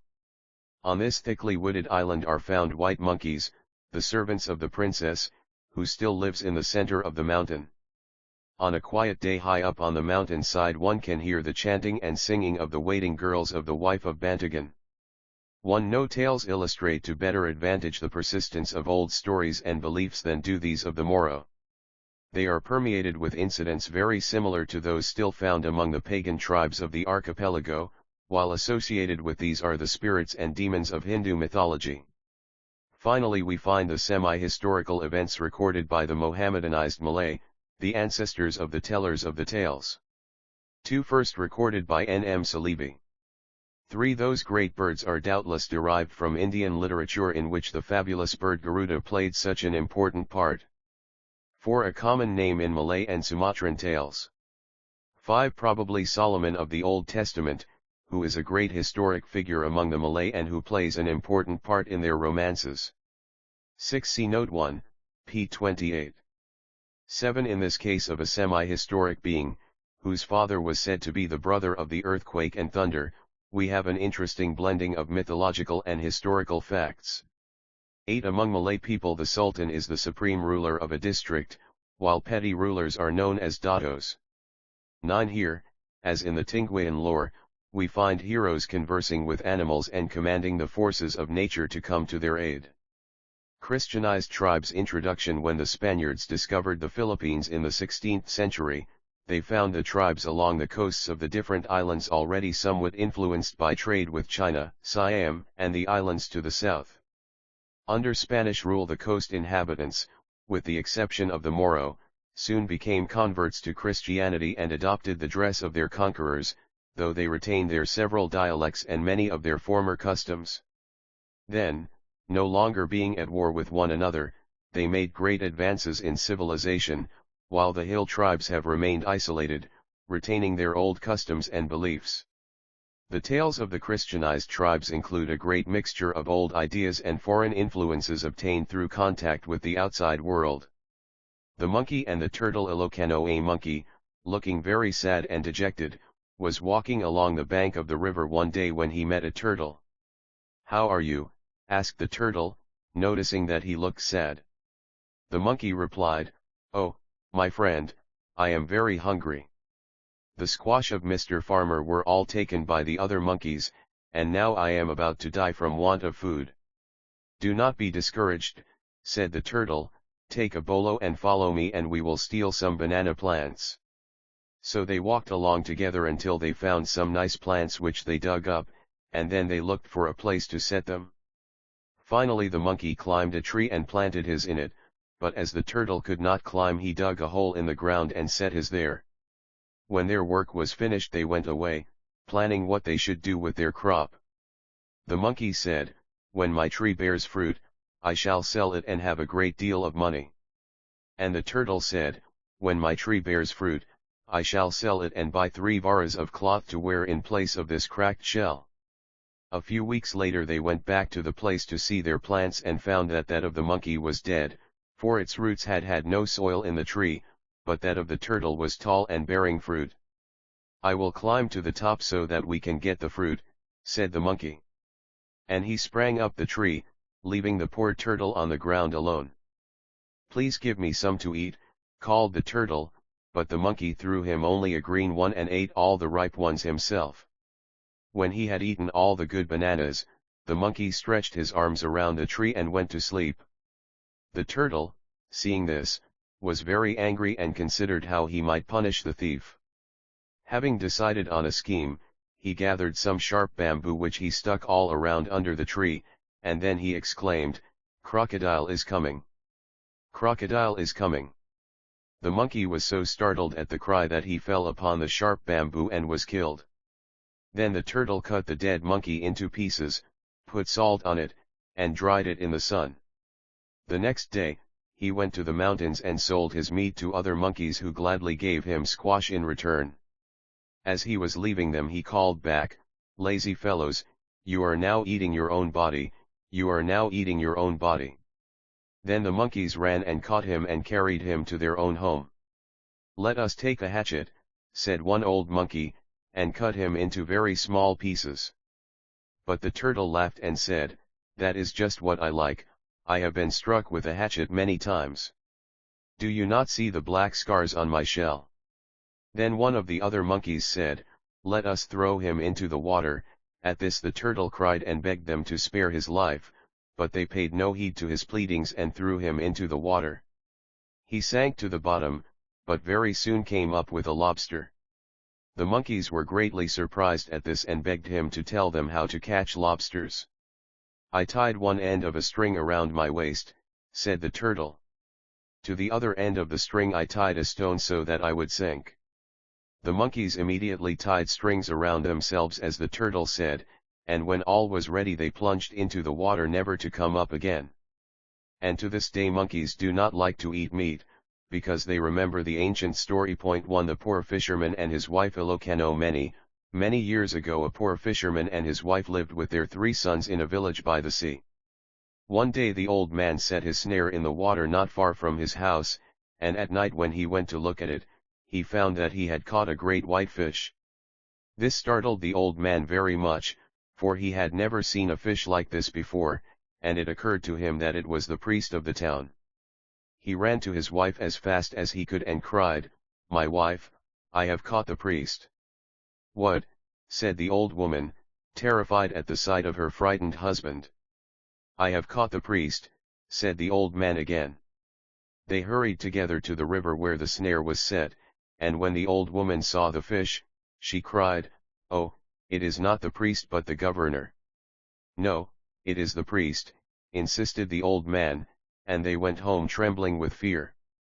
That night neither of them was able to sleep for thought of the terrible thing that had happened and wondering what they should do. Now the next day was a great holiday in the town. At 4 o'clock in the morning cannons were fired and bells rang loudly. The old man and woman, hearing all the noise and not knowing the reason for it, thought that their crime had been discovered, and the people were searching for them to punish them, so they set out as fast as they could to hide in the woods. On and on they went, stopping only to rest so as to enable them to resume their flight. The next morning they reached the woods near Pilar, where there also was a great holiday, and the sexton was ringing the bells to call the people to mass. As soon as the old man and woman heard the bells they thought the people there had been notified of their escape, and that they, too, were trying to catch them. So they turned and started home again. As they reached their house, the three sons came home with their one horse and tied it to the trunk of the caramay tree. Presently the bells began to ring again, for it was 12 o'clock at noon. Not thinking what time of day it was, the old man and woman ran out of doors in terror, and seeing the horse jumped on its back with the intention of riding to the next town before anyone could catch them. When they had mounted they began to whip the horse.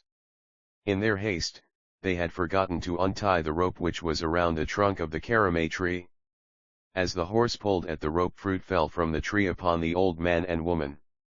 Believing they were shot, they were so frightened that they died. 2 The Presidente who had horns. Ilocano. Once there was a Presidente 3 who was very unjust to his people, and one day he became so angry that he wished he had horns so that he might frighten them.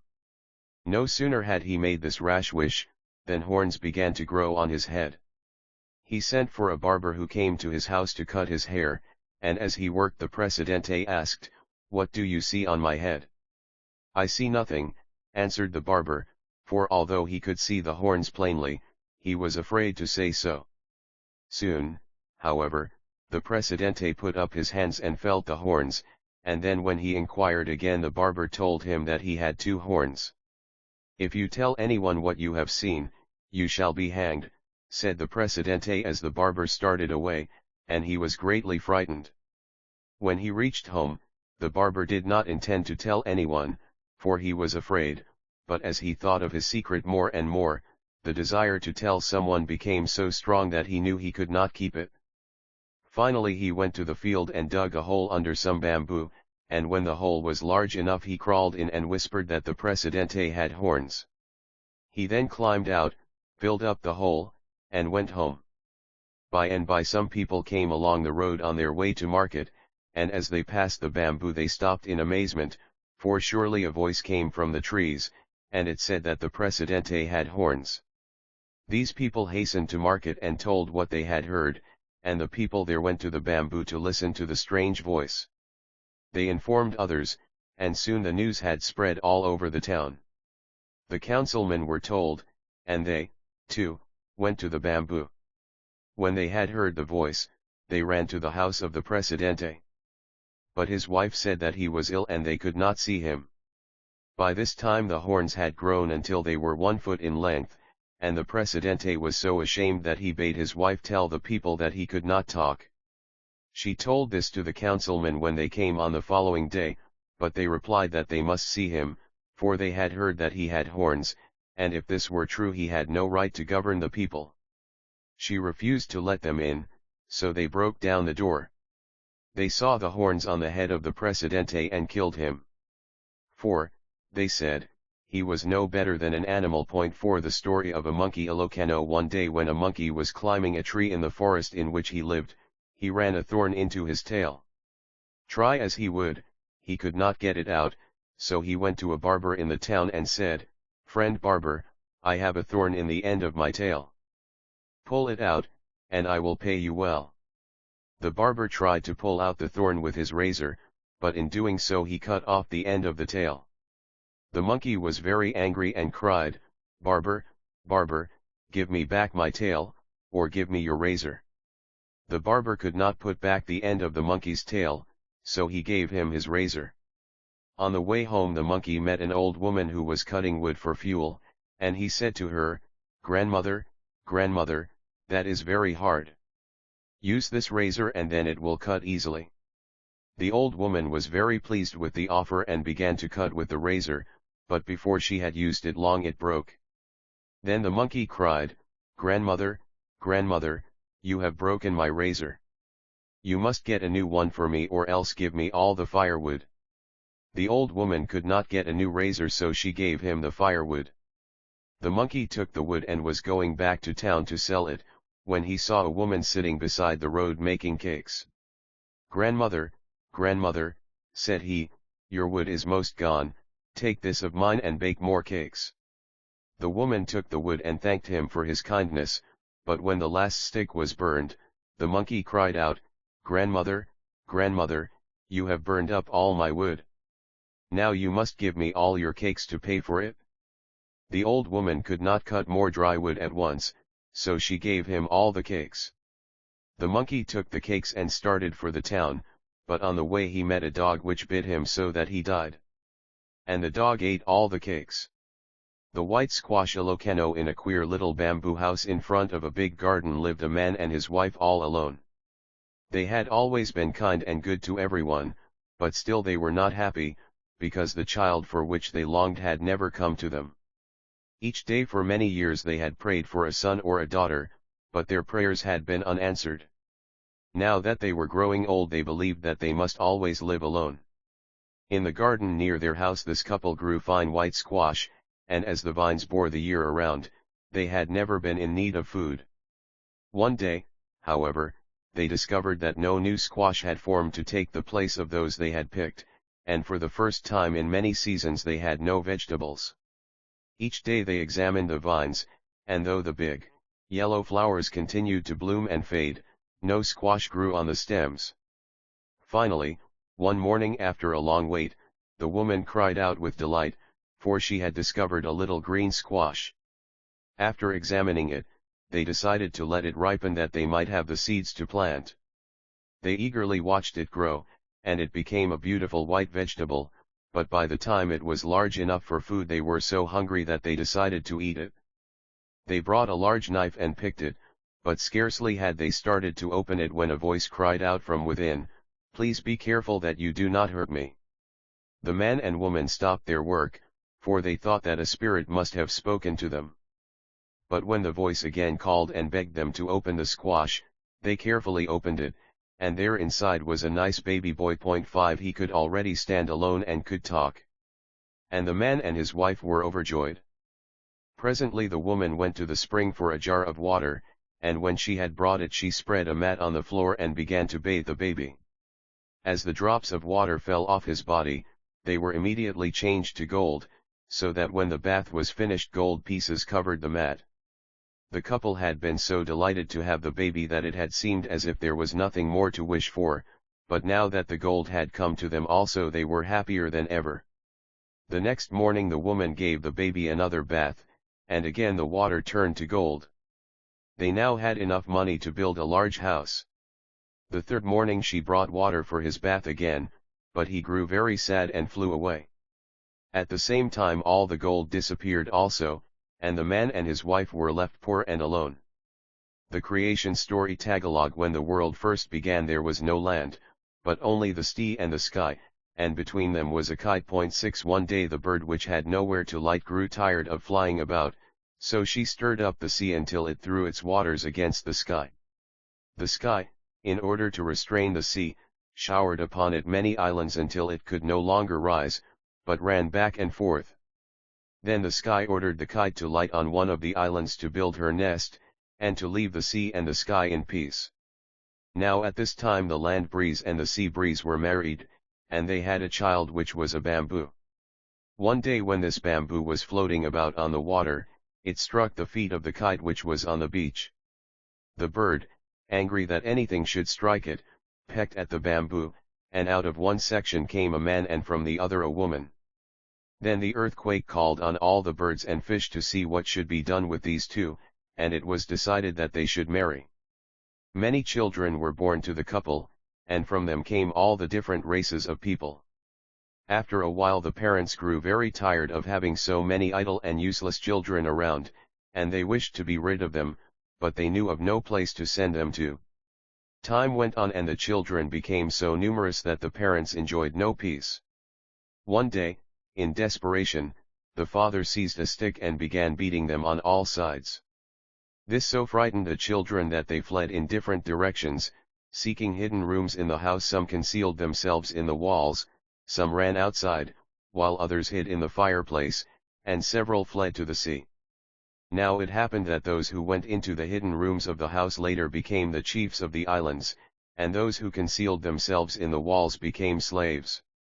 Those who ran outside were free men, and those who hid in the fireplace became Negroes, while those who fled to the sea were gone many years, and when their children came back they were the white people. 7 The story of Benito Tagalog. Benito was an only son who lived with his father and mother in a little village. They were very poor, and as the boy grew older and saw how hard his parents struggled for their scanty living, he often dreamed of a time when he might be a help to them. One evening when they sat eating their frugal meal of rice, the father told about a young king who lived in a beautiful palace some distance from their village, and the boy became very much interested. That night when the house was dark and quiet and Benito lay on his mat trying to sleep, thoughts of the young king repeatedly came to his mind, and he wished he were a king that he and his parents might spend the rest of their lives in a beautiful palace. The next morning he awoke with a new idea. He would go to the king and ask for work, that he might in that way be able to help his father and mother. He was a long time in persuading his parents to allow him to go, however, for it was a long journey, and they feared that the king might not be gracious. But at last they gave their consent, and the boy started out. The journey proved tiresome. After he reached the palace, he was not at first permitted to see the king. But the boy, being very earnest, at last secured a place as a servant. It was a new and strange world to Benito, who had known only the life of a little village. The work was hard, but he was happy in thinking that now he could help his father and mother. One day the king sent for him and said, "A rice granary, I want you to bring to me a beautiful princess who lives in a land across the sea. Go at once, and if you fail you shall be punished severely." The boy's heart sank within him, for he did not know what to do. But he answered as bravely as possible, "I will, my lord," and left the king's chamber. He at once set about preparing things for a long journey, for he was determined to try at least to fulfill the command. When all was ready, Benito started.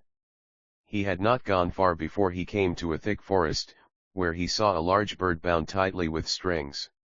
"Oh, my friend," pleaded the bird, "please free me from these bonds, and I will help you whenever you call on me." Benito quickly released the bird, and it flew away, calling back to him that its name was Sparrowhawk. Benito continued his journey till he came to the sea.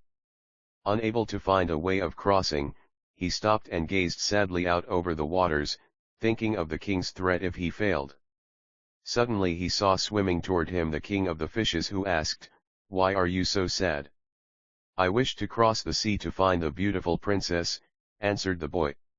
Methods of transportation: a store in a Christianized village. "Well, get on my back," said the fish, "and I will carry you across." So Benito stepped on his back and was carried to the other shore. Soon he met a strange woman who inquired what it was he sought, and when he had told her, she said, "The princess is kept in a castle guarded by giants. Take this magic sword, for it will kill instantly whatever it touches." And she handed him the weapon. Benito was more than grateful for her kindness and went on full of hope. As he approached the castle he could see that it was surrounded by many giants, and as soon as they saw him they ran out to seize him, but they went unarmed, for they saw that he was a mere boy. As they approached he touched those in front with his sword, and one by one they fell dead. Then the others ran away in a panic, and left the castle unguarded. Benito entered, and when he had told the princess of his errand, she was only too glad to escape from her captivity, and she set out at once with him for the palace of the king. At the seashore the king of the fishes was waiting for them, and they had no difficulty in crossing the sea and then in journeying through the thick forest to the palace, where they were received with great rejoicing. After a time the king asked the princess to become his wife, and she replied, "I will, O king, if you will get the ring I lost in the sea as I was crossing it." The king immediately thought of Benito, and sending for him he commanded him to find the ring which had been lost on the journey from the land of the giants. It seemed a hopeless task to the boy, but, anxious to obey his master, he started out. At the seaside he stopped and gazed over the waters until, to his great delight, he saw his friend, the king of the fishes, swimming toward him. When he had been told of the boy's troubles, the great fish said, "I will see if I can help you," and he summoned all his subjects to him. When they came he found that one was missing, and he sent the others in search of it. They found it under a stone so full that it could not swim, and the larger ones took it by the tail and dragged it to the king. "Why did you not come when you were called?" inquired the kingfish. "I have eaten so much that I cannot swim," replied the poor fish. Then the kingfish, suspecting the truth, ordered it cut open, and inside they found the lost ring. Benito was overjoyed at this, and expressing his great thanks, hastened with the precious ring to his master. The king, greatly pleased, carried the ring to the princess and said, "Now that I have your ring, will you become my wife?" "I will be your wife," replied the princess, "if you will find my earring that I lost in the forest as I was journeying with Benito." Again the king sent for Benito, and this time he commanded him to find the earring. The boy was very weary from his long journeys, but with no complaint he started out once more. Along the road through the thick forest he searched carefully, but with no reward. At last, tired and discouraged, he sat down under a tree to rest.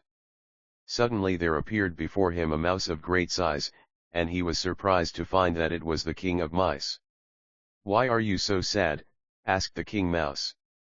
"Because," answered the boy, "I cannot find an earring which the princess lost as we were going through the forest together." "I will help you," said the mouse, and he summoned all his subjects. When they assembled, it was found that one little mouse was missing, and the king sent the others to look for him. In a small hole among the bamboo trees they found him, and he begged to be left alone, for, he said, he was so full that he could not walk. Nevertheless they pulled him along to their master, who, upon finding that there was something hard inside the mouse, ordered him cut open, and inside they found the missing earring. Benito at once forgot his weariness, and after expressing his great thanks to the king mouse he hastened to the palace with the prize. The king eagerly seized the earring and presented it to the princess, again asking her to be his wife. "Oh, my king," replied the princess, "I have one more request to make. Only grant it and I will be your wife forever." The king, believing that now with the aid of Benito he could grant anything, inquired what it was she wished, and she replied, "Get me some water from heaven and some from the lower world, and I shall ask nothing more." Once more the king called Benito and sent him on the hardest errand of all. The boy went out not knowing which way to turn, and while he was in a deep study his weary feet led him to the forest. Suddenly he thought of the bird who had promised to help him, and he called, "Sparrowhawk." There was a rustle of wings, and the bird swooped down. He told it of his troubles and it said, "I will get the water for you." Then Benito made 2 light cups of bamboo which he fastened to the bird's legs, and it flew away. All day the boy waited in the forest, and just as night was coming on the bird returned with both cups full. The one on his right foot, he told Benito, was from heaven, and that on his left was from the lower world. The boy unfastened the cups, and then, as he was thanking the bird, he noticed that the journey had been too much for it and that it was dying. Filled with sorrow for his winged friend, he waited and carefully buried it, and then he hastened to the palace with the precious water. When the princess saw that her wish had been fulfilled, she asked the king to cut her in 2 and pour over her the water from heaven. The king was not able to do this, so she cut herself, and then as he poured the water over her he beheld her grow into the most beautiful woman he had ever seen. Eager to become handsome himself, the king then begged her to pour over him the water from the other cup. He cut himself, and she did as he requested, but immediately there arose a creature most ugly and horrible to look upon, which soon vanished out of sight. Then the princess called Benito and told him that because he had been so faithful to his master and so kind to her, she chose him for her husband. They were married amid great festivities and became king and queen of that broad and fertile land. During all the great rejoicing, however, Benito never forgot his parents. One of the finest portions of his kingdom he gave to them, and from that time they all lived in great happiness. 8 The adventures of Juan Tagalog. Juan was always getting into trouble. He was a lazy boy, and more than that, he did not have good sense. When he tried to do things, he made such dreadful mistakes that he might better not have tried. His family grew very impatient with him, scolding and beating him whenever he did anything wrong. One day his mother, who was almost discouraged with him, gave him a bol9 and sent him to the forest, for she thought he could at least cut firewood. Juan walked leisurely along, contemplating some means of escape. At last he came to a tree that seemed easy to cut, and then he drew his long knife and prepared to work. Now it happened that this was a magic tree, and it said to Juan, "If you do not cut me, I will give you a goat that shakes silver from its whiskers." This pleased Juan wonderfully, both because he was curious to see the goat, and because he would not have to chop the wood. He agreed at once to spare the tree, whereupon the bark separated and a goat stepped out. Juan commanded it to shake its whiskers, and when the money began to drop he was so delighted that he took the animal and started home to show his treasure to his mother. On the way he met a friend who was more cunning than Juan, and when he heard of the boy's rich goat he decided to rob him. Knowing Juan's fondness for tuba10, he persuaded him to drink, and while he was drunk, the friend substituted another goat for the magic one. As soon as he was sober again, Juan hastened home with the goat and told his people of the wonderful tree, but when he commanded the animal to shake its whiskers, no money fell out. The family, believing it to be another of Juan's tricks, beat and scolded the poor boy. He went back to the tree and threatened to cut it down for lying to him, but the tree said, "No, do not cut me down, and I will give you a net which you may cast on dry ground, or even in the tree tops, and it will return full of fish." So Juan spared the tree and started home with his precious net, but on the way he met the same friend who again persuaded him to drink tuba. While he was drunk, the friend replaced the magic net with a common one, so that when Juan reached home and tried to show his power, he was again the subject of ridicule.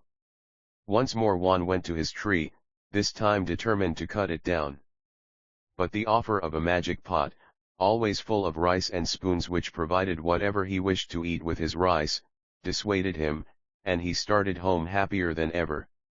Before reaching home, however, he met with the same fate as before, and his folks, who were becoming tired of his pranks, beat him harder than ever. Thoroughly angered, Juan sought the tree a fourth time and was on the point of cutting it down when once more it arrested his attention. After some discussion, he consented to accept a stick to which he had only to say, "Bumbai, Bumba," and it would beat and kill anything he wished.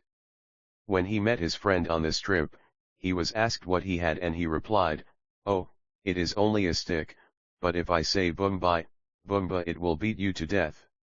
At the sound of the magic words the stick leaped from his hands and began beating his friend until he cried, "Oh, stop it and I will give back everything that I stole from you."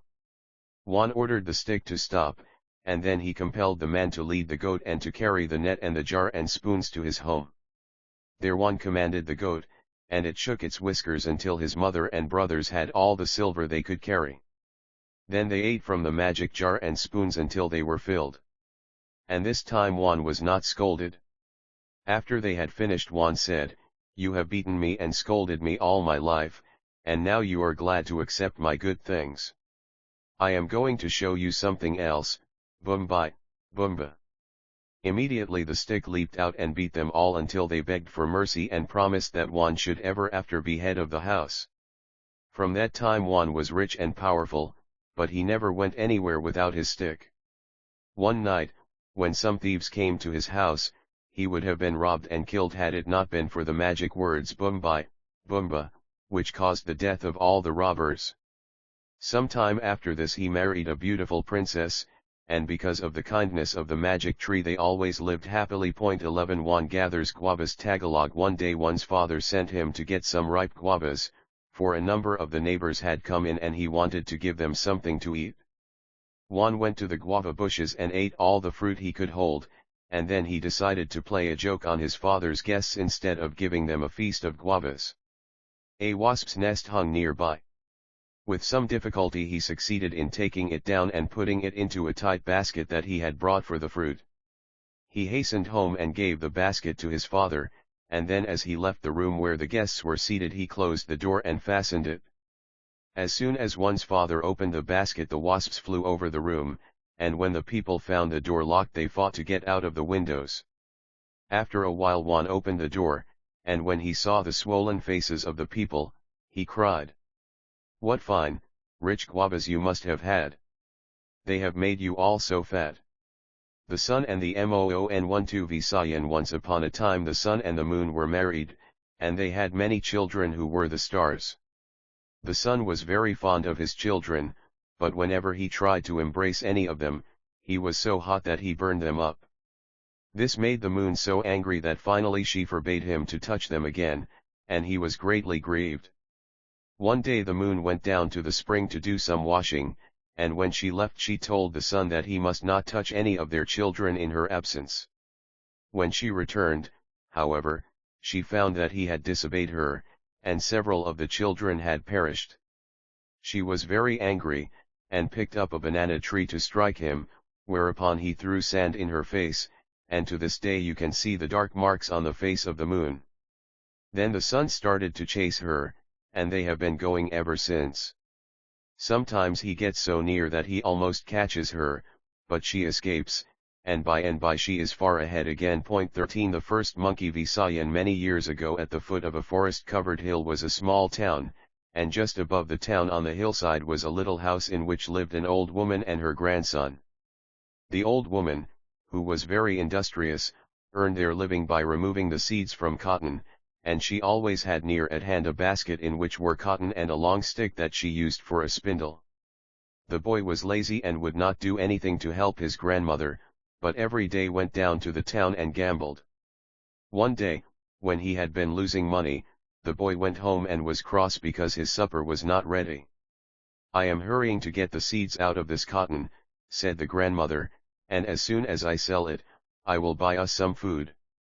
At this the boy fell into a rage, and he picked up some coconut shells and threw them at his grandmother.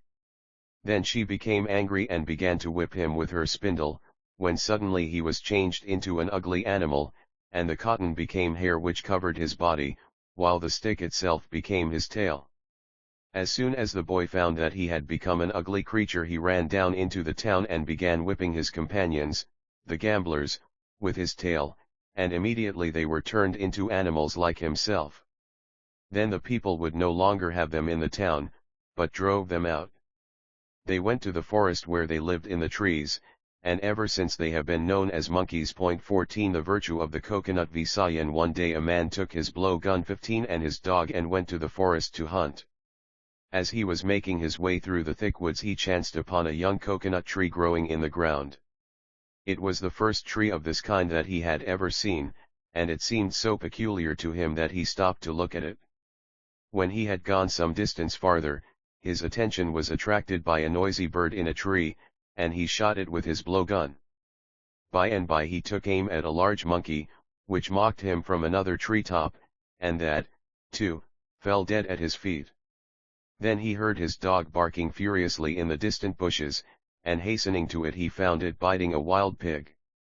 After a hard struggle he killed the pig, and then, feeling satisfied with his success, he took the 3 animals on his back and returned to the little plant.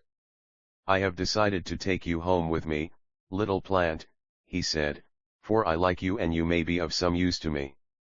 He dug up the plant very carefully and started home, but he had not gone far when he noticed that the leaves had begun to wilt, and he did not know what to do, since he had no water. Finally, in despair, he cut the throat of the bird and sprinkled the blood on the coconut.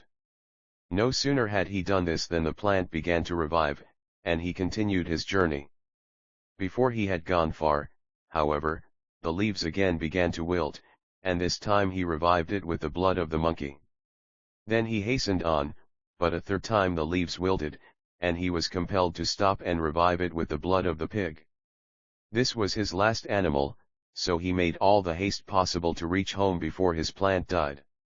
The coconut began to wilt again before he reached his house, but when he planted it in the ground, it quickly revived, and grew into a tall tree. This hunter was the first man to take the liquor called Tuba16 from the coconut tree, and he and his friends began to drink it. After they had become very fond of it, the hunter said to his friends, "The coconut tree is like the 3 animals whose blood gave it life when it would have died. The man who drinks 3 or 4 cups of tubal becomes like the noisy bird that I shot with my blowgun. One who drinks more than 3 or 4 cups becomes like the big monkey that acts silly, and one who becomes drunk is like the pig that sleeps even in a mud hole." Mansumandig Visayan. One day a man said to his wife, "My wife, we are getting very poor and I must go into business to earn some money. That is a good idea, replied his wife. How much capital have you? I have 25 centavos, 17 answered the man, and I am going to buy rice and carry it to the mines, for I have heard that it brings a good price there. So he took his 25 centavos and bought a half cavan of rice which he carried on his shoulder to the mine. Arriving there he told the people that he had rice for sale, and they asked eagerly how much he wanted for it. Why, have you forgotten the regular price of rice? Asked the man. It is 25 centavos. They at once bought the rice, and the man was very glad because he would not have to carry it any longer. He put the money in his belt and asked if they would like to buy any more. Yes, said they, we will buy as many cavans as you will bring. When the man reached home his wife asked if he had been successful. Oh, my wife, he answered, it is a very good business. I could not take the rice off my shoulder before the people came to buy it. Well, that is good, said the wife, we shall become very rich. The next morning the man bought a half cavan of rice the same as before and carried it to the mine, and when they asked how much it would be, he said, it is the same as before, 25 centavos. He received the money and went home. How is the business today? Asked his wife. Oh, it is the same as before, he said. I could not take the rice off my shoulder before they came for it. And so he went on with his business for a year, each day buying a half cavan of rice and selling it for the price he had paid for it. Then one day his wife said that they would balance accounts, and she spread a mat on the floor and sat down on one side of it, telling her husband to sit on the opposite side. When she asked him for the money he had made during the year, he asked, What money? Why, give me the money you have received, answered his wife, and then we can see how much you have made. Oh, here it is, said the man, and he took the 25 centavos out of his belt and handed it to her. Is that all you have received this year? Cried his wife angrily. Haven't you said that rice brought a good price at the mines? That is all, he replied. How much did you pay for the rice? 25 centavos. How much did you receive for it? 25 centavos. Oh, my husband, cried his wife, how can you make any gain if you sell it for just what you paid for it? The man leaned his head against the wall and thought. Ever since then he has been called mansumandig, a man who leans back and thinks. Then the wife said, Give me the 25 centavos, and I will try to make some money. So he handed it to her, and she said, Now you go to the field where the people are gathering hemp and buy 25 centavos worth for me, and I will weave it into cloth. When Mansumandig returned with the hemp she spread it in the sun, and as soon as it was dry she tied it into a long thread and put it on the loom to weave. Night and day she worked on her cloth, and when it was finished she had 8 varas. This she sold for 12.5 centavos a vara, and with this money she bought more hemp. She continued weaving and selling her cloth, and her work was so good that people were glad to buy from her. At the end of a year she again spread the mat on the floor and took her place on one side of it, while her husband sat on the opposite side. Then she poured the money out of the blanket in which she kept it upon the mat. She held aside her capital, which was 25 centavos, and when she counted the remainder she found that she had 300 pesos. Mansumandig was greatly ashamed when he remembered that he had not made cent, and he leaned his head against the wall and thought. After a while the woman pitied him, so she gave him the money and told him to buy caraballo. He was able to buy 10 caraballo, and with these he plowed his fields. By raising good crops they were able to live comfortably all the rest of their lives. Why dogs wag their tails? Visayan, a rich man in a certain town, once owned a dog and a cat, both of which were very useful to him. The dog had served his master for many years and had become so old that he had lost his teeth and was unable to fight any more, but he was a good guide and companion to the cat, who was strong and cunning. The master had a daughter who was attending school at a convent some distance from home, and very often he sent the dog and the cat with presents to the girl. One day he called the faithful animals and bade them carry a magic ring to his daughter. "You are strong and brave," he said to the cat. "You may carry the ring, but you must be careful not to drop it." And to the dog he said, "You must accompany the cat to guide her and keep her from harm." They promised to do their best, and started out. All went well until they came to a river. As there was neither bridge nor boat, there was no way to cross but to swim. "Let me take the magic ring," said the dog as they were about to plunge into the water. "Oh, no," replied the cat, "the master gave it to me to carry." "But you cannot swim well," argued the dog. "I am strong and can take good care of it." But the cat refused to give up the ring until finally the dog threatened to kill her, and then she reluctantly gave it to him. The river was wide and the water so swift that they grew very tired, and just before they reached the opposite bank the dog dropped the ring. They searched carefully, but could not find it anywhere, and after a while they turned back to tell their master of the sad loss. Just before reaching the house, however, the dog was so overcome with fear that he turned and ran away and never was seen again. The cat went on alone, and when the master saw her coming he called out to know why she had returned so soon and what had become of her companion. The poor cat was frightened, but as well as she could she explained how the ring had been lost and how the dog had run away. On hearing her story the master was very angry, and commanded that all his people should search for the dog, and that it should be punished by having its tail cut off. He also ordered that all the dogs in the world should join in the search, and ever since when one dog meets another he says, "Are you the old dog that lost the magic ring? If so, your tail must be cut off." Then immediately each shows his teeth and wags his tail to prove that he is not the guilty one. Since then, too, cats have been afraid of water and will not swim across a river if they can avoid it. The hawk and the hen. Visayan. A hawk flying about in the sky one day decided that he would like to marry a hen whom he often saw on earth. He flew down and searched until he found her, and then asked her to become his wife. She at once gave her consent on the condition that he would wait until she could grow wings like his, so that she might also fly high. The hawk agreed to this and flew away, after giving her a ring as an engagement present and telling her to take good care of it. The hen was very proud of the ring and placed it around her neck. The next day, however, she met the cock, who looked at her in astonishment and said, "Where did you get that ring?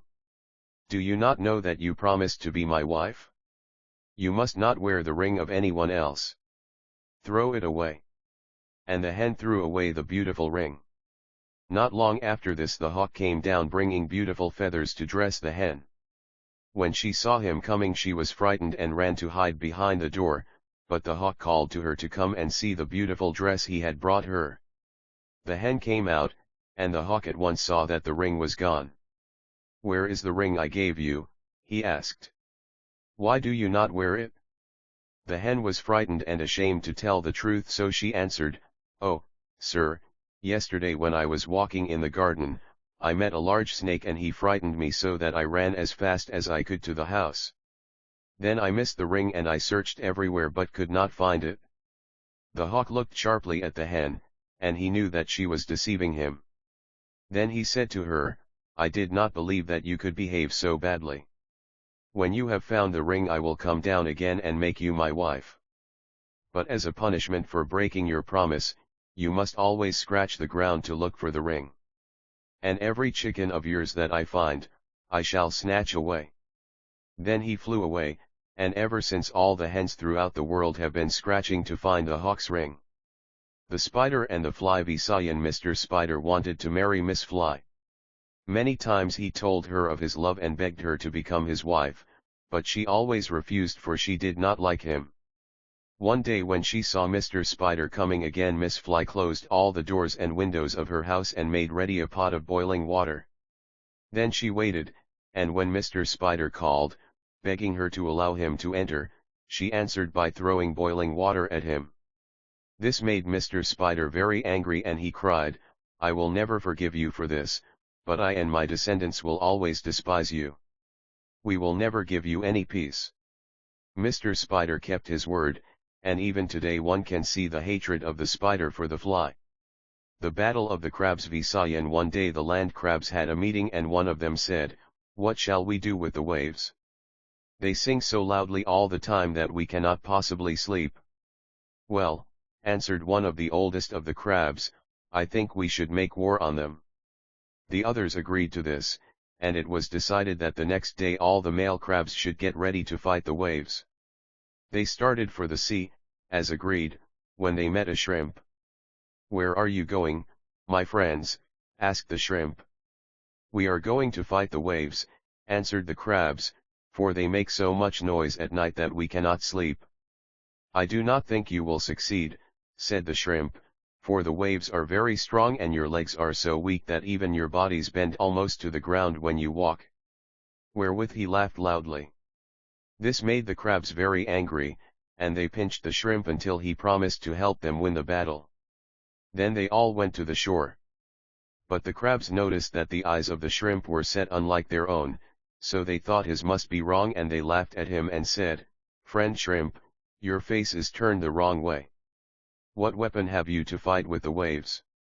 "My weapon is a spear on my head," replied the shrimp, and just then he saw a big wave coming and ran away. The crabs did not see it, however, for they were all looking toward the shore, and they were covered with water and drowned.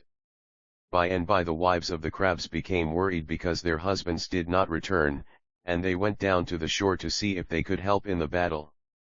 No sooner had they reached the water, however, than the waves rushed over them and killed them. Some time after this thousands of little crabs appeared near the shore, and the shrimp often visited them and told them of the sad fate of their parents. Even today these little crabs can be seen on the shore, continually running back and forth. They seem to rush down to fight the waves, and then, as their courage fails, they run back to the land where their forefathers lived. They neither live on dry land, as their ancestors did, nor in the sea where the other crabs are, but on the beach where the waves wash over them at high tide and try to dash them to pieces. This tale told by the Ilocano is well known among both the Christianized and the wild tribes of the Philippines, and also in Borneo and Java. However, the Ilocano is the only version, so far as known, which has the explanatory element. The reason is given here why monkeys do not eat meat. The turtle is accredited with extraordinary sagacity and cunning. It is another example of the type of tale showing the victory of the weak and cunning over the strong but stupid. See the turtle and the lizard, p. 86. 2. All the events here given represent present-day occurrences, and the story appears to have been invented purely to amuse. 3. The headman of the town. 4. Here we have an excellent illustration of how a story brought in by the Spaniards has been worked over into Philippine setting. This is doubtless the classical story of Midas, but since the ass is practically unknown in the Philippines, horns, probably carabao horns, have been substituted for the ass's ears, which grew on Midas' head. Likewise the bamboo, which grows in abundance, takes the place of the reeds in the original tale. 5. A common fancy in Malay legends is the supernatural origin of a child in some vegetable, usually a bamboo. See Note 2, p. 99. 6. A bird something like a hawk. 7. See Note 1, p. 134. 8. This is undoubtedly a worked-over story, probably brought in from Europe. Kings, queens, palaces, etc., were, of course, unknown to the people before the advent of the Spaniards. 9. A long knife. 10. The fermented juice of the coconut. 11. This tale bears a striking resemblance to Grimm's The Table, the Ass, and the Stick, fairy tales. 12. These Visayan tales reflect old beliefs covered with a veneer of European ideas.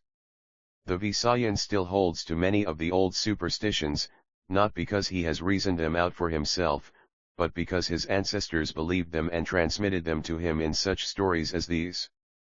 13. A very old explanatory tale. In a slightly varying form it is found in other parts of the islands.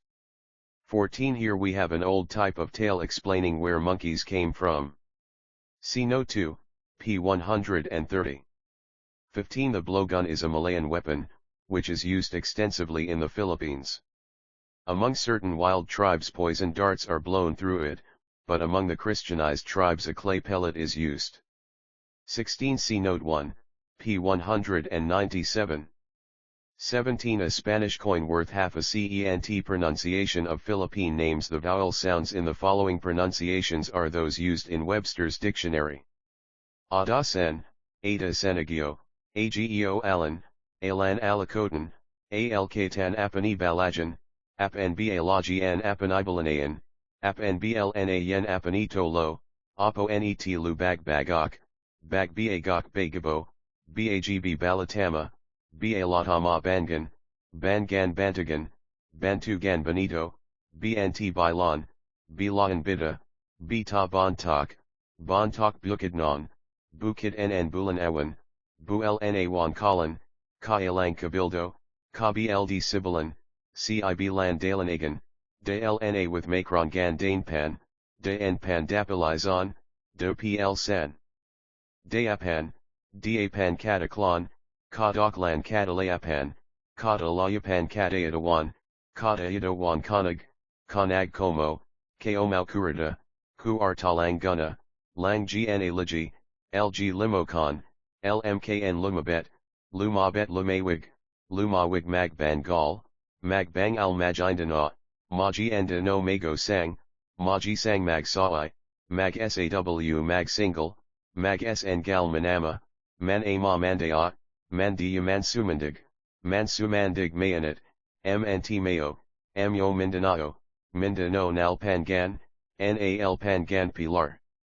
Pilar Samoki, Smk Dinawagan, Dnawa Gendodi Dog, Dgedg Domiko, Dmk Dumalai, Dumala W Epigao, Pigo Gawagan, Gawga Wengagaoma, Gg Magat Gatapa, Gtg Tapa Igorot, Grt Ilocano, Elka en Ilocos Norte, Ilocos no root Indara Patra, Inda Ra Patra Inianit, Nnt Kabigat, Kabigat Kabonian, Kabi Enyan Sayan, San Sayagan, Sea Gonsalit, Slt Sinag, Snag Sagsagat, Sgs Got Sabanon, Su Banun Suleiman, Su Elman Tagalog, Ta. Galog Tarabusa, Ta Arabusu Tikgai, Tkge Timako, Tmake Tinguian, Tnggian Tagle, Tg La Taglaban, Tglbn Visayan, 6s Yan Kalafon availability. This ebook is for the use of anyone anywhere at no cost and with almost no restrictions whatsoever. You may copy it, give it away or reuse it under the terms of the Project Gutenberg license included with this ebook or online at www.gutenberg.org.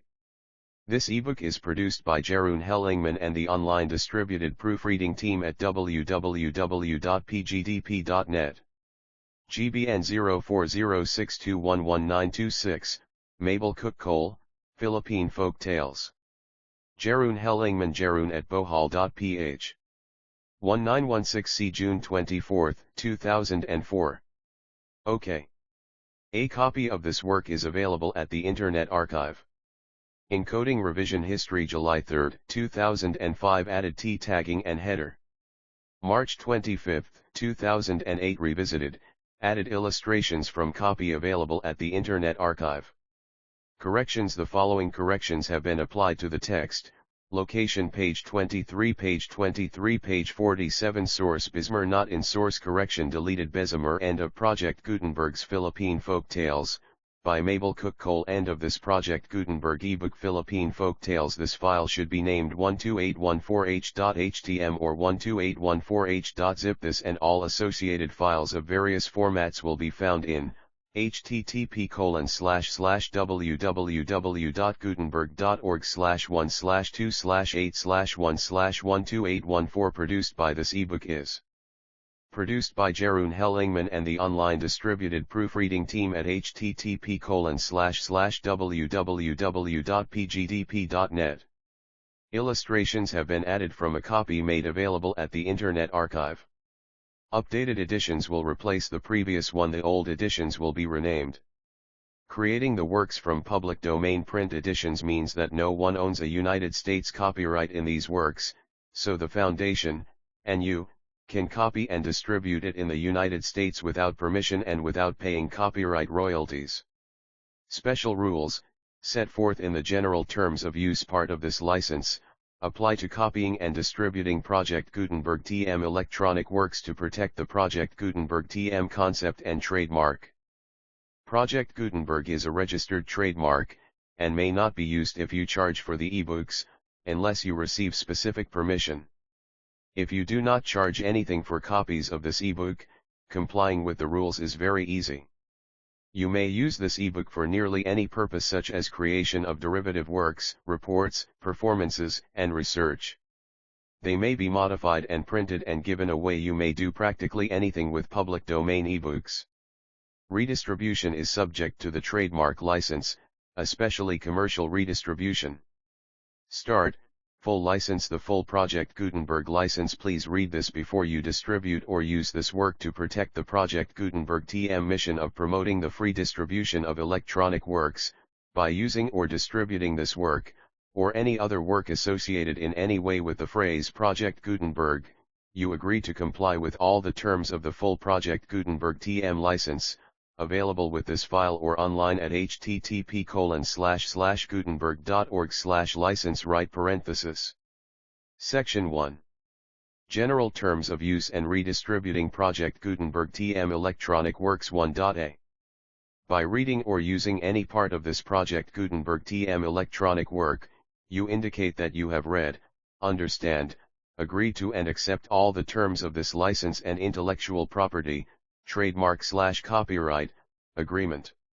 If you do not agree to abide by all the terms of this agreement, you must cease using and return or destroy all copies of Project Gutenberg TM electronic works in your possession. If you paid a fee for obtaining a copy of or access to a Project Gutenberg TM electronic work and you do not agree to be bound by the terms of this agreement, you may obtain a refund from the person or entity to whom you paid the fee as set forth in paragraph 1.e.8. 1.b. Project Gutenberg is a registered trademark. It may only be used on or associated in any way with an electronic work by people who agree to be bound by the terms of this agreement.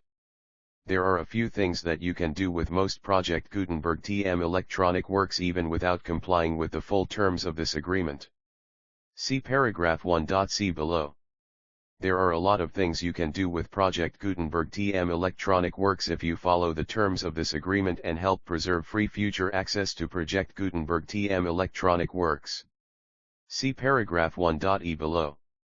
1.c. The Project Gutenberg Literary Archive Foundation, the Foundation or PGLOF, owns a compilation copyright in the collection of Project Gutenberg TM electronic works. Nearly all the individual works in the collection are in the public domain in the United States. If an individual work is in the public domain in the United States and you are located in the United States, we do not claim a right to prevent you from copying, distributing, performing, displaying, or creating derivative works based on the work as long as all references to Project Gutenberg are removed.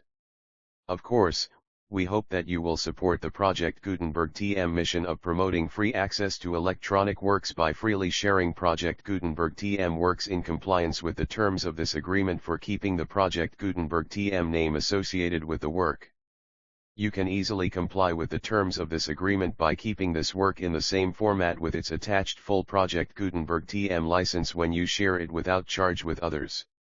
1.d. The copyright laws of the place where you are located also govern what you can do with this work. Copyright laws in most countries are in a constant state of change. If you are outside the United States, check the laws of your country in addition to the terms of this agreement before downloading, copying, displaying, performing, distributing or creating derivative works based on this work or any other Project Gutenberg TM work. The Foundation makes no representations concerning the copyright status of any work in any country outside the United States. 1.e. Unless you have removed all references to Project Gutenberg, 1.e.1. The following sentence, with active links to, or other immediate access to, the full Project Gutenberg TM license must appear prominently whenever any copy of a Project Gutenberg TM work, any work on which the phrase Project Gutenberg appears, or with which the phrase Project Gutenberg is associated, is accessed, displayed, performed, viewed, Copied or distributed, this ebook is for the use of anyone anywhere at no cost and with almost no restrictions whatsoever. You may copy it, give it away or reuse it under the terms of the Project Gutenberg license included with this ebook or online at www.gutenberg.org 1.e.2. If an individual Project Gutenberg TM electronic work is derived from the public domain, does not contain a notice indicating that it is posted with permission of the copyright holder, the work can be copied and distributed to anyone in the United States without paying any fees or charges. If you are redistributing or providing access to a work with the phrase Project Gutenberg associated with or appearing on the work, you must comply either with the requirements of paragraphs 1.e.1 through 1.e.7 or obtain permission for the use of the work and the Project Gutenberg TM trademark as set forth in paragraphs 1.e.8 or 1.e.9. 1.e.3. If an individual Project Gutenberg TM electronic work is posted with the permission of the copyright holder, your use and distribution must comply with both paragraphs 1.e.1 through 1.e.7 and any additional terms imposed by the copyright holder. Additional terms will be linked to the Project Gutenberg TM license for all works posted with the permission of the copyright holder found at the beginning of this work. 1.e.4. Do not unlink or detach or remove the full Project Gutenberg TM license terms from this work, or any files containing a part of this work or any other work associated with Project Gutenberg TM. 1.e.5. Do not copy, display, perform, distribute or redistribute this electronic work, or any part of this electronic work, without prominently displaying the sentence set forth in paragraph 1.e.1 with active links or immediate access to the full terms of the Project Gutenberg TM license. 1.e.6. You may convert to and distribute this work in any binary, compressed, marked up, non-proprietary or proprietary form, including any word processing or hypertext form.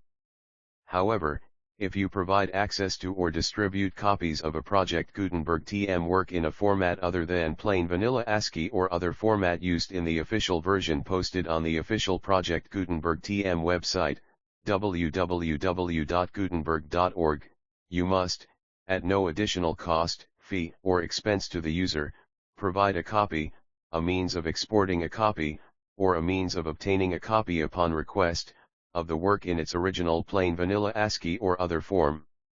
Any alternate format must include the full Project Gutenberg TM license as specified in paragraph 1.e.1.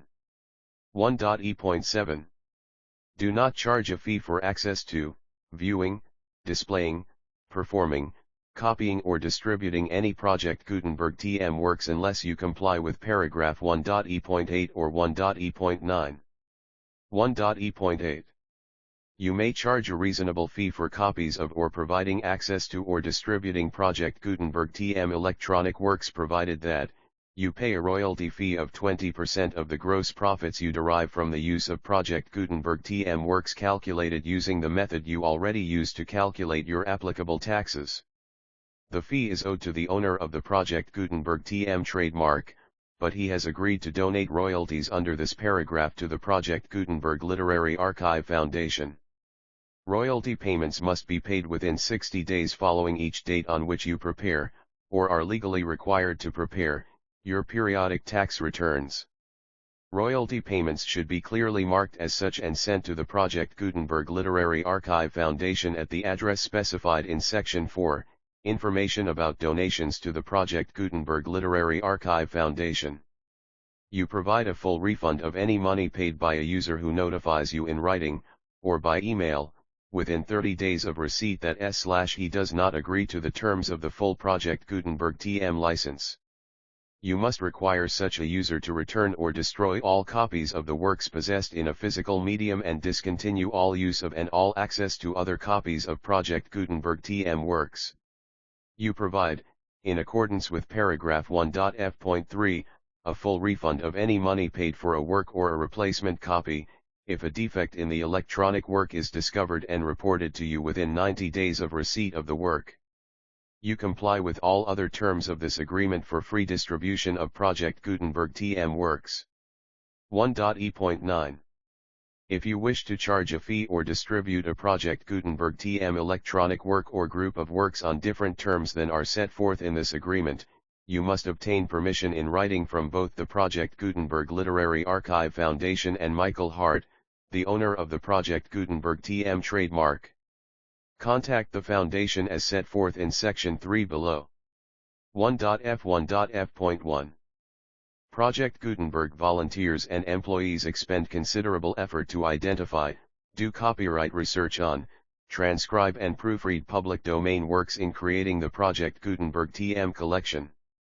Despite these efforts, Project Gutenberg TM electronic works, and the medium on which they may be stored, may contain defects, such as, but not limited to, incomplete, inaccurate or corrupt data, transcription errors, a copyright or other intellectual property infringement, a defective or damaged disk or other medium, a computer virus, or computer codes that damage or cannot be read by your equipment. 1.f.2 Limited warranty, disclaimer of damages, except for the right of replacement or refund described in paragraph 1.f.3, the Project Gutenberg Literary Archive Foundation, the owner of the Project Gutenberg TM trademark, and any other party distributing a Project Gutenberg TM electronic work under this agreement, disclaim all liability to you for damages, costs, and expenses, including legal fees. You agree that you have no remedies for negligence, strict liability, breach of warranty or breach of contract except those provided in paragraph F3. You agree that the foundation, the trademark owner, and any distributor under this agreement will not be liable to you for actual, direct, indirect, consequential, punitive, or incidental damages even if you give notice of the possibility of such damage. 1.f.3 Limited right of replacement or refund. If you discover a defect in this electronic work within 90 days of receiving it, you can receive a refund of the money, if any, you paid for it by sending a written explanation to the person you received the work from. If you received the work on a physical medium, you must return the medium with your written explanation. The person or entity that provided you with the defective work may elect to provide a replacement copy in lieu of a refund. If you received the work electronically, the person or entity providing it to you may choose to give you a second opportunity to receive the work electronically in lieu of a refund. If the second copy is also defective, you may demand a refund in writing without further opportunities to fix the problem. 1.f.4 Except for the limited right of replacement or refund set forth in paragraph 1.f.3, this work is provided to you as is with no other warranties of any kind, express or implied, including but not limited to warranties of merchantability or fitness for any purpose. 1.f.5 Some states do not allow disclaimers of certain implied warranties or the exclusion or limitation of certain types of damages. If any disclaimer or limitation set forth in this agreement violates the law of the state applicable to this agreement, the agreement shall be interpreted to make the maximum disclaimer or limitation permitted by the applicable state law. The invalidity or unenforceability of any provision of this agreement shall not void the remaining provisions. 1.f.6 Indemnity. You agree to indemnify and hold the foundation, the trademark owner, any agent or employee of the foundation, anyone providing copies of Project Gutenberg TM electronic works in accordance with this agreement, and any volunteers associated with the production, promotion, and distribution of Project Gutenberg TM electronic works, harmless from all liability, costs, and expenses, including legal fees, that arise directly or indirectly from any of the following which you do or cause to occur: a. Distribution of this or any Project Gutenberg TM work, b. Alteration, modification, or additions or deletions to any Project Gutenberg TM work, and c. Any defect you cause. Section 2. Information about the mission of Project Gutenberg TM. Project Gutenberg TM is synonymous with the free distribution of electronic works in formats readable by the widest variety of computers including obsolete, old, middle-aged, and new computers. It exists because of the efforts of hundreds of volunteers and donations from people in all walks of life. Volunteers and financial support to provide volunteers with the assistance they need, is critical to reaching Project Gutenberg TM's goals and ensuring that the Project Gutenberg TM collection will remain freely available for generations to come. In 2001, the Project Gutenberg Literary Archive Foundation was created to provide a secure and permanent future for Project Gutenberg TM and future generations. To learn more about the Project Gutenberg Literary Archive Foundation and how your efforts and donations can help, see sections 3 and 4 and the Foundation webpage at http://www.pglaf.org. Section 3.